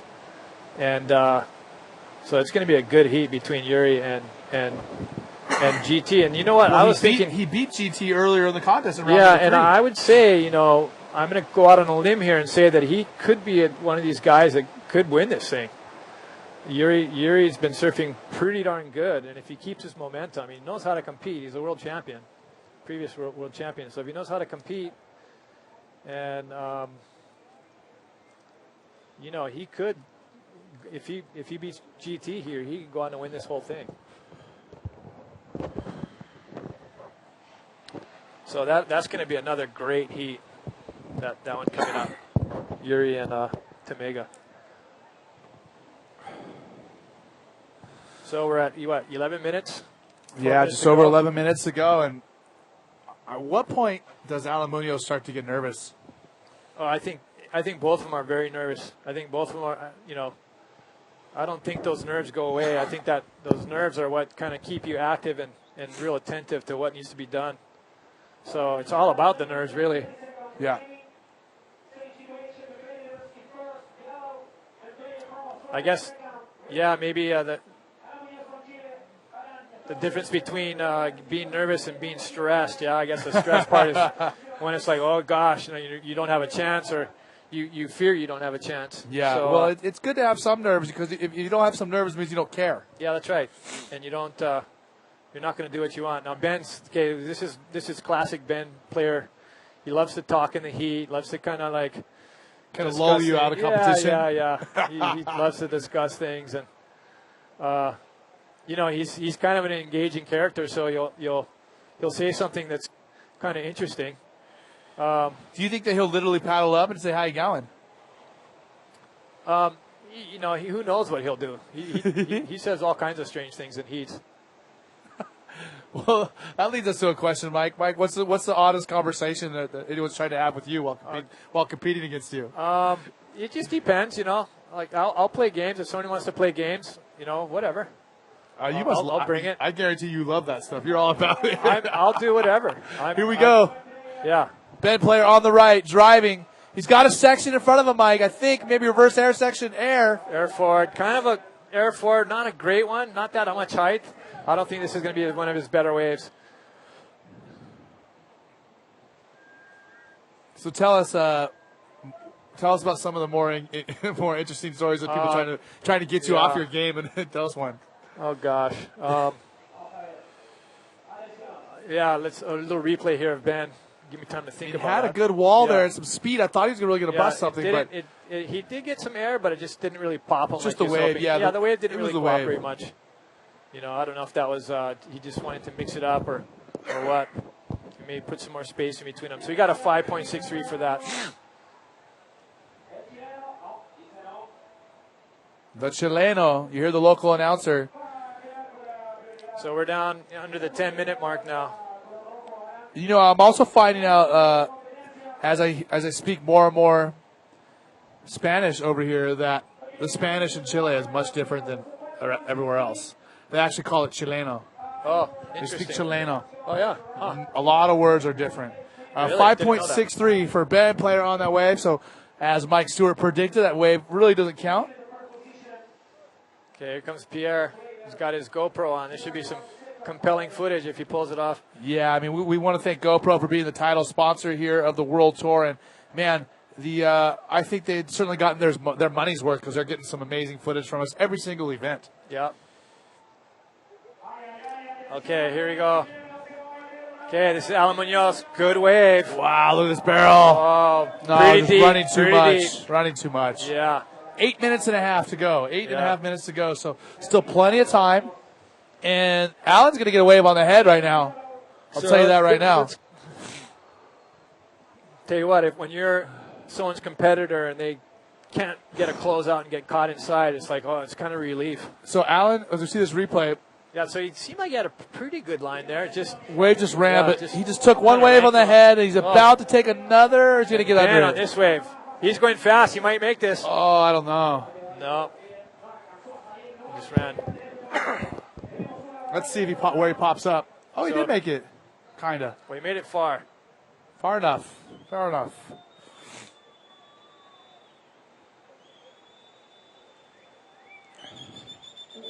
Fans cheering on the local boy, whistling for him to get back out there and get a wave. It looks like Ben might be caught inside here. Yep. Took that wave. Just a little. Fortunately, it seems like it does it's a little bit more relenting there in the end. Like it's not quite the thick, it's not, I don't know, it doesn't seem as gnarly right there. Like you can kind of get under that white water for some reason.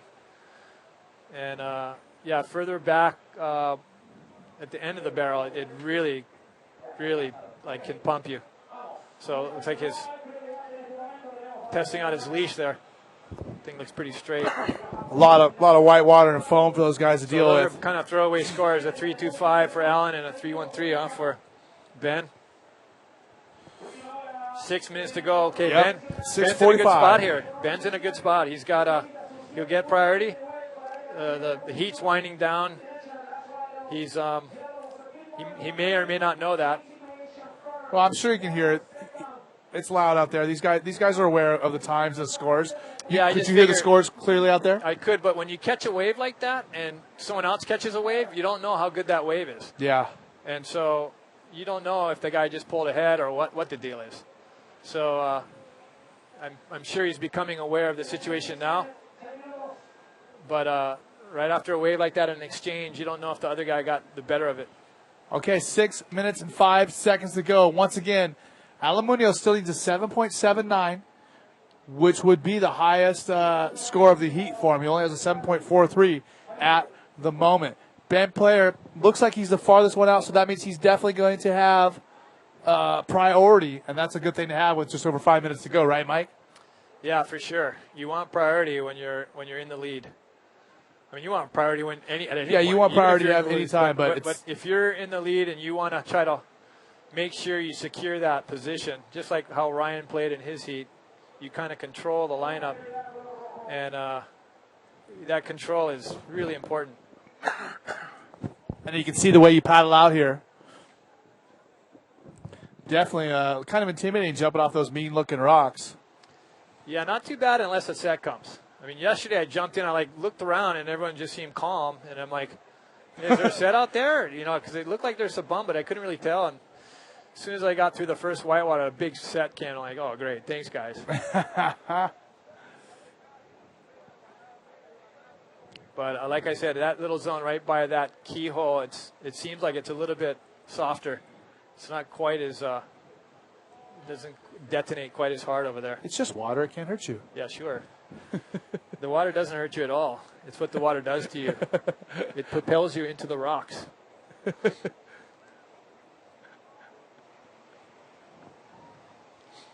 Okay, Apple's he's had to indulge himself.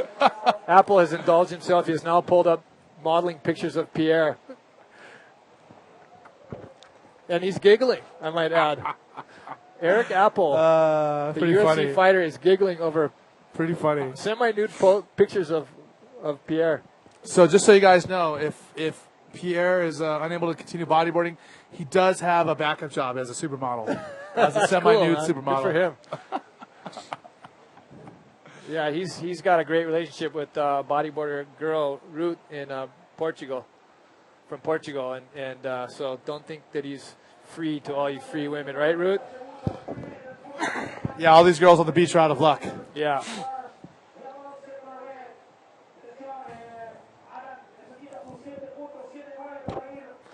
Not bad. I don't know what he's doing bodyboarding. He could be making some serious money as a model. Gosh, I guess so. Yeah, we're here we go. Look at this. Okay. Ben Player, your leader Nice on a wave from nice Ben. wave. Kind of just a big peak, though. Lick just got him right in the leg. Did a quick spin there. And lucky to have his fin In and still out. attached Yeah, to him. boy, Huh? that could have been disastrous. We saw that happen yesterday to Jerry. Was it yesterday? Yeah, I think it was. Yep. And man, it clipped him, lost his fin, and just got annihilated. So Nice size just wave kinda here. Get it, like just threw his fin off. He wanted to throw a spin earlier, right? Yeah. Maybe. You know, he was thinking about throwing a forward spin under the lip and then rolling out of it. Or something. That's what had to be on his mind, I think.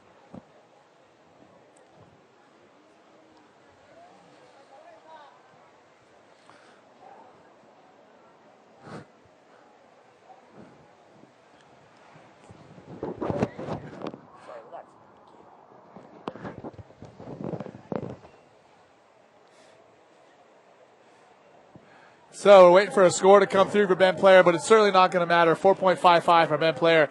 He still has a 7.3 and a 7.83 counting. And it's getting down to crunch time. 2 minute crunch time. 2 minutes to go for the local boy. Yeah, Man, and it's I just wonder if the city of Arica is going to riot if Alan Munoz loses before the finals. Gosh. Could it be like when, during a football match or a soccer game when the home team loses? Yeah, I don't know. We'll just have to wait and see. If they start rioting, I'm going to get a shirt that says "Not a Judge." Yeah, I'm going to sneak out the back door. There's one of them there. Get him. I'm going to paddle that way. Once again, under 2 minutes to go, and the veteran Ben Player. Okay, let's see what Ben does out here. My bet is he'll engage in a conversation with him. What do you think? It would be a good idea.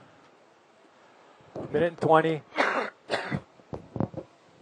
Minute 25 seconds, like Mike said. He's keeping his distance. So Allen needs a score. He needs to pull a rabbit out of a hat at this point. He does. He needs a big score. No, he can totally get it. Yeah, 100%. But Ben's not engaging with him. Ben's kind of sitting over, look, thinking about going on the wave even.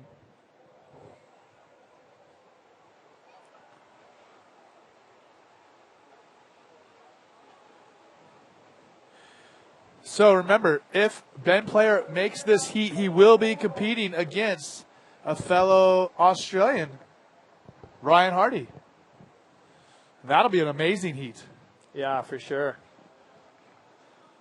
That's you're going to have the battle of the Australians and the battle of the Brazilians, and then the battle of the Hawaiian and Australian, and who knows what else. Still got a couple. We still got Eder in.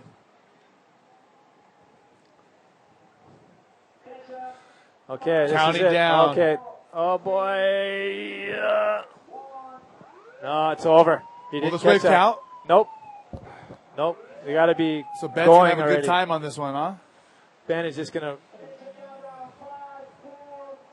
So look at the feeling of relief. I think because that's what's going to be on the face of Ben Player as we you know see what? PLC. Actually, that was kind of a PLC getting busy real quick. Nice Insane barrel. wave. Is he going to make it? Yes, he does. Great opening wave. Beautiful barrel and a little reverse spin, bailing out the reverse last hop. second. And geez. You know, that was kind of a gnarly move, circling back to Ben's situation. You know, if Allen, if he had gone and that counted, he would have got interference. Yeah. But PLC just in the pocket on a sick wave. Nice. Look at this wave. Yeah, that was a good wave for PLC. So explain that again. if Alan would have gone right and with Ben in front of him, it would have been interference for Ben? Well, yeah, if it would have been just like how Ryan did to Johan, like he would have just. But I thought you said the wave was after the heat. Yeah, well, if it's after the heat, it's after the heat. But if that had been, if it had been, because it's kind of on the fence, if Alan had paddled and kind of got under the momentum and got on a wave, and then Ben went, even if he caught it afterwards, he would have got an interference. Understood. So there you go. 3 of our 4 quarterfinals are now etched in stone. Dave Winchester versus Jacob Romero. Uri Valadao and GT. Ryan Hardy versus Ben Player. And the winner of this heat will go up against the winner of Dave Hubbard and Eder Luciano. Dallas Singer. Nice wave. He's stalling here. Got a high line. High drive. Nice barrel. Still going. Oh, looking good as Dallas. Great wave right there. Great wave. Yeah, you got a good pocket the whole way. So this is going to be a good, nice heat. Things are shaping up today here in Arica Chilean. For the local hero here, Alan Munoz. Look at the replay. This is a good peak taken off out in the middle, and Dallas So immediately driving. You see him kind of dragging his legs there, stalling a little bit. Then he just gets right into a driving position, starts coming down the line, tucking back up, slowing down, back in. So trying to get more cover up, trying to extend that tube time. Mike, tell us about, you've seen a couple different generations of bodyboarders, as far as competition coming and going. How does this generation compare to, say, 10 years ago? Well, the good news is bodyboarding is progressing, and so every next generation is that much better. So, well, obviously, as far as the tricks and maneuvers, what about being able to judge the waves and the ocean wave knowledge? judgment. I mean, Yeah, that right there. I mean, Dallas Singer really showed me a good presence in the water and good wave judgment by taking that high line, dragging himself, and he putting himself in the perfect position. Well, Dallas surfs a lot. He gets in the water quite a bit, and he's a really good rider. I would say that it's a matter of time and putting time and concentrated time in at a spot and in the ocean and knowing. Yeah. And that takes time. It takes time to put in time. So isn't that profound? Okay, so we're going to send it off to a little commercial before this heat really gets heated up much more. Take a look at a message from our sponsors.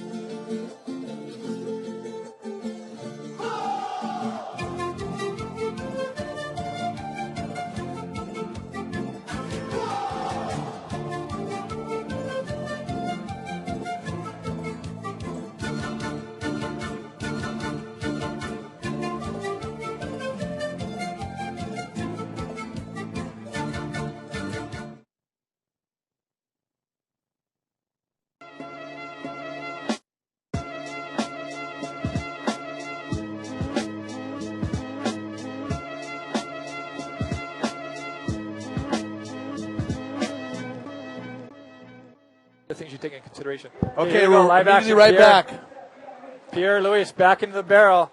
Nice barrel. This thing's draining. Yeah, Can going he come so out? long. Oh my gosh, it just ran at the end there. I'm curious to see where he pops up. I would in like the back. to see the front angle on that because it looked like he got a long barrel. Here's a shot of our judges and Micah. Tell us about some of these guys. These guys are all master judges who have been around the sport a long time, right? Yeah, you got different judges there from different parts of the world. Chico with the beanies, the head judge. You got Craig Hayden from Australia. Another judge from Brazil. And I think this is Felix from Europe.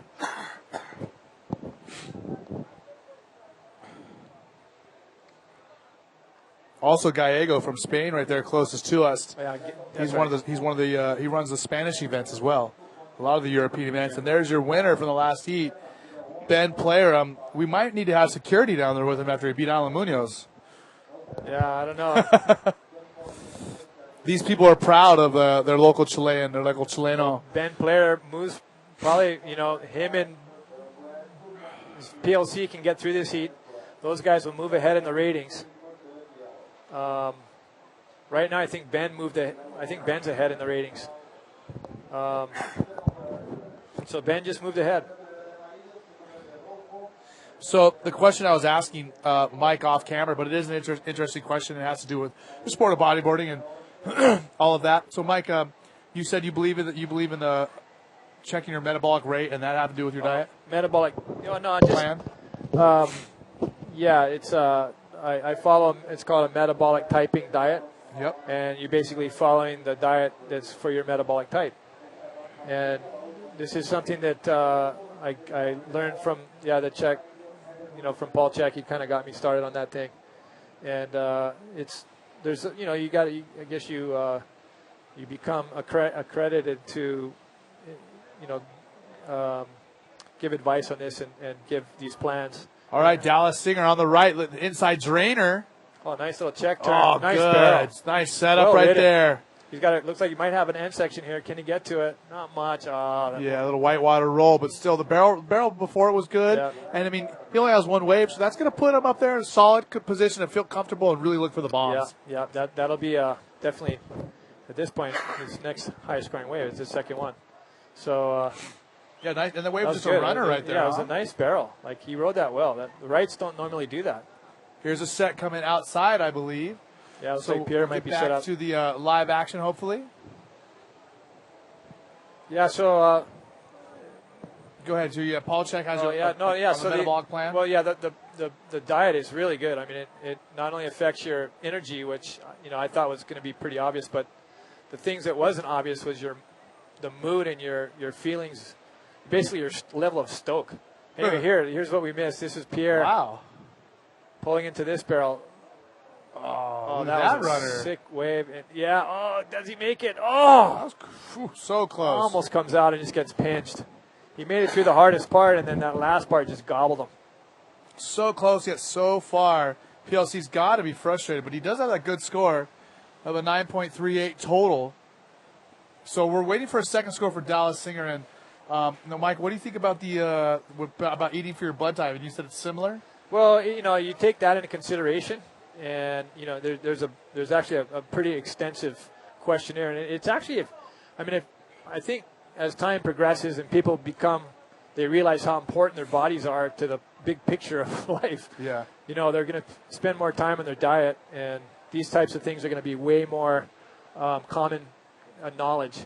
But you can this diet plan is pretty amazing. I mean, it'll help your energy levels and your metabolic rate and just your stoke, everything. Have you had the blood test? They test all the different foods you're allergic to, where you send your blood out and they come back and they test like 3 or 4. I've done yes, I've done that. I've done that as well. Did you find any odd allergies? Not really.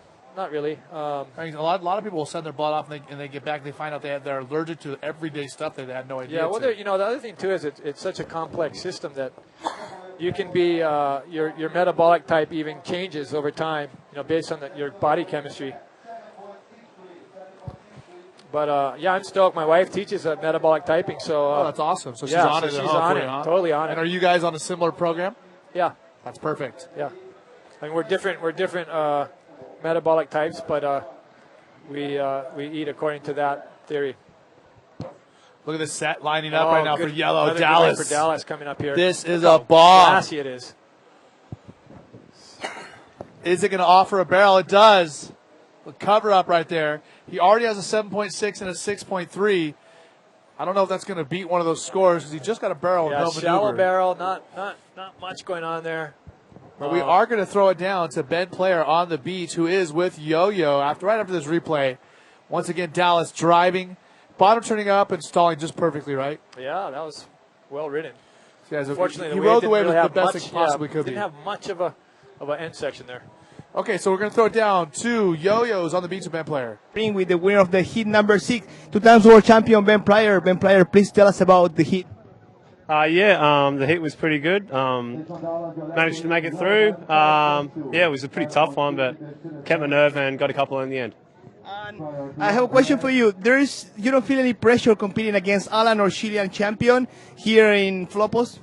Yeah, like for sure. Alan's like the local hero. Like he catches a wave and like the whole crowd just erupts, you know. So it's pretty intimidating, like because you're like, what the hell did he just do? Like everyone's going crazy, and yeah, like you know you're on the back foot going against someone like that because everyone wants him to win, you know.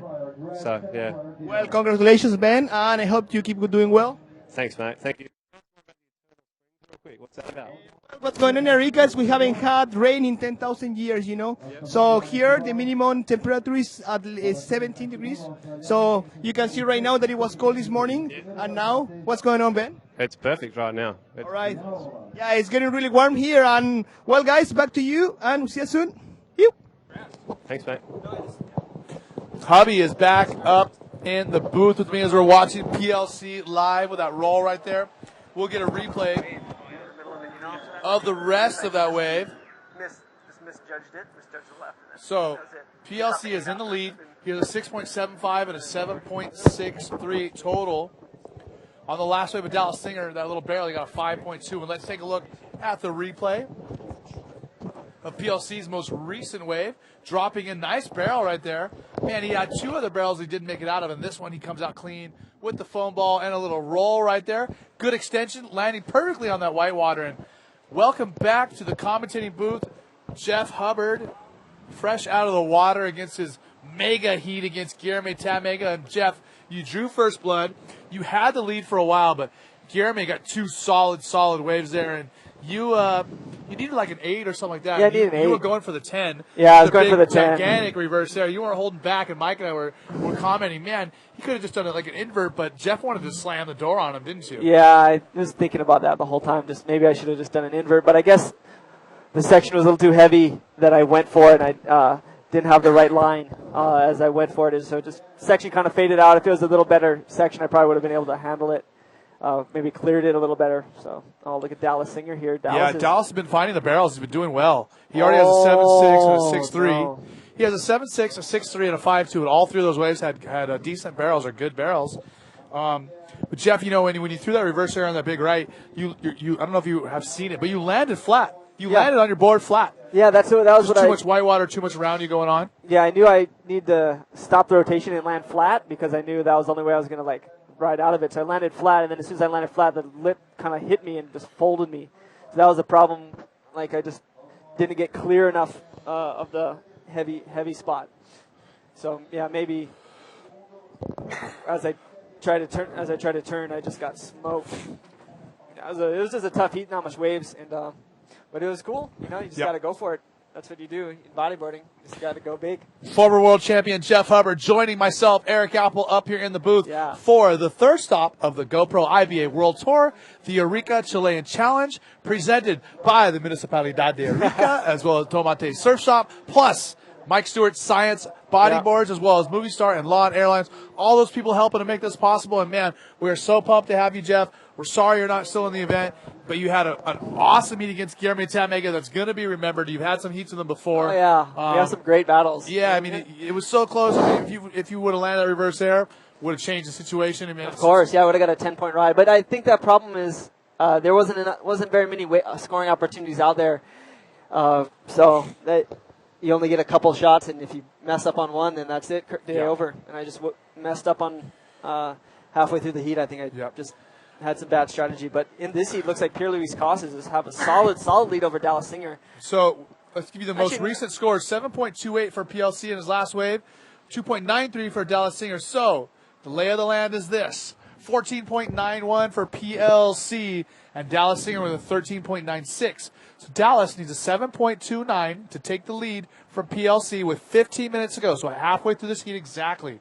And a 7.29 is certainly not out of the realm of possibility when Dallas already has a 7.6 Yeah, in this heat. so he's right in this heat. He's been surfing really good, and he loves these left-handers, and he's so dangerous. Saw him throw a huge invert this morning to make it through his round 3 heat, and so that was awesome. And look, David Hubbard coming up on the next heat. That's going to be pretty awesome. He's going to be versus Jeff Eder Luciano. Now, if this question's on my mind, I know it's on the mind of a lot of fans out there. What is going on with your brother's hair and beard? Do you ever talk to him about it? Say, look, come on. He loves it. No, it's this is just enough. like- You tell him, all right, that's enough. He's got we get it. He's got the lion's mane and the wizard beard going, and so he's looking pretty dapper there these days, and just au natural, I guess. I mean, how many times can you watch Harry Potter? Not enough. How come you don't do it? I think he looks a little better on him. I'm accustomed to the clean look, though. I'm probably gonna have to go shave today since I don't want to end up like that. But he's doing great. He's been surfing really good in these events, and so far, and he's just been quietly. We're not talking about his his surfing. We know he surfs great. We're talking about the ZZ Top beer. Yeah, it's awesome. It's his own style. I like it. It's unique to have guys with their own style these days. I like that. There's not too many guys in the sport with a unique style like that, so it's really cool and really refreshing. I mean, do you think it affects the amount of female fans that are approaching him? Oh, there's a definite high probability that could be affecting female female fan opportunities. Yeah, but hey, he's we 15 have minutes left. We have a good solid Chileno crowd showing up today, and it's sunny. The sun just popped out, Eric. yeah, and I'm not gonna lie, I was a little bit concerned that we were gonna have some riots when Ben Player beat Alan Munoz, but I know. Thankfully, the Chileans are showing some class and some respect, and they are not tearing apart the scaffolding as we speak. Yeah, that was a nice heat. Alan surfed really well, and he's been surfing really well all event. Ben just had a surf really smart and just had some great waves. Just smart. It's sometimes you don't have to do too much out here. You can let the wave do the work here at El Gringo. You take off and you get a good barrel. Were you just match you the thinking about speed. saying El Nino? You almost said El Nino. El Nino. No, it's not El Nino yet. Not the little boy. Okay, so we have a little bit of a break right now. We're going to show you a little GoPro segment with PLC, the man in the water right now. Check it out. We're going to talk about it. Here he is coming in, looking good in purple. Supposed to be red. Wow. I didn't even see the lip. Did you? He did a loop there. He just kind of did it off the side wave. So that was pretty cool. Look at this barrel on the right. Very nice. Man, the GoPro footage that we give to these guys, I say it every single time. I see GoPro footage from all different sports. I have a GoPro on my race car, and I think that stuff is pretty cool. But when I see this stuff, I'm like, man, this is the coolest stuff that GoPro must ever get. It looks amazing. And look at him setting up. The Rolos look so sick, and the loops, and look at the fans. Yeah, the fans are excited about him too. I was showing Mike on the computer. PLC's backup job is modeling shots. Not bad. He's a. Have you seen them? No, I haven't. He's like a. I'm not being funny. I'm not making fun of him.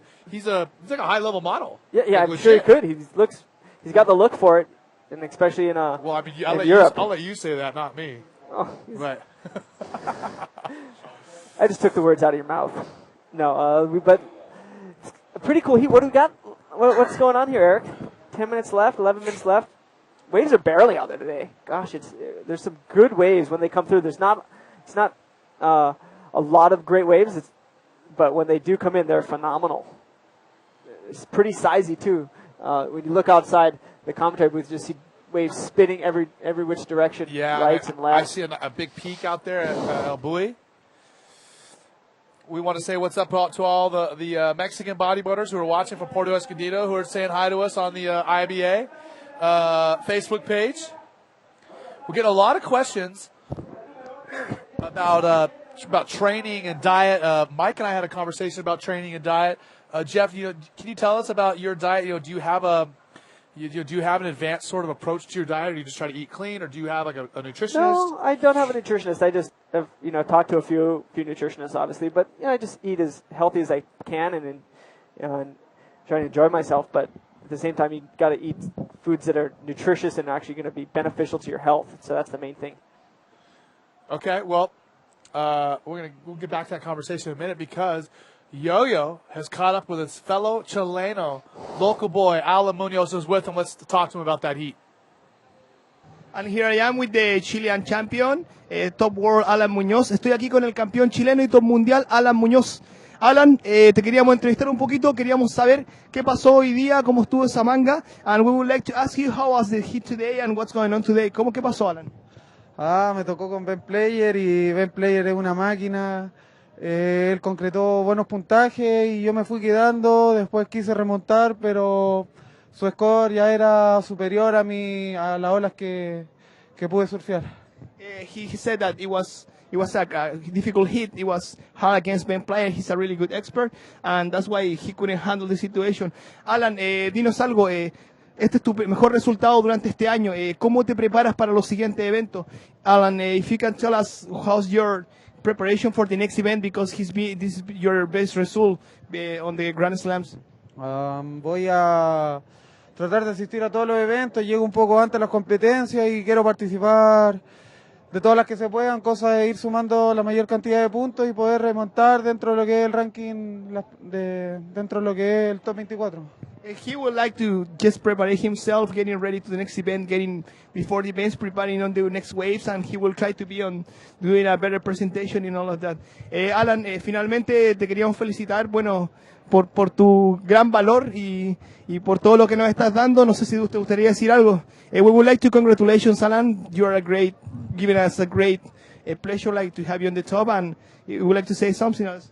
Nada, me hubiese gustado haber obtenido un mejor resultado aquí en casa y para haber dejado un poco más contenta a la gente, a toda la gente que me está apoyando. Igual, de todas maneras, muchas gracias a ellos, porque gracias a ellos igual me he sentido bastante cómodo en el agua y pucha, nada, pues agradecerle a ellos por su compañía y espero que me sigan apoyando el resto de las etapas. He would like to thanks to everyone at home, everyone that support him. He feels really comfortable under this support, and he's going to try to give it all on the next event. Thank you very much, guys, and here we're saying thanks to Alan Muñoz to be with us. Felicitaciones por la participación. Muchas gracias, Alan. Gracias a todos. Okay, thank you very much, and back to you guys. Thanks. Okay, we are back live, and still, conditions have not changed. 7.5 minutes to go, so we're over 2/3 of the way through this heat. This is the round number 4, heat number 7. One more heat to go here in this round, and then the quarters will be up next, but we might be running that tomorrow. And PLC, who is in the lead with a 14.91, leads Dallas Singer, the Australian, with a 13.96. Dallas needs a 7.29, and PLC, I know, is wearing a GoPro out there. He's been getting some insane images. We just saw a package from him earlier, and stay tuned to see his images from today, later on tonight and tomorrow. And we've been talking about diet and training for bodyboarding and for just sports in general with these guys, and I love taking in this information, and I'm sure the fans do at home.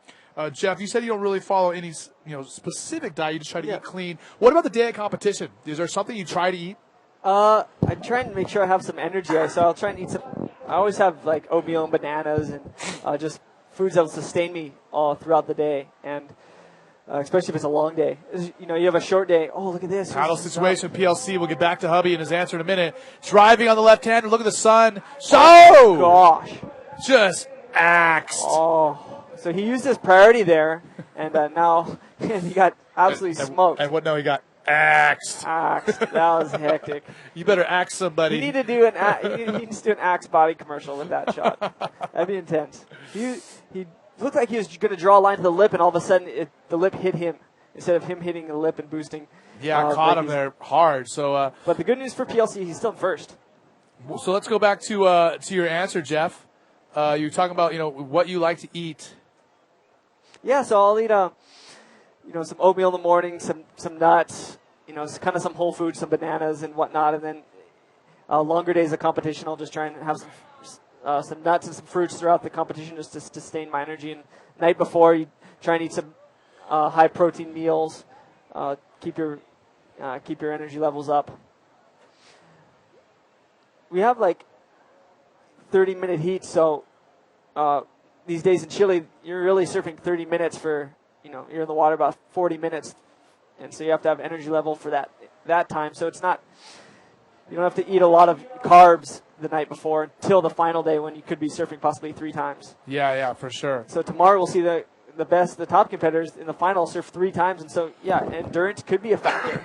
Yeah, 3 30-minute heats is no joke, and it really looks like that Pierre's trying to lose. He seems like he's trying to lose that GoPro that he's wearing. Yeah, he took the GoPro off, I thought, and threw it to someone else because I think it might have just got boggled. So Igor has it in the channel, and so he's fine. He probably got some great images though at the beginning of it already. So he's, he did the job, and he figured, yep, I got my clips. And now I'll just give it to Igor to hold on to. And 4.5 minutes left. What's the situation? Yeah, time is counting down, buddy. Time is counting down. Dallas has priority, so that's good news for Dallas. He's just waiting for 4 minutes and to see what Mother Nature is going to give him. If they give him a good wave, he's going to just he needs a 7.29 to take over the lead. He's just chilling out there, waiting for something to come to him. A big bowl. He did a huge invert earlier, which is awesome to see. He's really known for his some great airs he can do, especially the left-handers. His local wave box beach up in the Newcastle coastline is just world-renowned for the heavy left ramps it gets, and he just destroys it. And so he's no stranger to flying in the air on left-handers, and it's probably going to what he's looking for, either a big pit or a big ramp coming up in these last 3 minutes. And boy, does the time fly in the last couple minutes, Eric. It sure does. It's interesting to see. And here's a couple little sets. He's paddling out. PLC's giving a look. PLC again. Man, he's had so many of these lefts. He can take off this one late. He is. Oh, my gosh. It's going to be a runner. Going to dive out. See, the thing was just a straight closeout, but PLC, he didn't even know. He had to take off the effort to find out. That's what's so hard. Dallas Singer, Eric, up and riding. This could be his last roll of the dice for a 7-point wave. Oh, nice hit. Look at this. He's going to have to do something else. Man, he needs a 7.29, and that could be close to it. It's going to be close. It's going to be really close. It's a set wave, nice barrel, clean exit, spit out. We'll see, though. It's tough. I don't know. I don't know what the judges are going to do. It's going to be close. And something else we need to think about, the sun's just coming out, and that's when the wind comes up here, right? Yeah. The sun comes out, the wind picks up, correct? So we want to run one more heat, and we're hoping it stays glassy the next 30 minutes. But here he is, Dallas Singer. Look at the barrel. Oh. Nice and clean. Wow. Comes out nice. Sick. And he looks to the judges what? Wow.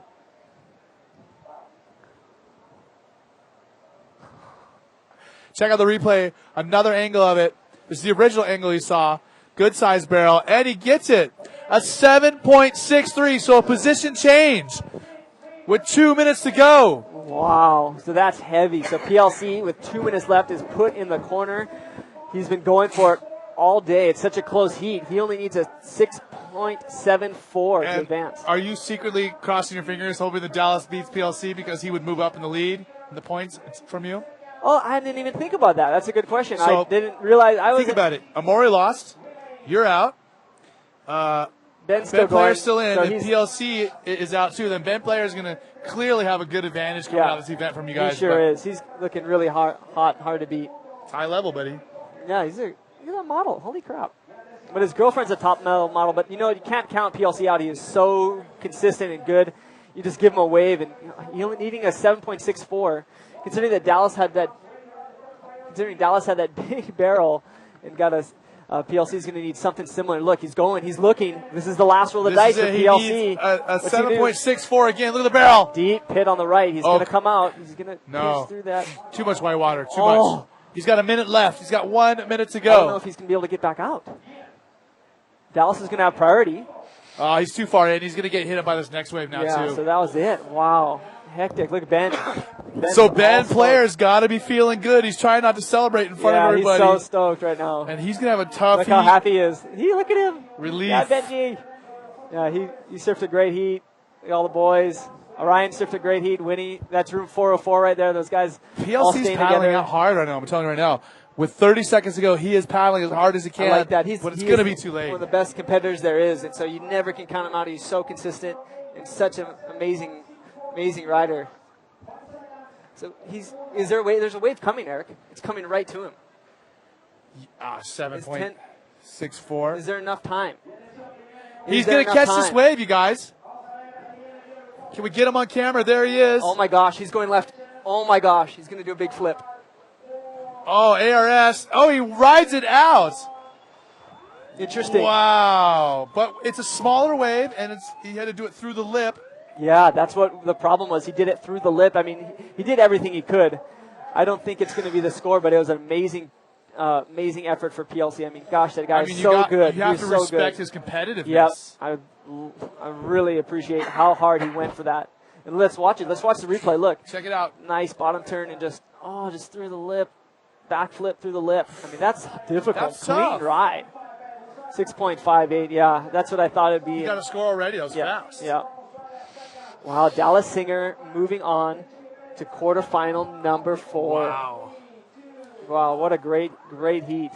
Dallas Singer, I mean, he put up some impressive numbers. You know what that strikes me the most about Dallas Singer is his wave knowledge and his ability to be in the right place at the right time. Yeah. You know, I mean, I don't want to say he's not riding great, but he's just in the barrel and always there in the perfect spot. Super relaxed. He looks super relaxed out there and just chilling, enjoying himself. And, I think this is one event that's always eluded him of how, he's such a great rider. I think he's finally getting on his game, and tomorrow's going to be an amazing day for Dallas Singer, I have a feeling. Okay, so before we get this last heat of round number 4 started, David Hubbard and Eder Luciano, let's send it out to a commercial, and we'll come back with some action. Stay tuned to the IBA.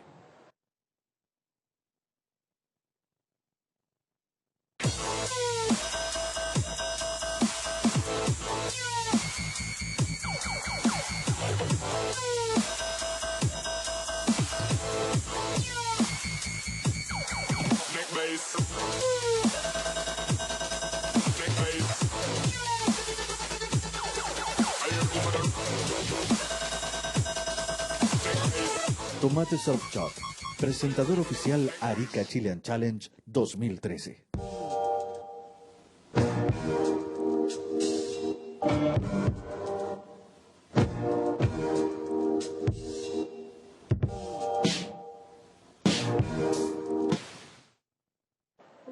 Smell my butt? I said that's badass. Oh, no, I don't want to smell my butt. So are we back on camera? Here we are. Ready to go for the final heat of round number 4. Once again, the Hawaiian, David Hubbard versus the Brazilian, Eder Luciano. Dave's wearing the red jersey, Eder in the yellow. Remember, 30-minute heat, man-on-man. Winner moves on to the 4th quarterfinal against Dallas Singer. And the loser goes home until the next event in Rio, although they might be competing in our Global Qualifying Series event just down the road a little bit. Yeah, just 1,000 miles down the road. Is that how far it is? I think it is. I think so. No, it's like 500 miles. Maybe. It's like a 9-10 hour drive. Yeah. Sounds fun. Taking the bus overnight, you're there. Jeff I guess it must be 6. Jeff likes to round numbers up. I'm rounding it up, way up. Yeah, I guess I did that earlier in my heat. Thought I needed 8. And he went for a 10. I went for the 10. Do that all the time. Well, no one's gonna fault you for going for it, Jeff, and that's certainly what you did. Trying to slam the door on GT, and looks like you swung it too hard and hit yourself. Yeah, swung too hard, swung for the fences.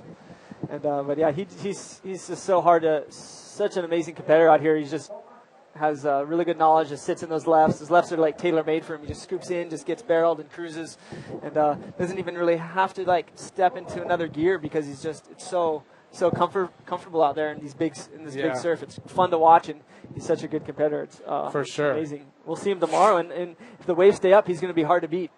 If the waves are smaller, it's going to be a battle between him and Yuri Valadeo, who is known for smaller waves, but he put on a great performance today, taking out Diego Cabrera.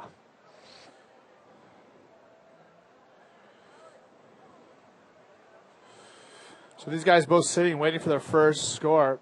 And at this point in your careers, Jeff, do you talk very much to your brother about him competing, or is he competed enough that he doesn't really have anything to ask you? Just does his thing. You always chat about it. It's fun. I mean, we like competing. We like being here, so it's always fun to talk about it and enjoy the whole concept of entering our competition in bodyboarding. It's so cool. That's why if you don't like it, you wouldn't be here. And so we like talking about it. And so he's been doing really great. This is a great event for him. He's really strong out here. Probably one of his strongest events on tour, Pipeline in Arica, I would say. And it's going to be really cool to see him what he can do against Eder, because Eder's going to be really focused on these right-handers, I have a feeling. And Dave's kind of the opposite, maybe focus on the left-handers. Now, your brother also made the trip down here, what was it, 2 months ago to, was it Peru or Chile? Yeah, he did, and won the drop knee event in Peru a couple months ago. And Dave has made the final out here. Dave is a finalist out at, I thought, or maybe he got, I can't remember. I thought he made the final against Mike Stewart. Huh. Yeah, he made the final against Mike Stewart one year. So Dave got second place and almost won that event. So that we know he's can make the final again because he's so talented. For sure, and we're just still waiting for a first wave to talk about. Yeah, these guys have to be patient. I mean, that's one of the things out here. A lot of the closeouts, you can sit way inside, but then you get caught inside by the giant sets that creep up on you. But that looks like a nice left, but it's really hard to Oh, read. look at the set out, El Buoy, look at that. Oh my gosh, El That's Buoy's a monster just set right there. There's gonna be some waves coming in. We'll see what happens. Guys doing toe ends, you can see out there. I don't know how far we can zoom in, but if we could get a shot of that, we should try to zoom in and see how we can get a perspective on how big that wave is. Yeah, the guys, Dave and Ed are out there. There looks like a set coming. Who's going? They're paddling for it. Yeah, we have a rider. It looks like peak. In yellow. Taking a look at it. Look at El Buoy. We'll try to go back and forth. I know we have a competition going in, but it's nice to see what's going on around us. Yeah, the spectators get a good view of what it's like around Arica at the moment. And yeah, and I think it's so important, for us to come to these different locations around the world on the GoPro IB8 World Tour, and get a chance to enjoy the local customs and culture and meet the people and just see what it's like. I mean, I got to go to you saw my Instagram yesterday. That's cool. I got to go see the mummies and stuff yesterday. That's awesome. They're 10,000-year-old mummies. They're twice as old as the ones in Egypt, which is cool. Amazing. Yeah, did you see all the drawings on the hills that date back to I don't even know how far. It's amazing. This is here in Chile and Peru. It's some of the oldest civilizations in the world. Yeah, and it's we might have a ride. Looks like we do. Eder's paddling. He's up and going. Eder Luciano on the right hand. There he is. Big Going right-hander. right, driving there. Bowl section, trying to get covered up. He does. Can he get back around that white water? He will. Will he find another section? Is this going to line up for him, Jeff? He got lipped in the head, and now he's going to try to do something else. He's stalling hard, trying to get a roll. He's on the end, probably do a rollo. ARS. He's very good at those ARSs. That was way at the end and on the choppy side, so the judges won't even really factor that in. It'll probably be a 3-point ride or so because he was so far over. By the end of he missed the initial large section to hit. Can we see back out there? Okay, let's take a look at the replay. Yeah, replay. Look at this peak. He drops in a giant one. Edders tries to scoop in, which is awesome, but just gets a little hung up there. It pinched on his head, and he's waiting. And big sets coming in, and just so you guys know, just to the south of us is a spot called El Buoy. We were showing it to you a minute ago. If we can see it again, but that's our indicator. We look out at El Buoy, which we can see right now. There's a wave out there right now, and that's how we know if there's a set coming in here to El Gringo. Wow! So Eder got a 5 for that wave. ARS on the inside, and so that was a pretty big score for such a small wave. Yeah. Considering you didn't do anything out the outside or the hectic part. But I guess, to get a 5, no, they haven't seen much ARSs, I guess, on the inside today, so they're rewarding that. Dave Hubbard, waiting out the back patiently. Let's see if this with 21 minutes remaining, that was the first wave ridden in 9 minutes. It's intense. So these heats have been really slow. You don't get, like I was saying earlier, you don't get many opportunities, so you have to make them count. Eder's going to have a long paddle back out. So Dave's going to enjoy the lineup by himself for a little while, and hopefully he's going to hope to be able to capitalize. And I'm sure you guys know who I'm rooting for here, and I'm sure it's very, very apparent in my commentary. So let's take it from our biased commentator cheering from his brother. Yeah. To Dallas Singer, who's down on the beach with Yo-Yo. He's going to have a talk with him. Take it away, Yo-Yo. Here we are with Dallas Singer, just winning the last heat. Dallas, tell us about it.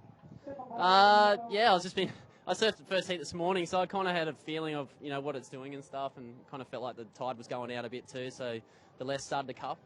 So I don't know. I just thought I'd sit on the peak, and if there's a right, it's a right, and if there's a left, I'll go too. And yeah, towards the end, I just had to play a waiting game. If a good left came, it did. So yeah, it ended up coming through. It was very tight, the heat against Pierre. How do you handle it? It's just mellow. I mean, we're all mates on tour now, and I know Pierre quite well. He actually beat me in the same round last year, so I feel like I owed him one today. But yeah, it's good. You know, I actually like competing against Pierre. He's tough, and you know, when you beat him, you're stoked. So yeah, it's good. Ready for tomorrow? It's gonna be a bit smaller. Gonna be more shaped the wave. Yeah.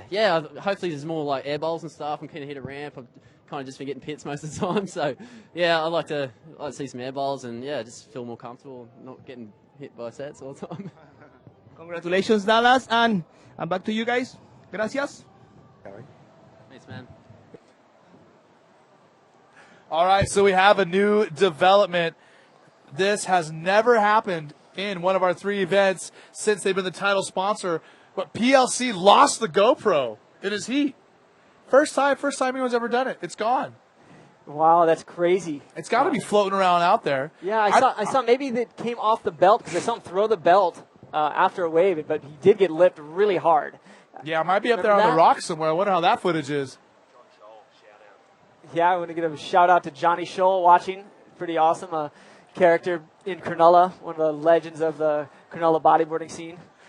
Good on you, Johnny. Say hi to Leone and the family, Dougie and the boys. You guys are always some TCs. Love hanging with you. Hope all is well. Aloha. Aloha. Aloha. So, yeah, these guys are it's a quiet heat, 19 minutes, one wave ridden. And yeah, unbelievable.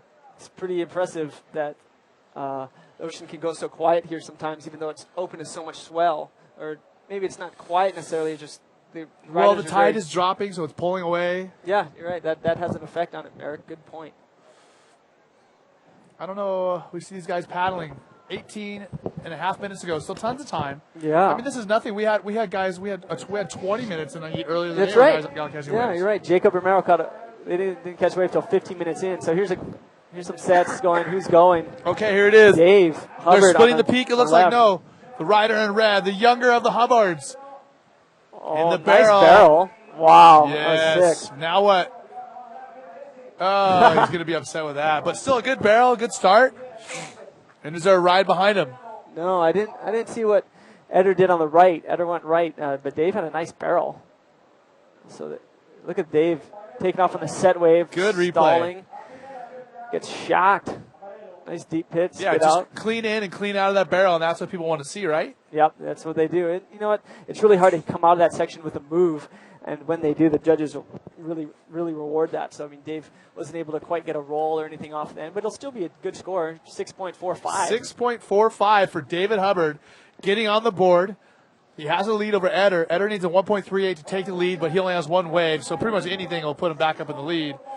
So, Eder will have wave priority over David Hubbard, who's in the lead. And, man, I mean, obviously your brother was frustrated out there without having a section to do anything else on. Or he looked like he's having fun, though. That's the thing with Dave. You just never know. He's probably just playing around. He's just stoked he got a pit and just like, yeah, I know I'm doing good. We'll see what Eder's score is for the right.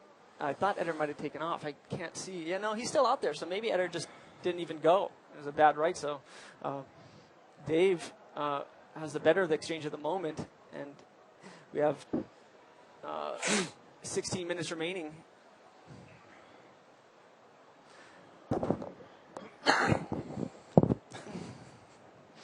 Dave's wave was a nice set. I think the judges really appreciated that. He took off on a big set. Yeah. He was waiting for it. Nice bottom turn. Look at those rocks. They're not inviting whatsoever. Are they? Here we go. Eder Luciano on a mid-sized right-hander. He loves these rights. He's looking for the roll. Nice clean roll there. Yeah. He did, doing the most with his wave. They possibly can in this section. Oh, my God. Ay, he says. That was a big section on the inside. That's going to be a huge score. And that's going to be a 7-point ride, something like that, correct? Yeah, I would agree with you. It's going to be in the 7, so that's going to vault Eder right into the lead, and Dave's going to need a decent score to get backed up. You know, he took off, did a roll, and then this inside section really set up well for Eder there. We'll see it on the replay. Look, he comes up and does a nice setup roll, and then the wave just jacks. Look, it's bigger now than it was earlier on the wave, and he does a flying roll. So that was a great call by Eder to catch that wave. Yeah, 100%. And we're still on the IBA Facebook page, so make sure you message us. You have something to ask Jeff or say to Jeff, or just want to tell him how awesome he is. He's here in the booth next to me, looking at the computer screen as we speak. Yeah. And we got some scores coming through. Eder Luciano, so I was close. I said a 7. He got a 6.88. Yeah. So he's in the lead over the younger of the Hubbard brothers. Yeah, so that was it. It's a good score for Eder. Your brother needs only a 5.52 to get it back into the lead, which is not an issue whatsoever. Just a matter of getting that wave. And we are 15 seconds away from the halfway point here in the final heat of round number 4. So yeah, that's it's going to be I guess since they were just Rolos, they noticed that it was a real safe wave for Eder. Even though he got pretty high on that second roll, they realized it was a safe maneuver. They want to see guys really going for it today, and. In these heats, you have to go for it. You have to, you're up against quality competitors. You have to just go crazy. So under 15 minutes ago, again, 11.96 for Eder Luciano, 6.45 for David Hubbard, who is yet to catch a second wave. Again, my name is Eric Apple. I'm joined by former world champion Jeff Hubbard, the man with his own holiday on Kauai. And we are here in beautiful Arica, Chile, for the third stop of the GoPro IBA World Tour, the Arica Chilean Challenge, presented by what? The Municipalidad de Arica, as well as Tomate Surf Shop, plus Science Bodyboards, Movie Star, and Lawn Airlines. Yeah, there you go. Arica really coming through there for us, and it was just a great job by the Municipalidad of Arica. Municipalidad, it's kind of hard. It is hard for my gringo accent to produce some awesome Espanol. That's where... not easy, huh? No, it's not easy at all. But my brother is actually very well versed in his Spanish. He's really check it out. Spanish speaker. That's what we've been asking about. El Bui way out there. You see the guys towing around on the ski out there. Some big giant waves come in out there, and guys like to paddle and tow that wave, and it's really a great big wave spot here in Chile, really well known. You can see there's a bodyboarder going on that one. That's really cool. Yeah, on the end of that little right. Man, you see the sets coming in behind it? So there's really nothing going on out front of where we are right now, but this is our indicator. We look down the beach to El Bui to check it out. And El Bui it runs really far. I mean, it barrels, but it's a huge playing field of a wave. And so when it's big out there, you have to really know exactly where to sit, and that's why they're towing in out there, because it's really easy to get in the zone. But coming back to our heat at the moment, Eder Luciano sitting in first place with 13 minutes left, Eric. Dave has priority, though. That's good. Dave has first priority, so the next good wave that comes in. He only has one wave. He's going to get a chance. He's going to get a crack at whatever wave he wants coming through the lineup. So the next good wave that comes in, Dave will have first choice. And Eder will have second choice. There's back to El Bui. I'd like to go out there and get a couple toes.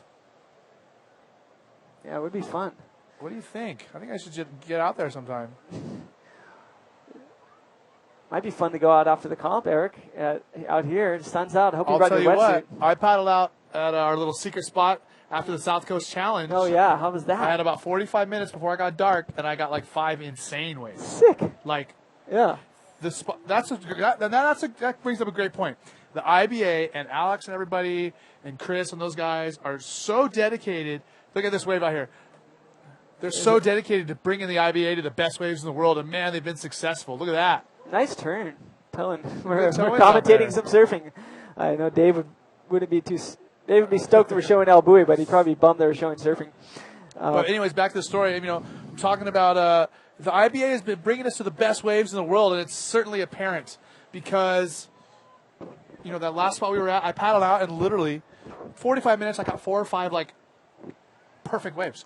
And the wave that we were at, which we really don't want to name, it's a couple hours south of Sydney, it was so good. It's one of those waves that you can't not get barreled. You're going to get barreled. You don't have a choice. Yeah. You just take off, and you're going to get a good barrel. And it's so clean. It's just amazing. So, the time is ticking down here. 3 waves have only been ridden in the last 19 minutes here. And it's one of those famous lulls is, I guess, as Eric pointed out, the tide is dropping. So it's not making it easy for these waves to come in to the reef. And tomorrow we're going to see the final day, the quarterfinals, semifinals, and finals all finish up here in Arica. So tune in tomorrow for some amazing action here. We're going to see some heavy heat. Dave Winchester and Jacob Romero are going to be in quarterfinal number 1. All Brazilian battle of Yuri and GT in heat number 2. All Australian battle. Room 404 is battling in quarterfinal number 3. And quarterfinal number 4 is going to be Dallas Singer and the winner of this heat. And, so, once again, let's take a lay of the land. Just over 10 minutes ago, your brother has 1 wave. So, he has a 6.45 total. But it's, like, again, from 1 wave. So if he catches pretty much anything, his score is going to improve. 11.96 for Eder, the man for Brazil. And the winner of this heat is going to be taking on Dallas Singer in the 4th final. Like you said, remember, our quarterfinals look like this. Winnie versus Romero. Uri Valadao versus Tamega in the all-Brazilian heat. The all-Australian heat, Ryan Hardy and Ben Player. And the final one will be Dallas Singer against the winner here, either David Hubbard or Eder Luciano. Yeah, so we saw those waves coming to El Bui, but we didn't see any of the riders catch any waves here at El Gringo. I'm not sure if the set passed it up or it's still coming. We'll see if any of the riders can get a wave on the board. Yeah, I mean, look right now. Minutes. Big size set out there again. So that's good news for our competitors. Sets coming in to El Gringo. You can see them on the outside. The boys are Dave and Eder are sitting pretty far out. That's why they're not catching the little insiders. So El Bui's spinning. Yeah, no. Nice. Tell me, hubby. In your experience, can it stay glassy out here all afternoon? Has it ever happened? Oh, it does. They said pretty much. I'm pretty much. Here comes a set, so it is. Look at that. Is a good indicator. Now there's a set coming towards us. Who's going? Looks like Eder's going to go. Eder's paddling for a second scoring wave. He doesn't get it. Into it. No. So the water looking more blue now that the sun's out. Picturesque. Beautiful chilly. But as I was saying, everyone said you don't really need a forecast to come to El Gringo because it's always good. There's always waves. It's always good in the morning. It always gets windy in the afternoon. Does it ever stay glassy all day? I surfed till about 4 one day, and it was pretty glassy. I mean, it doesn't. It stays relatively glassy. I've never seen it offshore in the afternoon. Let's just put it that way. It's not like Mexico where it turns offshore, but it does stay relatively clean some days as the wind just turns off and on. It'll go offshore and then offshore all day. The wind still looks to be a little bit offshore today. Yeah, the wind is really glassy, and the wave is so heavy, and the water's so cold that a light onshore doesn't affect it at all. There's no chops in the wave. So there's some. These guys, there's some action. Yep. We'll see what happens. These are the same waves that we saw, so the indicator does work. Yep. We'll see if the boys are going to catch any of these. Dave only has 1 wave. He needs to catch another wave if he wants to win this heat. And here he goes. Dave Hubbard on a big wave. Gosh, that's a big right. Oh my gosh, that was heavy. Oh my goodness. He just got smoked. Oh wow. He was trying. He gave it a really good push, but he just didn't make it. So okay, let's see where he pops up. Lucky doesn't seem like too many sets. Wow, your brother got pushed in quite a ways. Yeah, he got pushed in pretty far. And he took off and pulled in. So now he's going to have to paddle back out with only 7 minutes remaining. He's going to need a score. Now he's not going to have priority. And so he's going to really have to just go for something. Oh, that was And he set up so good in that barrel, Jeff. The wave just seemed to race a little bit. It did. It raced a lot.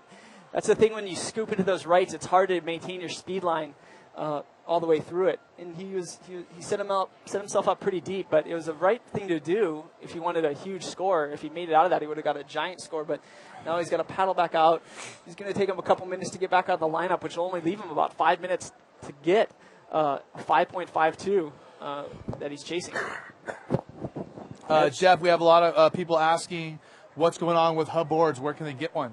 The hub boards will be coming out in a couple weeks. They'll be the shipment will be landing in California, and they'll be on sale at all the finer surf shops very soon, as well as Hawaii, California, all over the U.S. There should be boards for sale the next couple weeks. Good update. As we see, we have just over 6 minutes. 6 minutes and 10 seconds to go here in the final heat of round number 4. And look at this set coming in. Rider in yellow. Taking a look, but didn't go. And that's a bomb. Your brother just making it under the lip over there on the left as well. So that was good. Heavy wave. Eder maintaining his priority. Dave's almost back out there. Dave needs a 5-point ride. And here Dave goes. This is going to be interesting to see Dave going on mid-sized wave and see if he can get a 5 here. Big airdrop. Not sure what's going to happen. What's he going to do? It's got to be frustrating for him. Now, your brother has a 3.13 on his wave earlier pulling that barrel. So he still needs a 5.52.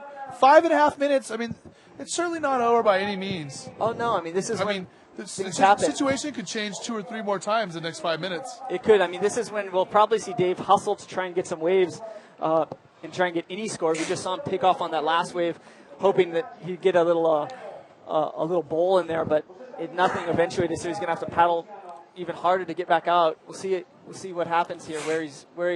How long it takes him to get back to the peak air. Yeah. And it's hard to say. Look at the Brazilians are just cheering it up. They're having a great time here. The boys have been doing really good. Guilherme really just leading that charge, and but like we said, he's competing against Uri Valadao, who beat him in the round number 3 heat. Yeah, it's true. Yeah, Yuri's beaten him here before, so it'll be a good heat tomorrow. Yuri has beat him in one of the rounds earlier years past. So Yuri is no slouch in these waves. Yuri, a world champion from Brazil as well. He will come out hitting tomorrow. Swinging. Hitting, swinging, I guess. Swinging sounds better. We don't know if he'll hit. So Dave's got to paddle. Dave's almost back out to the peak. It looks like some sets are coming. We'll see what happens here. 4 minutes left, whether Eder's going to go and get another wave or what Dave's going to do. So, another peak. Yeah, the left, nothing on the left, nothing on the right. So they're paddling back out. We'll see if there's any more waves for these guys to catch in the next 4 minutes. I love our local commentator. He does such a good job, and everyone loves him here. I love the ay-ay-ay's. Yeah. He is funny, man. He has some great comments, Yo-Yo. He's so entertaining and keeps the crowd just really happy. And he speaks a number of different languages, which is pretty cool. Well, as a lot of people do in the rest of the world. I think Americans are pretty much the only ones who only speak one language. Yep. And I want to give a shout-out to Jeremy at Huntington Beach, who's watching our event. He's an aspiring bodyboarder. Says he's never had the guts to do it, but he wants to go out in the water and boogie board. Epic. Yeah, Jeremy. Go for it, brother. You can do it. Go. You can do it. You can do it. Man, I cannot believe we've only had 5 ridden waves in this heat with 3 minutes to go. Yeah. This is where your brother's got to start to be getting irritated and nervous. And he needs a 5.52, which is so easy for him. Yeah. I mean, in these conditions, if you just, there's so much scoring opportunity, but the same thing, you have to catch the wave. I mean, a lot of these things are closing out, and we saw that the waves they're really tricky out here, so they're either going to offer you a great section or offer you just almost nothing. We have 2 minutes and 45 seconds to go. And look wave, at that. Yeah, a tiny little wave at buoy. It seems like it'll send a little wave to these boys. Dave's relaxing. He's trying to refocus with 2 minutes left. He knows he has almost just one more shot at this. And he doesn't know whether he's going to have to catch a left or right. We'll see what he can do. This is what champions are made of, and we'll see if he can pull it off. And Eder's going to try and hold on to this lead with priority. He's going to hold on to priority.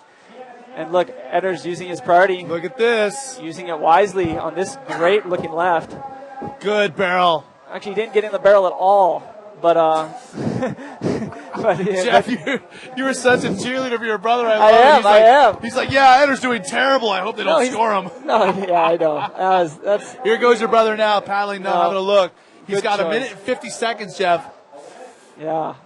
There is a wave behind it. So that was really smart of Eder, though, to block Dave. I mean, that was a brilliant tactical move by Eder. He's such a great competitor, and he did the right thing there by not letting Dave Hubbard go on that last wave. So Eder's going to continue to keep his lead, and he's not going to improve on his waves, but he's going to. He dropped in. He dropped in, and look now from this angle, he's not very deep in the barrel. Correct. Yeah, we'll see. A decent wave nonetheless. But like you said, he blocked Dave. I think you would just keep a Dave off the wave. Yeah, that was a 5-point wave for Dave Hubbard. Definitely. 1 minute, 13 seconds to go. Time is counting down. There's a couple waves on the back. We'll see what Dave's going to do here. I'm not sure what's going to happen here. He's in a bad position, though. Yeah, it's not a good position. He knows it. There's a wave behind it, though. There is a wave behind it. Look at the bump. There's a big wave behind it. I don't know if he's going to be caught inside or what's going to happen. Dave needs to paddle hard to catch one of these waves. Wow, huge wave. Where's Dave? Yeah, he's got to duck dive it. Taking it on the head. with 45 seconds to go. Yeah, that was a heavy wave. So we'll see if there's a wave behind it. I'm not sure. Yeah, it doesn't look like there's much. Another Brazilian possibly moving on to the quarterfinals. There's a wave behind it, though, I think. 30 seconds There is left. a wave behind it. Wow. Big wave coming. What's going to happen? This is a time to get tense and get nervous. Oh, man. Jeff Hubbard is nervous for his brother in the so water. Of course, nervous. he wants to see him make it through. A big closeout. Where's he going to go? He's got to duck dive it again. Oh, look how big that one is. That was a huge set. Poor Huge Dave. wave. Eder Luciano dodging a bullet there. Wow. Can he catch this one? He's on it. No. I think it'll count. He went.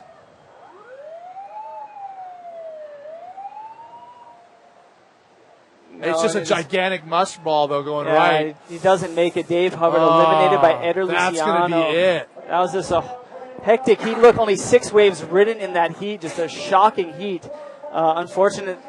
So, man, your brother catching a wave at literally the last second, but he caught a wave that was too big, and it had no lip, just a big shoulder and white water, and just a crushing. I mean, it's unbelievable to think that your brother only had a 9.5.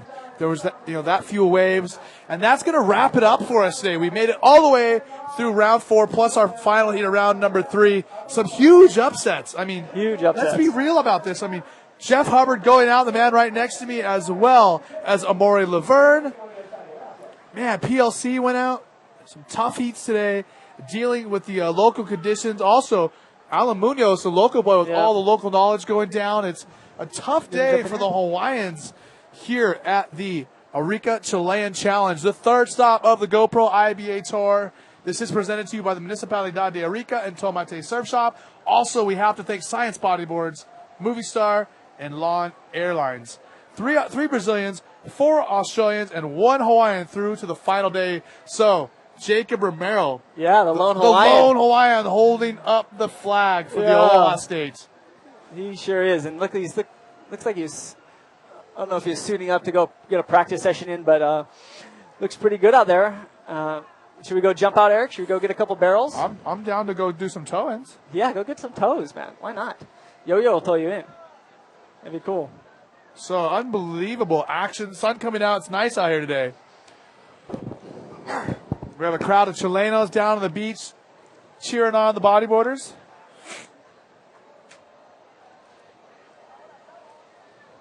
And here we have a graphic coming up right now. Take a look at the graphic. Here is the men's road to the final. So you can see the first quarterfinal. Winnie versus Jacob Romero, the lone Hawaiian. All Brazilian heat. One's from BRA, another one's from BRZ. Uri Valadao and Guilherme Tamega. Ryan Hardy versus his countryman Ben Player. And Dallas Singer represent Oz versus another Brazilian, Eder Luciano. Into the semifinals and finals will be the winners of those heats. And I'll tell you what, we've had an amazing day. The action has been good. Unfortunately, we have some upsets with some not, the waves are big, but the conditions have just been challenging. Yeah. And, man, Jeff, I'm sorry to see you go down. You are a former world champion, and I know we're going to see you going big in the next couple events down here in South America. That'll be fun. Hopefully you'll be doing less commentating with me and more winning in the water. I'd like to see that too. So again, that's Jeff Hubbard. My name is Eric Apple. This is the third stop of the GoPro IBA World Tour, the Arica Chilean Challenge. We're stoked to see you. Make sure you stay tuned. IBAWorldTour.com, as well as Instagram, Twitter, and Facebook. We'll give you all the updates. We'll give you an update. We'll be back in the morning to let you know if we're going to run our final dates tomorrow or possibly Sunday. Also, look for our highlights and our GoPro highlights on the YouTube page and our website later on this evening. Until then, we are out. We are going to enjoy Chile, and we'll see you soon. Hasta mañana. You're so pumped under.